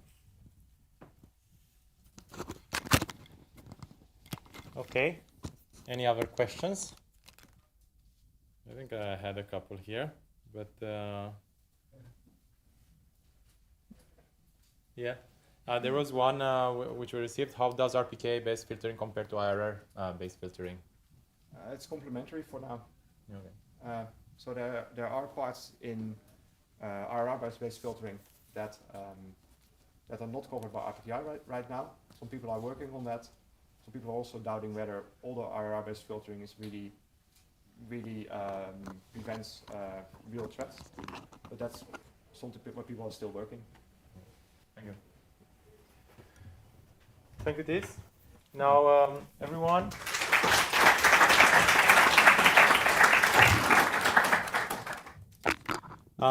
We have time for a short break until 3 o'clock. You're all invited in the back to enjoy some cake. And yeah, see you back at 3 o'clock.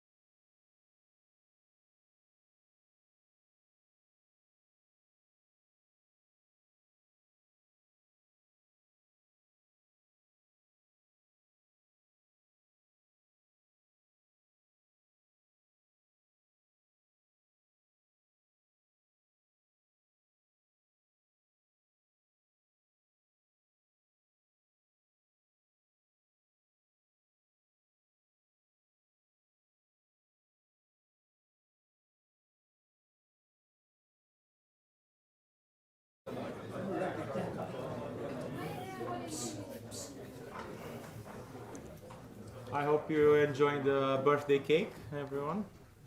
At least I did. In order to be able to, get through everything we planned for today, we have to restart our session.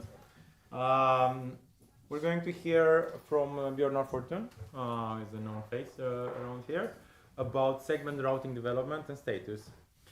Bjørnar has been working as a senior consulting engineer at Juniper Networks and has been working with the service provider area for 20 years. So he knows a lot about the pains and benefits. And he has a passion for technology and slalom skiing. Yes. Just looking for the winter. Snow, please come. So thanks for time. I don't know, I'm 10 minutes late, so I will try to speed up and get something saving the time. So I added as well one topic, which I like technology, which is also close to my heart. And there has been 2 sessions about this topic earlier today. And then, of course, it's timing and synchronization. So I asked Marius to, can I please add a few slides, because I've been quite involved in testing this timing and sync for our interop lab in ENTC. So I will cover briefly there. I think some of you already know it, but I will cover it and as well mention it, what we are also doing there on the interop testing between vendors. Other than that, I will give a view on what is happening on segment routing. There are people in the audience here who knows a lot on this, so I will not go into the deep dive into that, but what we see is happening in the area there. So at the ENTC, for those who don't know it, it's happened every year in Berlin, 2 weeks. There are around 60, 70 people from different vendors, like 12, 15 vendors comes together and test different area of technology. So timing and sync is one of them, but we are also heavily testing EVPN technology. We are testing segment routing, SRv6. We are testing SDN controller, and all that is done in 14 days in Berlin. So they ship out equipment, we rack them up, we do the testing for 14 days, we take it down. Then we actually, ENTC's purpose is to present the whole test result at the SDN AI MPLS conference. I don't know how many acronyms they're adding to that conference every year, but I think I have all of them in Paris in April. So they actually, Karsten from ENTC comes on the stage, he does the presentation on what the finding is. So we're trying to do interop there, we're trying to kind of test the latest technology, which is not always standardized. And ENTC also have live demos there. So I was there this year at the ENTC booth doing a timing and sync demo, and other colleagues of mine as well, Cisco, Nokia, Ericsson, all the big vendors was there. So it's a good thing if you are interested into that technology area, look for the report. It's publicly out there, it's free, and you get the thing. And I think this is probably the best interop happening around the world. Now, I don't know about anyone that gather all vendors into the same room or building, I would say. So a few slides just on frequency and timing. There have been 2 good presentations today here. And I just want to summarize this. You can say it's a very niche technology, and it's very precise technology if you look on the hardware system and as well what we talk about there. But there are different profiles there. And typically it's just been sending frequency, it's just do it stable like this. But we see it happens all over different areas. So we have different profiles. So if you kind of start looking, we have the telecom profile that kind of goes after the mobile market. Then you're having a power profile, which is kind of going after the power utilities. And then you're having a video broadcast and another profile for finance. They have different profiles, they have different requirements, which you need to meet. But the baseline out of it is actually the IEEE 1518 v2 standard. So it's all about PTP here running there, but it's different accuracy which is needed.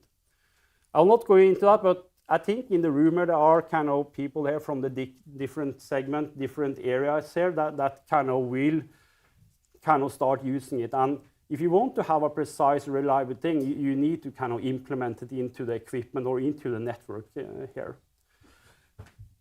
Briefly, just going back, if you are interested, as I said, this is the aspect or the areas that we cover every year at the ENTC, and especially for the timing and sync. We do actually the failover testing that was presented by Harald today, what happens if you are failover. We do failure in the network, we do asymmetry, and the important thing in the mobile, we do all this Class D performance testing of vendors' equipment, which Class D is kind of the accuracy of how good the clock is about 5 nanoseconds.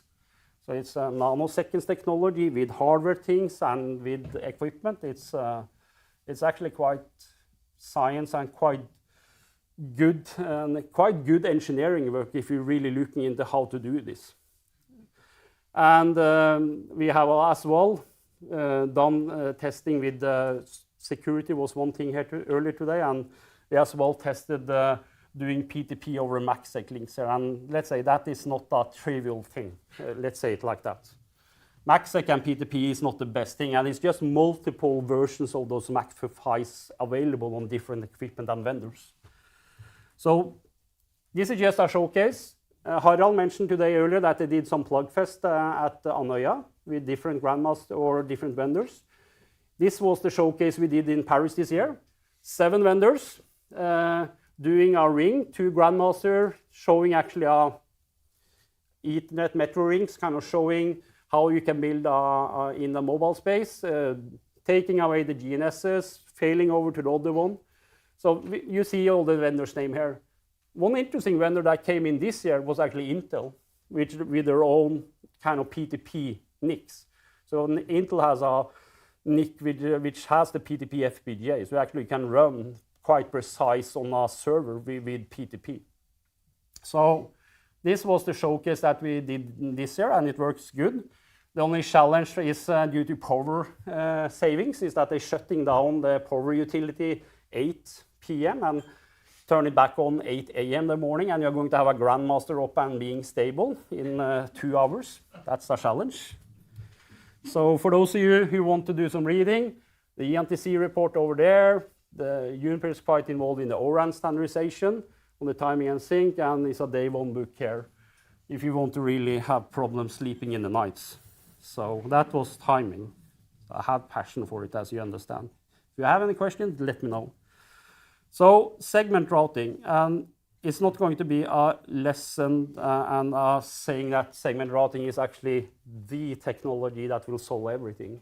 There are technology happening, and we had it through 3 years with other protocol like LDP, RSVP, and the things that they solve there. We at Juniper, we think we will support both. We have both. Someone like to use segment routing, someone who likes to use RSVP, like OSPF, ISIS, is kind of which one do you prefer?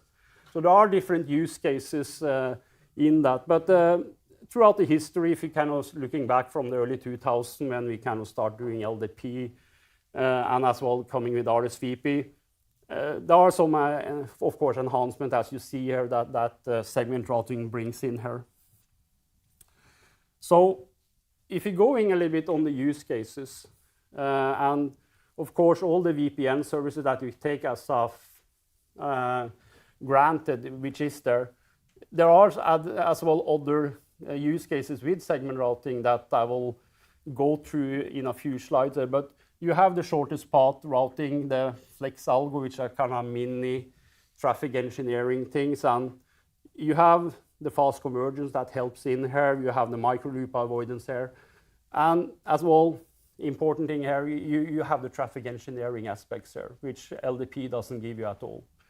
So with segment routing, you are kind of a way of either you want to use a controller to steer and do the traffic engineering, and you as well have some distributed off-box PC computation as well here. So that's kind of the use cases that here, and I will, coming to the controller, I will come and show some of the use cases in separate slide there with the path diversity, the bandwidth control, etc. here. So who thought about segment routing? Is it the one stack? No, it's actually 4 different flavors of segment routing, if you look on it. So segment routing MPLS is kind of where it all started. It's a shim header here. It's widely deployed. It's wide silicon support. When I say silicon support, it's both kind of vendor-specific silicons, but as well Broadcom silicon. But it's in that sense, it's very deployed. And then you're kind of having the same, but only with IPv6 for the control plane. Then you're getting another version SRv6, which doesn't have the skim header here, but have a larger header for the traffic engineering. But with this one here, and this you need to be careful because that doesn't support it on these widely deployed silicons. So if you want to go with the SRv6 and you're kind of going back on older equipment, you really need to be careful and check on the support there. Another thing with SRv6 is really, do you need it? Are your network that big that you need a scale for the SRv6 there, etc.? So that's another consideration you as well need to think about. And then latest the SRv6 with compressed header like the microSID. And this we actually was testing this year for the first time at the ENTC and doing interop because all the standardization has not kind of been all ratified there, but they were done testing there. So that's kind of the different segment routing flavors you see here. And as I said, traffic engineering, it's all about either you do it distributed or you kind of do it centrally via a controller here. So I will kind of go through a few of the different scenarios which we see here that can be used for. But there has been a lot of discussion. Is it only SRT or RSVP? We at Juniper we had done a full, quite big RSVP implementation or the network, and it, of course, it has a more state, as you all know here, and the advantage with segment routing is it's a more label stack, but it's a much less state here. So that's kind of a big difference between them. But we kind of believe it's neither either one of them. It's actually, you need to support both.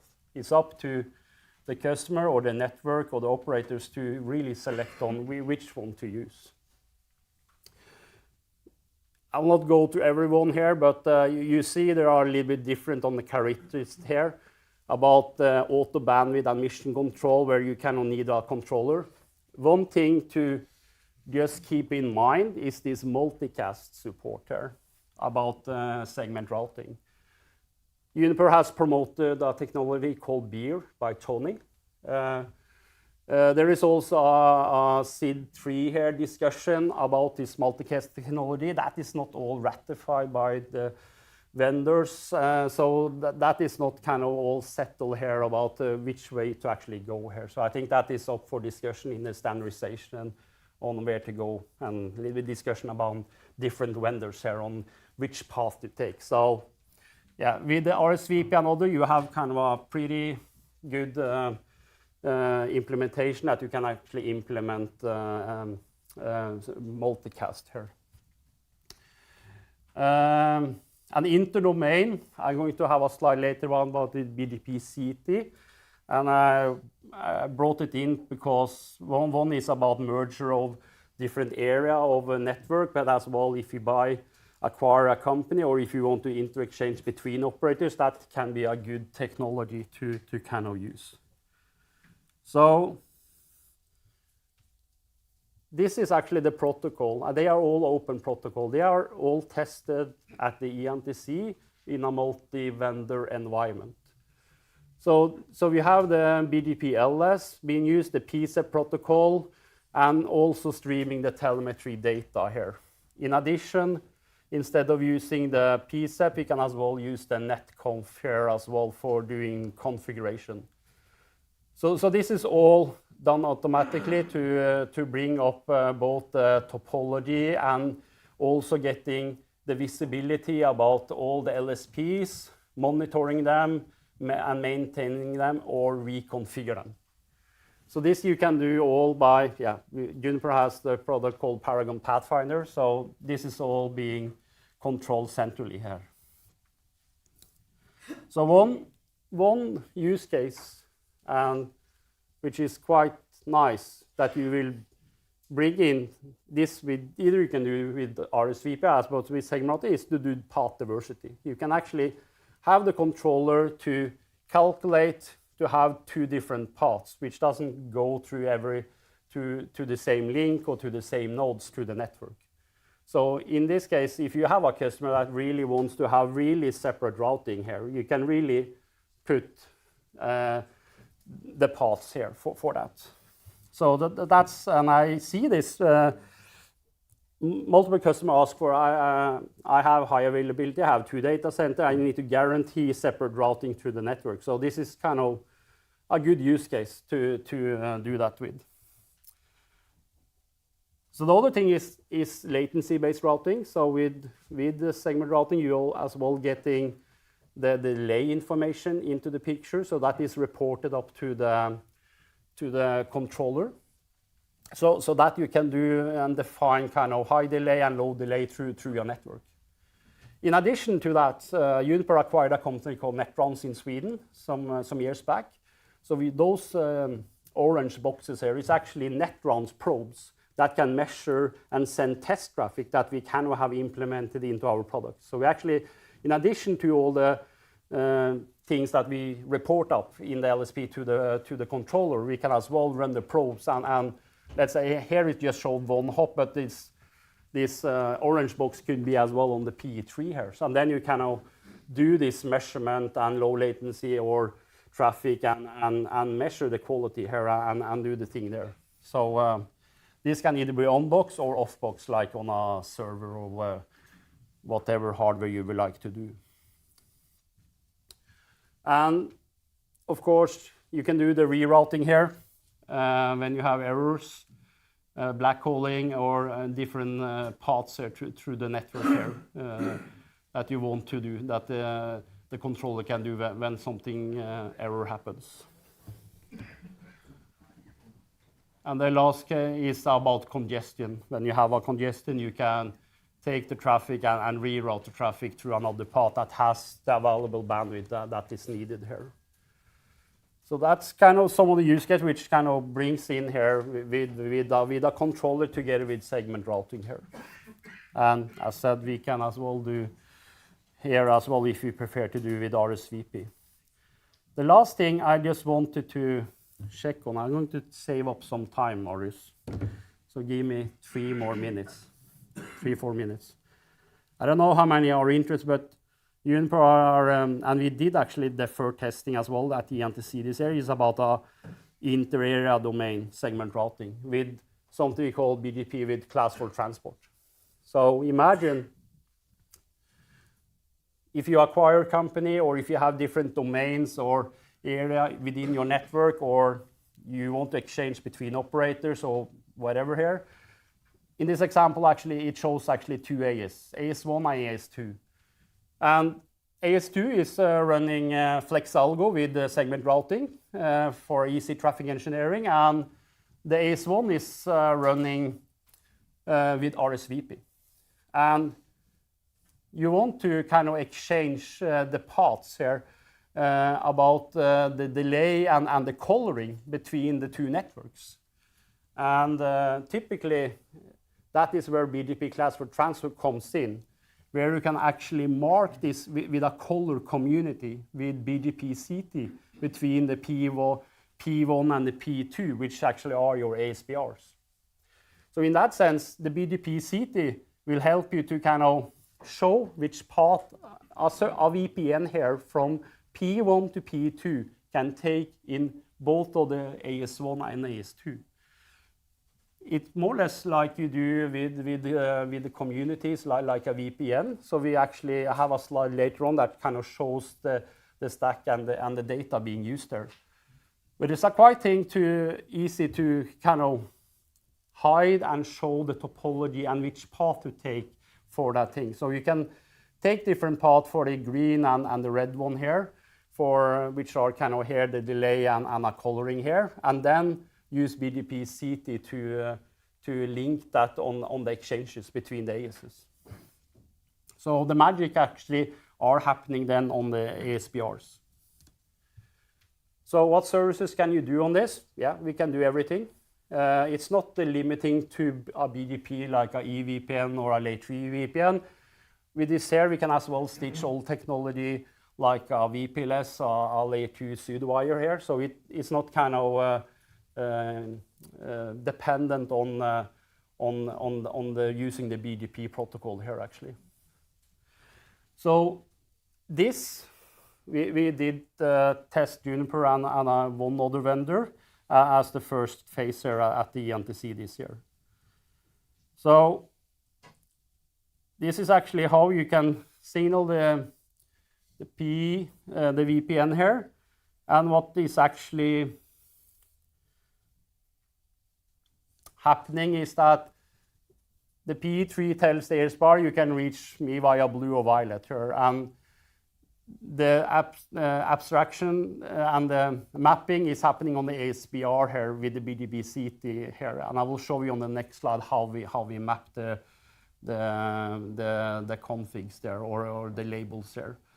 And the ASBR can say the remote guy can be reached here, and then you're kind of doing the push, pop, and swap what's needed on the MPLS labels here. So this is actually how it looks like. You cannot see the top label, community color 200.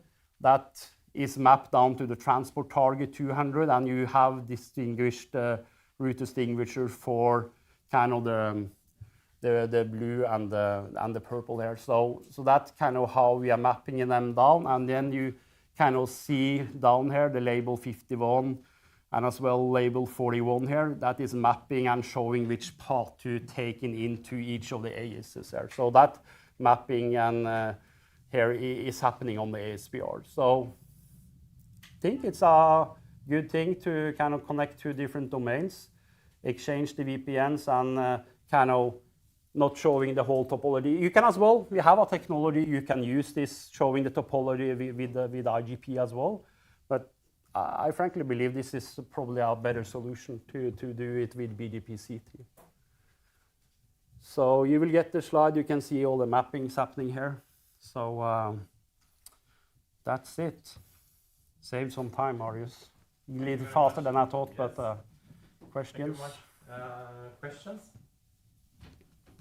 Everybody's excited about the segment routing. Yeah. But I found it very interesting. Yeah.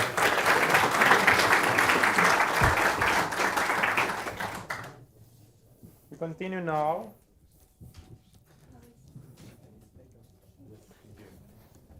With Jack Klutz. He's going to talk about the internet's biggest BGP incidents. Jack has 20 plus years of inter-networking experience in various engineering, operations, interconnection, and product management roles, and he has been involved in architecting and operating service provider networks, as well as performance hosting networks. His current role is a solution engineer at Kentic, and that allows him to help any network and answer any question on network. Well, that makes me having to skip this slide, who I am. So it's good to be here. It's I think it's a good crowd. Good to see you all. So credit where due. You probably know him or have seen him presenting on any other NOG event, NONOG events. Doug Midori, he is working at Kentic, and he's looking at what's happening on the internet, and he does a lot of presentations like the one we're doing here. And we call him the man who sees the internet. So if you're interested in things happening on the internet, I would say follow his social media or the blogs that he's bringing out. And we use a lot of his input into this presentation. So what's it all about? It's about BGP incidents. But what type of incidents? And we need to have a couple of definitions for this. And we put a couple of definitions up here. There's always debate about the exact definition about what a hijack is or what a route leak is. Well, we use the definitions for hijacks, so like they are written down in manners. So a prefix hijack happens when a network originates a prefix that belongs to someone else. A route leak is a propagation of a route announced beyond your intent scope. And that's important to know. Both presume malicious intent, and we have more type of incidents. And so the origination errors, for example, these occur when someone does an advertisement of a route to an IP address block over which it does not possess its control, so it's not the owner. Or we have AS path errors where a network inserts its own AS path or its own AS in the AS path, in the entire path, where it's like a man-in-the-middle attack, and IP squatting, and that probably is the one that's less known by most of us, but this is just using IP address space that's not being advertised at all, like prefixes that are still reserved for something, or and the reason why people do that is to avoid blacklists. So spam runs are often being done on these source addresses. So the origination error, what happens here? So we have the prefix owner who's advertising the 203.0.112/22 with an AS path number 1. It's advertising that to AS number 3. But there's also an AS number 2 who is advertising a prefix which is a more specific prefix. And we had a presentation just before coffee about RPKI. This is where RPKI starts helping you, because this is a prefix that's being advertised from a wrong AS number. So this is an origination error. And that that traverses further down to the ASs that are further down on the internet if you're not filtering that correctly. So an example, I think everybody has heard about this one. What happened here is that the government of Pakistan, they did not want to have their citizens to look at sort of YouTube videos. It should be blocked. So the Pakistan Telecom intended to blackhole this traffic, but they accidentally leaked the prefix to their upstream providers, and that caused traffic to be diverted to Pakistan instead of YouTube. So I think everybody has heard about this one, but this could have been, again, RPKI could have helped here, because that's a prefix that is advertised from an ASN that should not be there.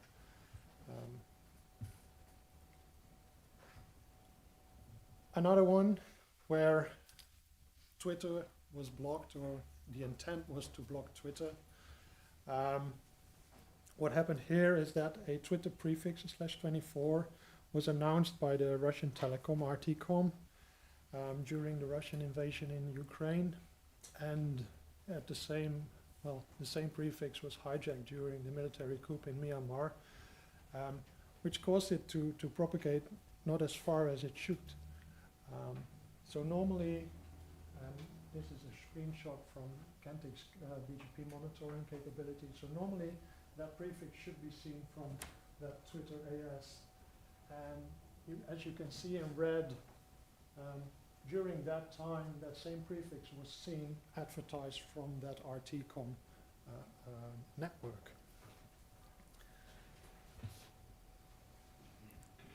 An AS path error, we talked about that, where you insert an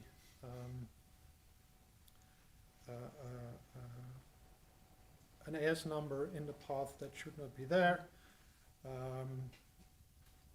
So that AS number 4 is receiving the prefix with an AS path 3 and 1, and is taking out the 3 and is replacing that with a 4. So AS number 6, instead of routing its traffic directly to AS number 3 from AS number 5, it is diverted to AS number 4. So there's a man in the middle there who has the ability to eavesdrop on your traffic. That happened some time ago. It was before I joined this internet environment, but this is what they call the original gangster of the BGP incidents, because there was an issue, and there was a code bug that caused a router inside that AS7007 to leak routes to the internet. And the difficult thing here was that the deaggregated route and prefixes, they remained in the routing tables for a long time, even after that originating router was taken offline. So it's, how to take care of this, even if you tear down a router that's originally that is originating the prefix originally. So an example, the leak in 2019, where there's a BGP optimizer inside DQE that is splitting the /20 prefix into 2 /21s, and is advertising that to his customer. That customer started to re-advertise that prefix to their upstream network.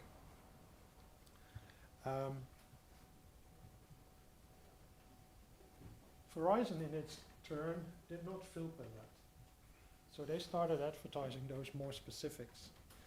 And all traffic now for DQE was now a lot of that traffic was now traveling through a customer network, which of course you can imagine doesn't have the bandwidth and such that is needed to take care of a lot of that traffic.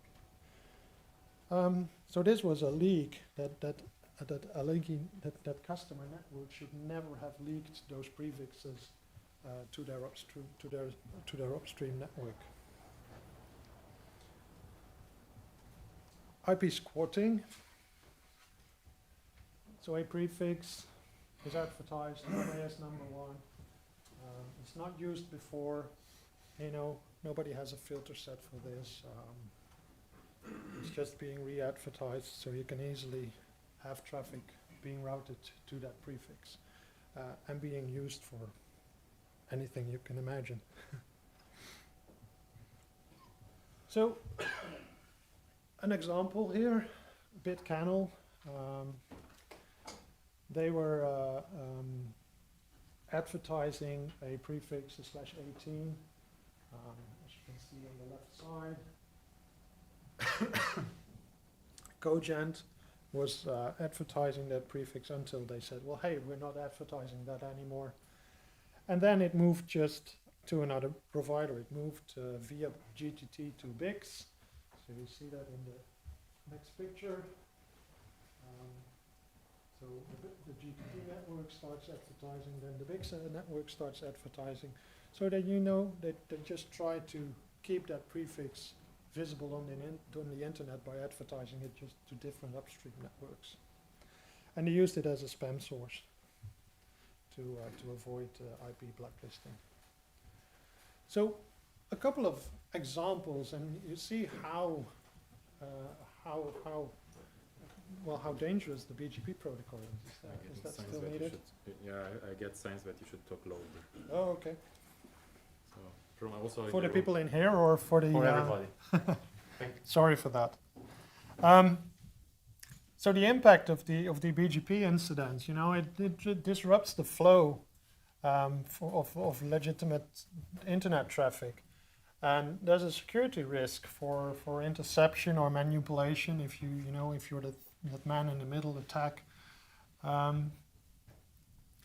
Types of attacks on misdirections of communications, attack on cryptocurrency services, nation-state control and flow of information. So there's a lot of dangerous stuff out there if you take into account how important BGP is. And So the talks I've seen here today about RPKI and the ASPA certificates and stuff, it's important to take care of that, but it's also important to know what's happening in your network. I was at the NLNOG meeting yesterday, and we did not talk about the latest thing that we saw about the BGP attribute number 28, which caused a lot of routers to drop their sessions. So the BGP session flaps, and there was a presentation about some research that was being done by the guy from BGP Tools. And he presented that it's not just the attribute number 28 that makes routers drop sessions, but there's way more types of attributes that do that. So there's a lot of stuff still wrong within the BGP protocol, but also in the implementation of the protocol into different vendor devices.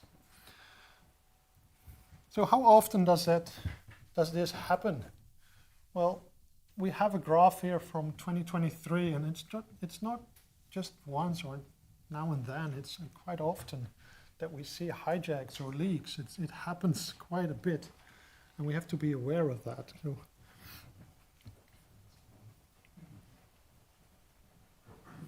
So what can we do? Well, I mentioned that we can create RPKI, ROV, do filtering, sorry, create the ROAS, do that administration of your AS number and the prefixes, but also configure your routers to do the strict filtering on that. Drop all the invalids. Don't think about changing local preference or stuff like that. If it's a preferred route, it will be a preferred route, despite the fact whether or not you change your local prev on it or not. So filter it. Take a look at that manners document and see what's in there. It's a good document. It describes a lot of stuff that you can do to protect your infrastructure, especially on the routing. There's a lot of best practices out there.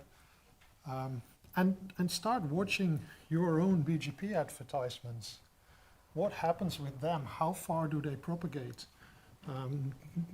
Do you have visibility on that?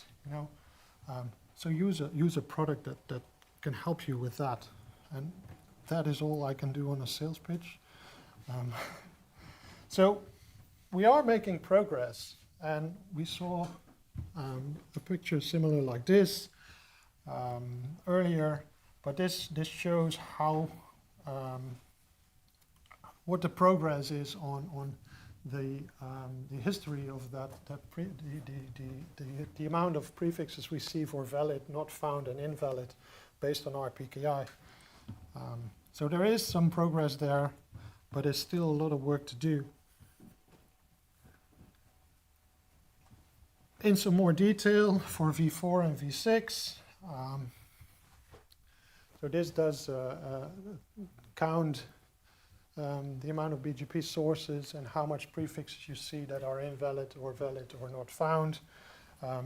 So we are making progress. There is growth in here, and the adaptation is going into a good direction. There's a lot of resources about this, and we listed a couple of them. I mentioned the manners document, which is a good one. RPKI is always good to do. There's also a good RFC about the BGP operations and security, so please take a look at that and secure the infrastructure, not just for yourself, but also for your customers. So yeah, I know I had half an hour, but I think we speeded this up a bit. Any questions about this? Questions? No? I guess thank you for the 10 extra minutes. No problem.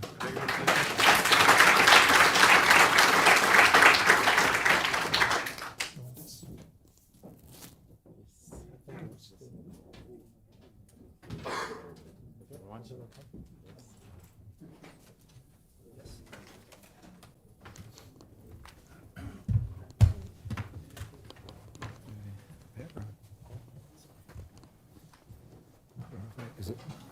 I think it's all. we will be hearing from Kent Lindström from Smart Optics about the trends in the optical market and how to future-proof your network.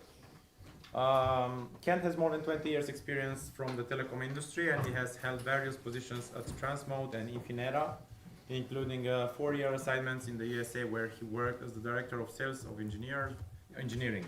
Prior to this, Kent has had several positions at Ericsson. Kent, please. Thank you. Thanks for the introduction, Marius. So, thank you everybody for having me here. And I will start by apologizing to several of you guys. I will talk about trends in the optical market, and I will not mention anything about timing and synchronization. What I'm going to talk about are those two main topics, IP over DWDM, and then open and disaggregated optical solutions. I will go through why, the definitions of them, and why we believe that, why these are hot trends, and the challenges with them and how you can overcome and build networks to secure those, say, functionalities. If we start with IP over DWDM, I'll start by looking at the traditional way of building. You buy a, say, line system, it can be point-to-point, ROADM-based, whatever, from one DWDM vendor. You typically buy your transponders and muxponders from the same vendor. That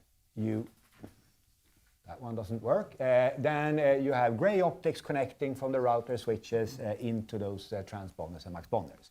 So this is the typical approach building and using DWDM networks. Still very applicable. But going over to IP over DWDM, what does it mean? Well, you have an open line system vendor providing any type of line system there. It can be passive, point-to-point, and it can be full-blown ROADM-based solutions. You connect your DWDM optics directly into the switches and routers. And with that, of course, you get, as I say, much less equipment in your network. So this is clearly something that we see today as a trend. Why is it a trend today? Well, I mean, all of those benefits that you can see here, you reduce the number of equipment, so you get cost savings, lower power consumption, and lower latency. All of those, say, benefits have been applicable for many years. So why is this a hot trend today, 2023? Well, it's actually coming together with the introduction of the 400 gig pluggable optics. For many years now, the DWDM optics that you use have not been of the same form factor and types as your client pluggable optics. So with the 400 gig, you will actually be able to use the QSFP-DD in the QSFP-DD port of the router. And with that, we see a huge interest in this type of applications. So if we look a little bit more in details on the 400 gig optics, we have kind of two flavors, 400 gig ZR. The ZR is a standard based on the OIF. It is very, very well defined. It is defined for point-to-point networking with capabilities up to 120 kilometers. It's well defined in all aspects, meaning that the optical parameters and the optical interoperability is very well defined. So you can actually use one vendor on one side and another vendor on the other side. The electrical interfaces are also very well defined. So you will talk to it. So you plug in an optics into a port that's been qualified for this, and it will come up even if it's a new vendor that you plug in. And last but not least, all the, say, aspect of how to manage this in the management interface of it, the CMIS standard, is also well defined. Our experience so far is that this is working very, very well. So you can actually use pretty much any vendor and plug it in into the router port and get it to work. So this is working very well. The other part of this, the 400 ZR+, that's not a standard. There are multiple different initiatives falling under that umbrella. You have Open ZR+, Open ROADM, Open XR. That's 3 different kind of open formats, but you also have a number of proprietary implementations around this.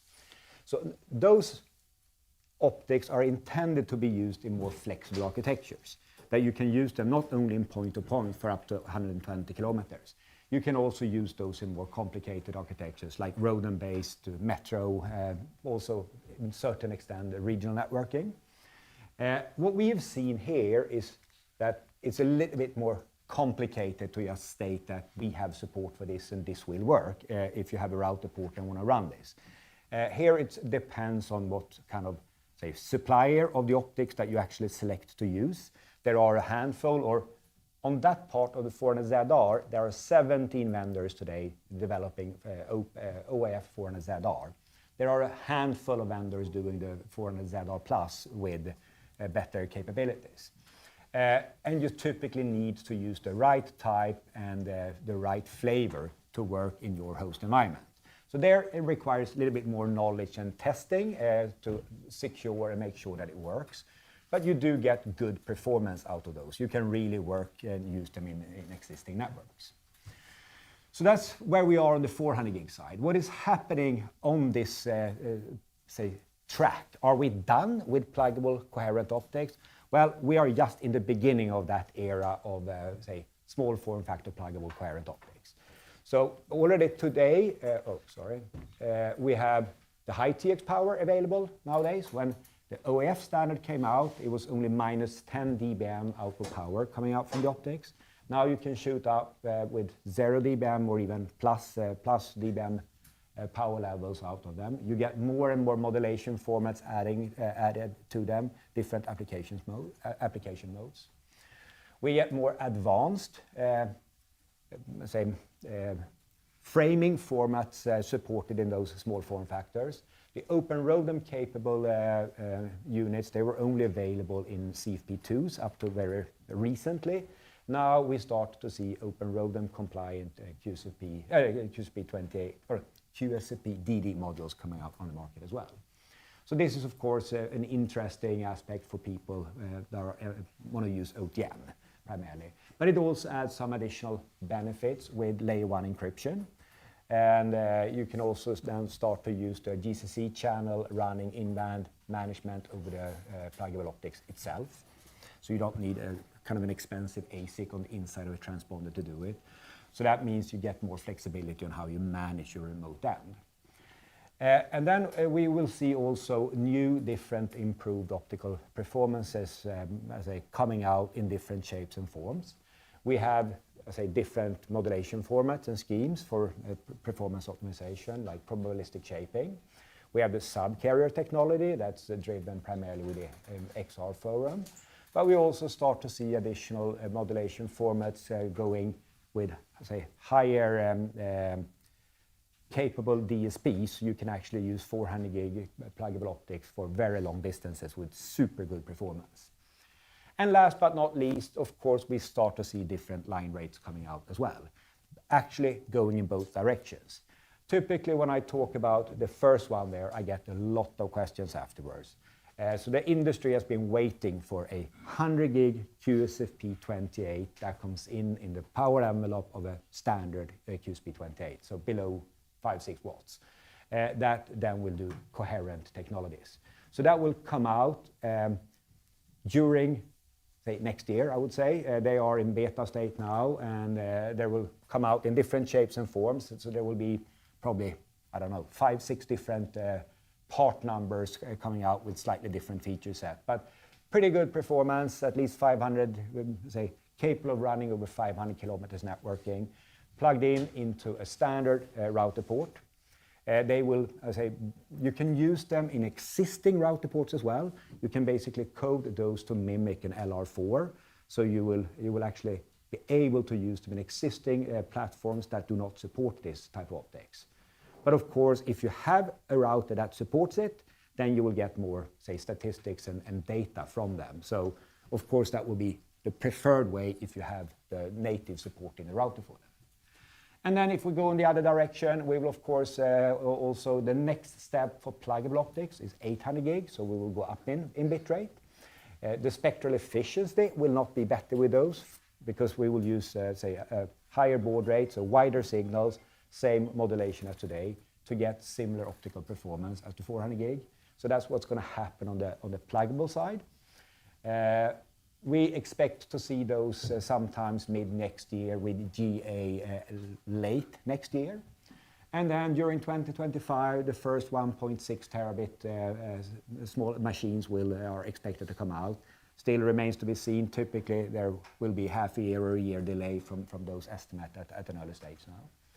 So this is, of course, an area that we observe very, very closely. And Of course, it's going to open up for pluggable optics in way more, say, flexible networking architecture. So basically be used even for long-haul applications going forward. So that was the topic about it. So what's the challenges with 400 gig? Well, when you run 400 gig and look at the bandwidth compared to 100 gig signal, it will have, say, basically a wider signal due to the modulation format. So if you have an existing filter structure, it may or may not be, say, ready to handle 400 gig.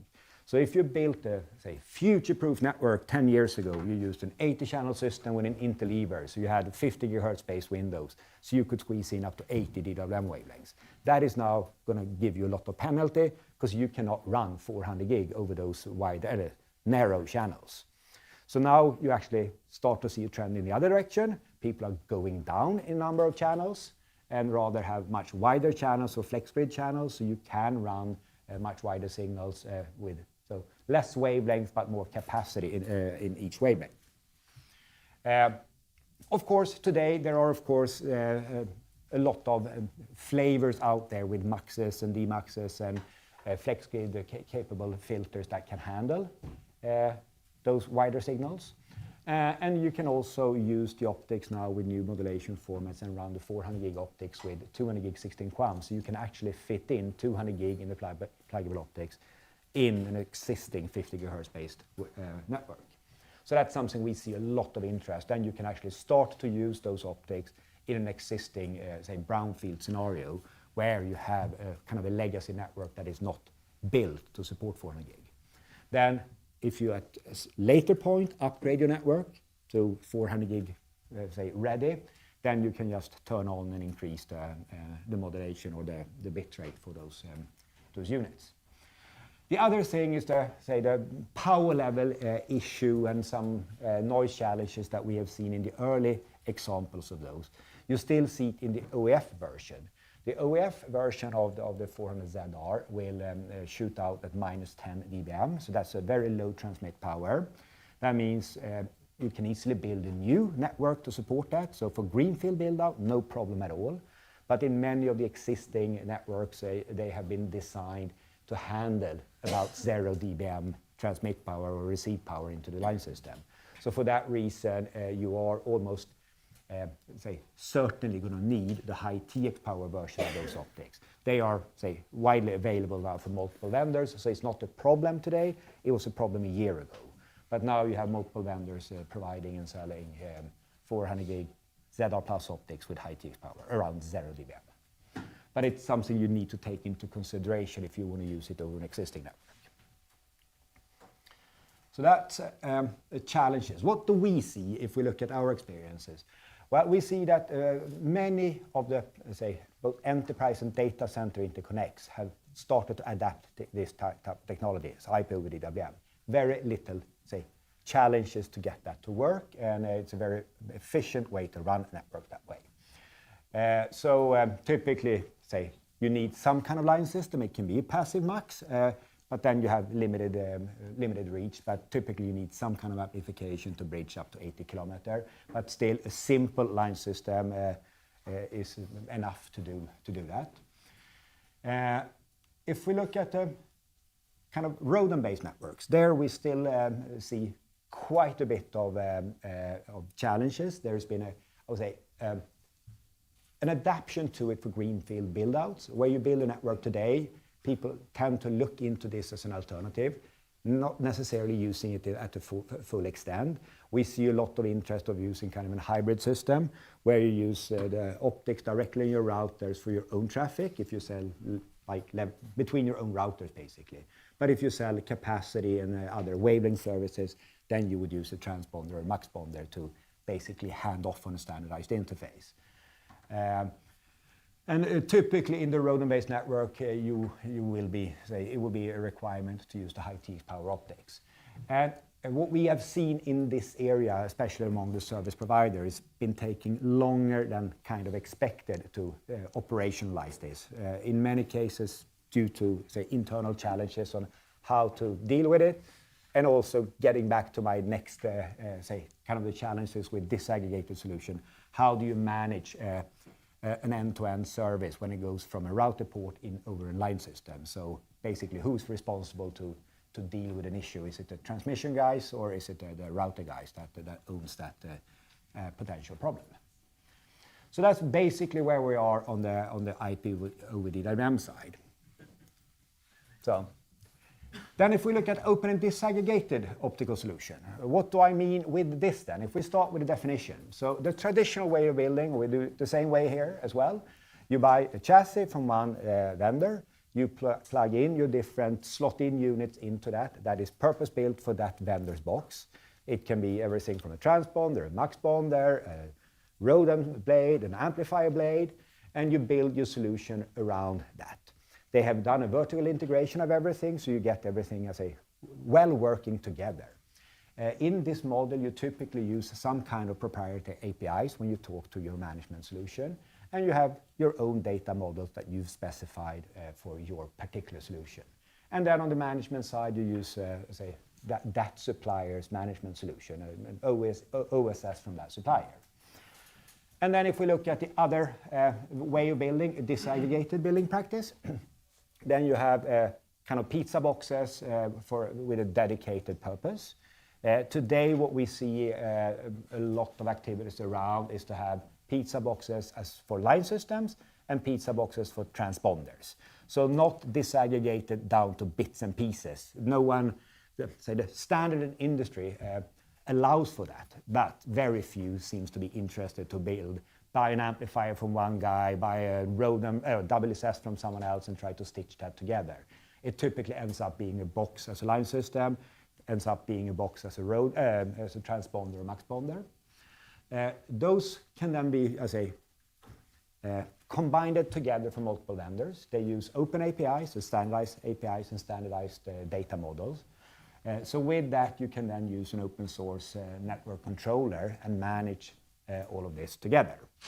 So this is, as I say, heavily driven from the hyperscalers. They started to build this, and the big operators saw the, say, huge operational and cost benefits of doing this. What is it that you want to achieve by going this route? Well, I mean, in quick summary, you want to get away from the vendor lock-in. What does that mean? Well, you can say take benefit of faster innovation. So you can buy the transponder and muxponder from the vendor with the best solution at a certain time. You don't have to wait for your supplier to come out with the next generation technology. I mean, if it's done right, you will also get, of course, cost savings both on the OpEx and CapEx side. And then you can like cherry pick the solutions that you want for the purpose that you have in your network. You don't need to build and buy a box that supports everything if you only want a certain feature set. So you can make sure that you tailor and pay for the parts that you want. And if it's done correctly, then of course you will get, say, a simple way of operating and manage this. You can buy a box from one supplier and then plug it in, and it will just come up and work if it's integrated correctly, if they've used the same type of data models and so on. This is not always going to work. This smooth and efficient, as I say here. So that's what I'm going to come back to when I talk about the challenges. But this is kind of the ideas behind it. It sounds great, right? There are, of course, a number of challenges. One of them is when we talk about open APIs, it's not just one open. There are a whole bunch of different initiatives and organizations working around this. I've taken 4 examples. The data that I've been putting in there is kind of my wording for some summaries around those initiatives. But those are the ones that are affecting us as Smart Optics in our way of building open networking. So we use the Open ROADM data models and the Open ROADM APIs in our, say, open line system boxes. So we can talk a standardized language on how to say present and represent what the ROADM network looks like. The Terracom Infra project, in that open optical packet transport group, they have multiple different projects. Several of them are affecting us. But one example there is that they have this GMPY, which is a simulation tool that can simulate performance over optical networks between different vendors. So that is a very, very powerful tool to do multi-vendor simulations over optical networking. So that part we use in our management solution to actually do inline simulations, both on OSNR and also nonlinear effects, GSNR simulations. So we get that kind of development for free through those open initiatives. OpenConfig is another, say, organization or way of doing things where we, on our side, use their data models, where we then use GNMI for streaming telemetry. So we use the data model from OpenConfig and GMI gRPC to do streaming telemetry. And of course, the OAF, the pluggable optics, they are standardized by OAF. So that's, I say, basically what we use from that organization. So even for us that are trying to build open and disaggregated solutions, we are still, say, getting stuck with selecting which initiative to select and how to build a solution around that. But when we have this in place, we will of course be able to say expose this, and you can integrate this into your management solution as you wish. Just checking how one of the challenges, of course, how do you manage and operate a network when you have multiple different vendors? Now I've drawn this extremely simplified. You have, in this case, only one open line system vendor. This could easily be 4 different vendors if you take it to the extreme. You have one supplier of transponders. This could, of course, be multiple different transponder suppliers that you use over the same network. And all of them are using different type of open APIs. You want to, of course, collect those. What we typically see is that you have some kind of open line system domain controller for your part of the network. So in our case, I would expect that most customers would use our SDN controller that based on Transport PCE to manage our piece of the network. If they have someone else's DWM network for another section of the network, they would most likely use their SDN controller. And then you will tie everything together up in the hierarchical controller on top. So this is, of course, easy to draw on a paper. How do you, as a service provider, especially if you don't have a whole bunch of software developers to throw on a project like this, go about to deploy and use this? That is absolutely one of the biggest challenges that we see today. And do we have the right answer for it? No. But there are alternatives out there today that are kind of vendor independent that allows you to do multi-vendor, multi-layer integration in a very, very good way. One example that's been integrating our solution, but also many other DWM solutions, is Netflix, developed by Light River in the US. They have a pretty powerful tool when it comes to stitching all of this together as a multi-vendor solution. So there are commercial products there. There are open source initiatives to do this, say, tie things together. But it's clearly something we see as one of the challenges for at least the largest service providers on how do we do this in the right way. For the hyperscalers, it's not an issue. They, of course, just have a bunch of software guys putting this together. All those open initiatives are anyway coming from them, one way or the other originally. So TIP was Facebook, and but anyway, so that's kind of how they do it. And if we look at this as what do we see of this on a summary? Well, in order to have an open line system, in order to build a disaggregated networking, you need to kind of check a number of boxes. Then at least you have the foundation to build a network like this. I mean, what we classify there, you shouldn't have any kind of capacity licenses. An open line system should not, incorporate any of those things. When you want to plug and run whatever alien wavelength, you should be able to do that without any additional cost.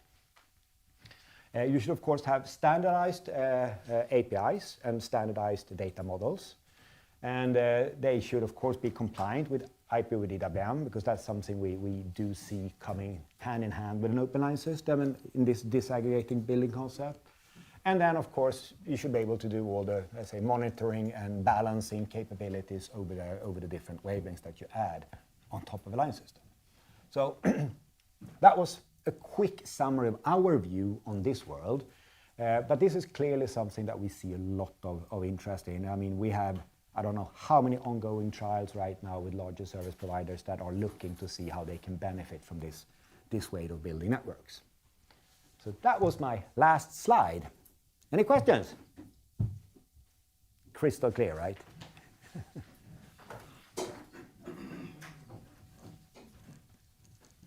So we're ahead of time.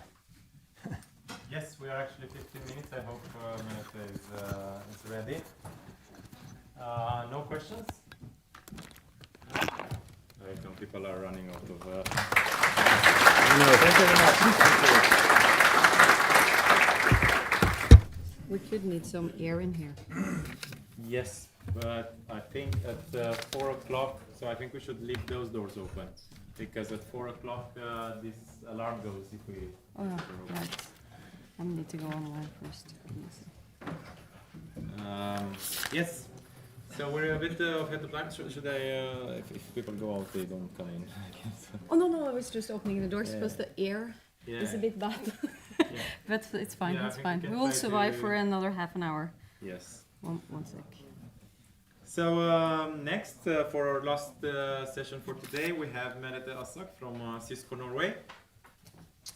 You need an adapter? I have one with me. Yay. She will talk about robust critical infrastructure and your stake, meaning our stake in it. And the plan is to have this as an interactive session. So Merete started her network career at the Gathering in 1977. I hope not! I'm not that old! No. Sorry, 1997. And she is currently the Chief Technology Officer of Cisco Norway. She has spent 23 years of experience in building and securing robust network infrastructure. She worked 19 years as a doer, as a network consultant, from ISPs to power utilities, oil and gas, hospitals. She's a former member, active member of ISOC Norway, a proud member of EFF, and she cares deeply about the development of the internet. Thank you. Thank you too. Okay, guys, how awake are you? Come on, it's 30 minutes left, and we're going to talk about something extremely important to all of us, our digital critical infrastructure. I think I need to first start to say something about what we do at Cisco, and then I'll give you a new job for 30 minutes, so you can take on a new hat for the last 30 minutes and become responsible for something important, because now I want you to start thinking. And we're going to use Slido, so get your phones up and log on when I show when we start the questions. But at Cisco, we have a group called CNI, Critical National Infrastructure, and some of the people who are in that group is in this room. We have Frank Tuhus, and no, Björn has left the building, unfortunately. And a couple of others, because at Cisco we work and support many of the critical infrastructures in Norway. And we take that job really, really seriously. And what we see is that many of them have the same challenges, and therefore we have a sort of a task force and try to come together and see how we at Cisco can help these organizations better. So that was the intro. Now, I think we're coming full circle back to Hege, who started, and I'm sorry that some of the text here is in Norwegian, because I cannot translate that. Well, I didn't bother translating it, actually. But it's the Nå er det alvor report that was referenced. But I also included the Forsvarskommissionens report, and Sikkerhetsfaglig råd was also mentioned today. Because all these reports point to some things that actually you guys in the room can make better. And right now, I would actually like you to put on the hat of the CTO, and I had to sort of find out what that was in English. I want you to become, for the next 30 minutes, the CTO of the Directorate for Civil Protection and Emergency in Norway. Well, that's Direktoratet for Samfunnssikkerhet og Beredskap. Because someone actually need to think about these things, but one thing that I know is that you people in this room know best how we can secure the infrastructures you are responsible in Norway. Because if you talk to someone in DSB, I feel there is a disconnect between what are being done and there's this knowledge gap, I guess, between you guys and them. So I'm gonna pick your brains on what you believe we should do to make the critical infrastructure better. And it's really based on the geopolitical situation we're all in. And it had changed a lot for the last, say 1.5 years after the war in Ukraine. And many of our customers have been asked by someone to think differently when they build. So they say, how do we now build for peace, crisis, and war? And what does that mean? And what does it mean to you? Because it means something to you as well. Because here you are. This is in one of the reports, this report that I showed here, the samfunnskritiske funksjoner. How many of you guys have read this report? Go out and read it. That's scary. You are part of samfunnskritiske funksjoner, and as you can see here, and of course there's lots of, well, there's not lots, but there's some regulations that, like NIS, that some of you might have heard of, that you need to apply in your network, like crypto and so on. But without you guys, not much in Norway will work. And I think that is, I have this saying in my team saying, with great powers comes great responsibility. And I think sometimes we need to take on that responsibility and think, how can I, from where I sit in the organization, do to make the networks better? So with that, I see I didn't translate my last slide. Now you're going to take on the hat as the CTO of the DSB. And I would love for you guys to open your phones. Because what I would like to do, and I now see it doesn't share my other screen. Let me see.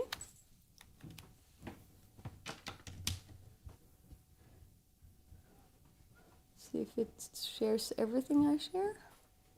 Come on, yay. Okay, so it's Slido time. If I have a mouse somewhere here. Yes.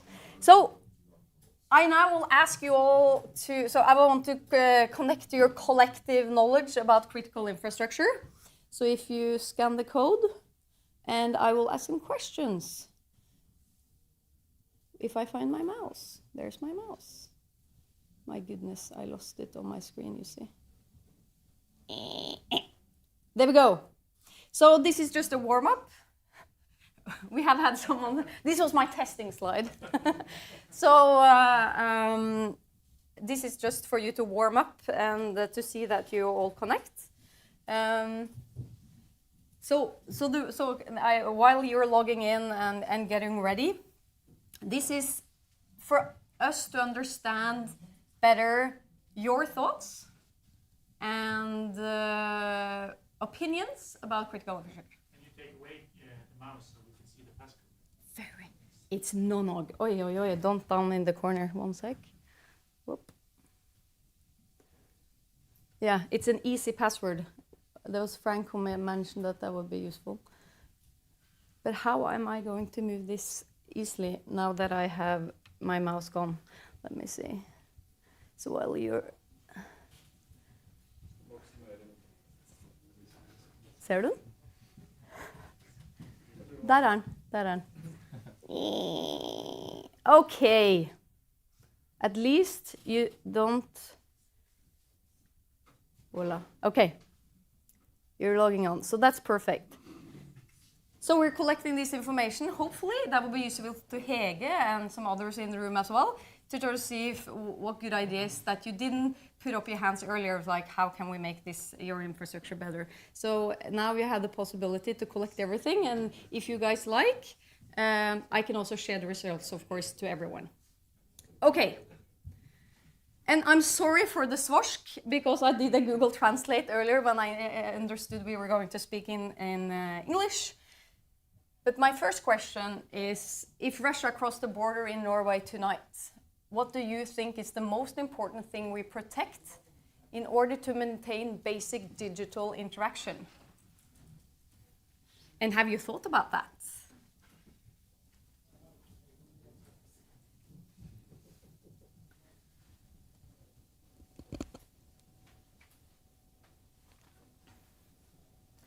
And yeah, I see that I should make this big screen.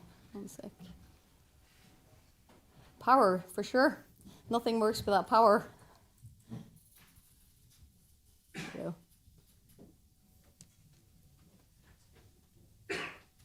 I see you're quite general, and it's easy to be general, but it's hard to be specific. So saying that we're losing power, that's, but if there's anything in particular, like a location, because Heimevernet in Norway,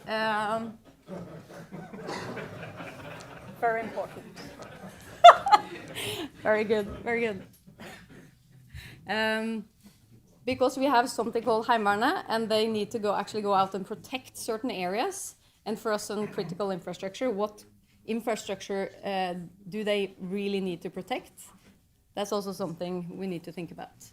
Okay. Are you okay? Can I continue? Because I have many questions for you. Okay.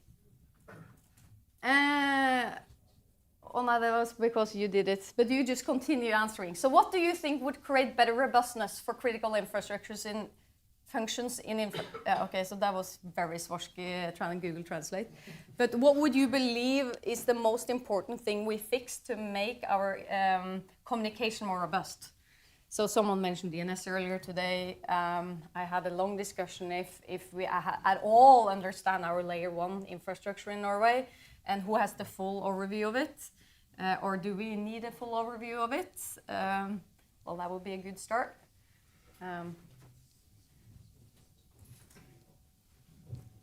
Because if you see yourself as the collective wisdom of what you believe running this infrastructure, what would make them more robust, that would be certainly sort of a starting point on what we need to look at.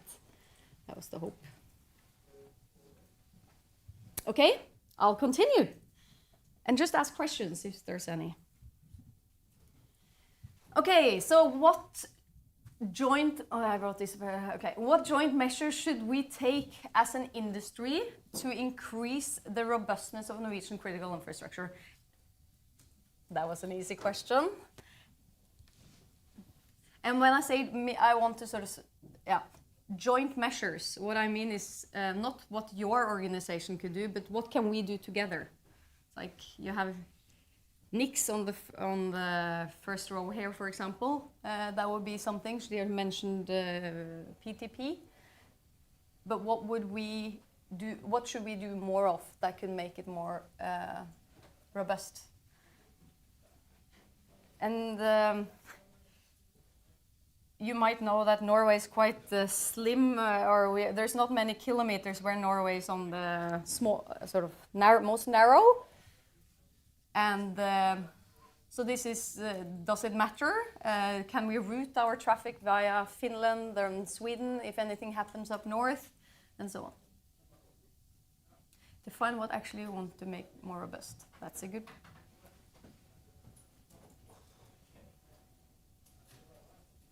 Stop dropping low traffic prefixes. Yeah, there's a kjepphest for someone. Establish our own time scales. Oh, I would love someone to come over during dinner to tell me what you mean there. Ensure redundancy in collaborativity in the browser and to cost level. Build more fiber. I started looking into fiber, and oh my goodness, there is a lot of fiber, but I have never seen less bad oversight of it. That's for a good reason. For a reason? That's because then the Russians can't find it either. Exactly! And I think this is security by obscurity thing, because actually it was you, Steinar, who said, well, you know, if I don't, no one knows. And that's also some sort of, I don't know. we like to say that everything starts with insights, but insights can be stolen, I guess. Yeah. You're tired of politicians. Here we are. Good. Now you're awake. You know, engaged. This is good. Okay, I'll jump to the next one. So, what are you most disappointed that is not yet in place with most suppliers in Norway when it comes to security robustness mechanisms? And that's also a completely concrete question, I guess. I remember I've been to many of these. Once upon a time I went to RIPE meetings, and firewall. Come on, guys. And I was always surprised that we're still debating the same things for a very, very long time. Yeah.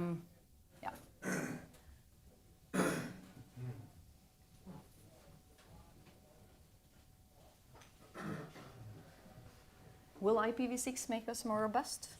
That is the question. 2 people think that IPv6 will make us more robust. Incredible. Okay. So preventive measures. What do you mean by what kind of preventive measures would be useful to understand? Spare parts. This is, I think, was it you, Hege, who mentioned spare parts? Yeah. I think that's a big concern to me. I love the fact you can talk to each other now. Yep, I'll continue because there's many. Oi, så norsk. I'm sorry. Hvor går du for å diskutere og lære om best practices rundt sikkerhet, redundans og robusthet for din infrastruktur? I'm sorry. Where do you go to learn more about... Second? Have I written it wrong?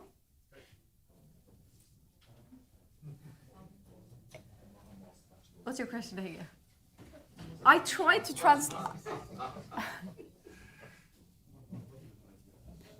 So the question that I wanted to raise, which is important to me, is that when I come here, I'm like, oh, this is really nice to sit and listen to you guys. And the first half of the day, I was like, whoa, really cool to hear what you're all thinking about these days. And here in Norway, I see people go. I guess you don't need to go outside the door to get updated. That's also. Okay. I see that we're all almost at the end here. Okay. Okay. Enlighten me. So we were trying to make a list of those we believe have the biggest infrastructures in Norway. So I mean delivering services to different cities, so not fiber infrastructure, so not bulk or the fiber optic Norway and so on. But who am I missing? I just want your collective wisdom of that has. I think they are there. Forsvaret står her, gjør det ikke? Jo, 10, 9, Forsvaret. Statnett står der. Ja. So, accept those. If you... So, Eidsiva goes under DSO. Sorry, guys. Comfort. Ooh, need to talk to you guys. But all the kraftleverandører, I think we have there, because there are many. Blix. Where are you? There you are. Det var ikke deg, ja? Nei, okay. Norske, yeah, but that's only fiber, right? Or am I misunderstanding something? I just saw that coming up. Okay. But Bane Nor. Okay, cool. Yes, we forgot that. Perfect. Ubas OpenNet, yeah. And I guess there are more cities now. But then they connect their infrastructure with a more landsdekkende supplier of fiber. Cool. I'm jumping further ahead. Would more pairing between providers create better robustness? Oh, what happened? One back. Yeah, no, the picture just jumped in. Would more pairing between providers create better robustness within Norway, you think? Or no? That's it. Maybe a leading question.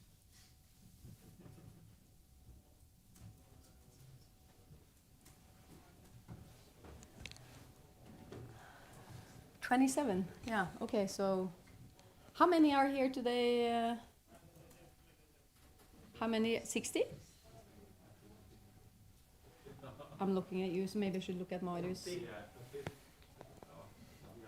Okay. Okay, I guess we agree. I should have seen the numbers, of course, how many said yes here, but okay. I'll jump further. So how do you feel, we talked about regulation as well, how do you feel about being regulated? So we had someone talking about surveillance, which is, since I'm a very fond member of EFF, not so happy for. But we're being good at regulating and putting into law that we are being surveilled, overvåket. But as to making, putting on regulations on make that the service provider needs to make things more robust or more secure in much more demanding. How would you? Yeah. How do you feel about that? Okay, right. Okay, I'll jump further. Okay, who do you think should pay for the suppliers to spend time, money, and expertise on building more secure and more robust? So who's going to pick up the bill, you think? And I think that was also mentioned this morning, which was quite tilfeldig.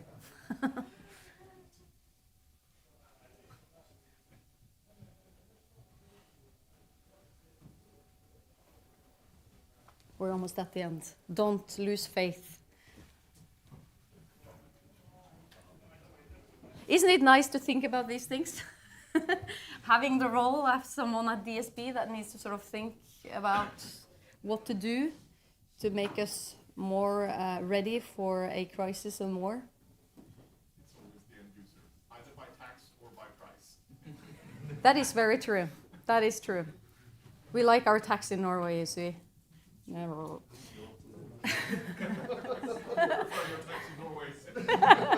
Okay, so what do you think are the most important services we need to distribute in a crisis war scenario to the population for crisis services? Okay, I wrote this 5 minutes ago, I'm sorry. But think, think Nødnett, which is Tetra today. Telenor have said that they want that to be 5G in a couple of years. What kind of services do we need to be more distributed? Someone mentioned CDN this morning, because if we lose connectivity, all the cities in Norway lose connectivity to Oslo. What do we do? And is there what services should Bergen maybe be allowed to have locally that will allow us? Tetra, come on! And now I'm talking about digital services. I see that someone is going to water. That's great, and I hope it's not dependent on us service providers.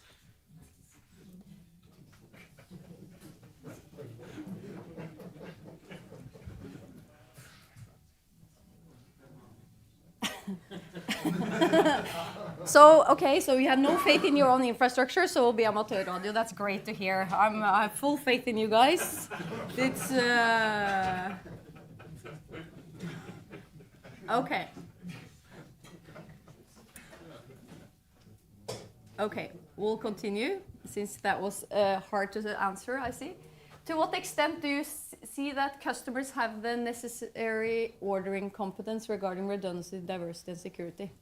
And are they willing to pay for it? And that's basically, are they asking, someone also said that this morning actually, is that they have been starting to ask more about it. At least our critical infrastructure customers are asking more about features that are needed to make things more secure and robust.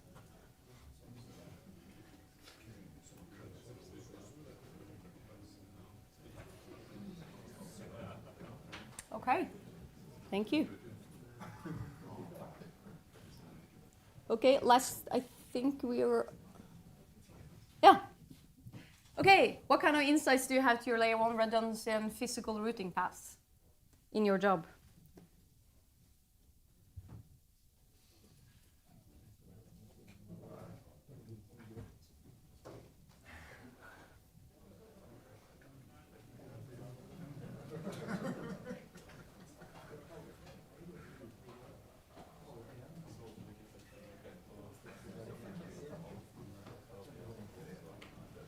Okay, I think we'll jump. So I'll just leave. If there's anything else you would like to mention, is there anything I forgot to ask that you believe should be part of the discussion when it comes to critical infrastructure in Norway? Let me know. And if not, I am between you and dinner. Gaffer tape is always really, really useful. And it's funny, when I went to an emergency Røde Kors course, gaffa was very, very important to always carry around as well.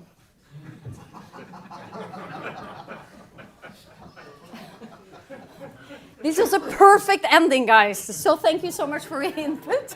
Keep them coming. I will not close this, so continue writing. But with that, thank you for your time and your interesting insights. I'm sure there is some golden nuggets in here as well. Thank you, guys. Thank you.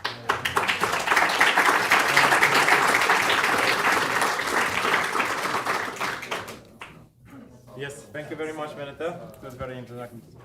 So, in the closing, I'd like to thank everyone for your participation here today. I know you spent a day of your life together with us, and that's an expensive price. And I truly hope that you find that well spent today with us. You can use the QR code to answer that if you enjoyed it or not, and give feedback, good or bad. At the same time, I would like to thank our sponsors again. It would have been not possible without them. Thank you very much. They spent their money with us, and I hope there was well spent money. And you will get your own survey to provide us feedback about that. Otherwise, we have the social ahead of us in 1 hour and a bit. At 18 o'clock at Skøyen Gastrobar, where we have dinner and drinks. The address is Askekroken 11. You have the address at the last line on your program. And the dinner is kindly sponsored by NetNod. So I hope you'll see you there. We booked quite a lot of places according to your preferences.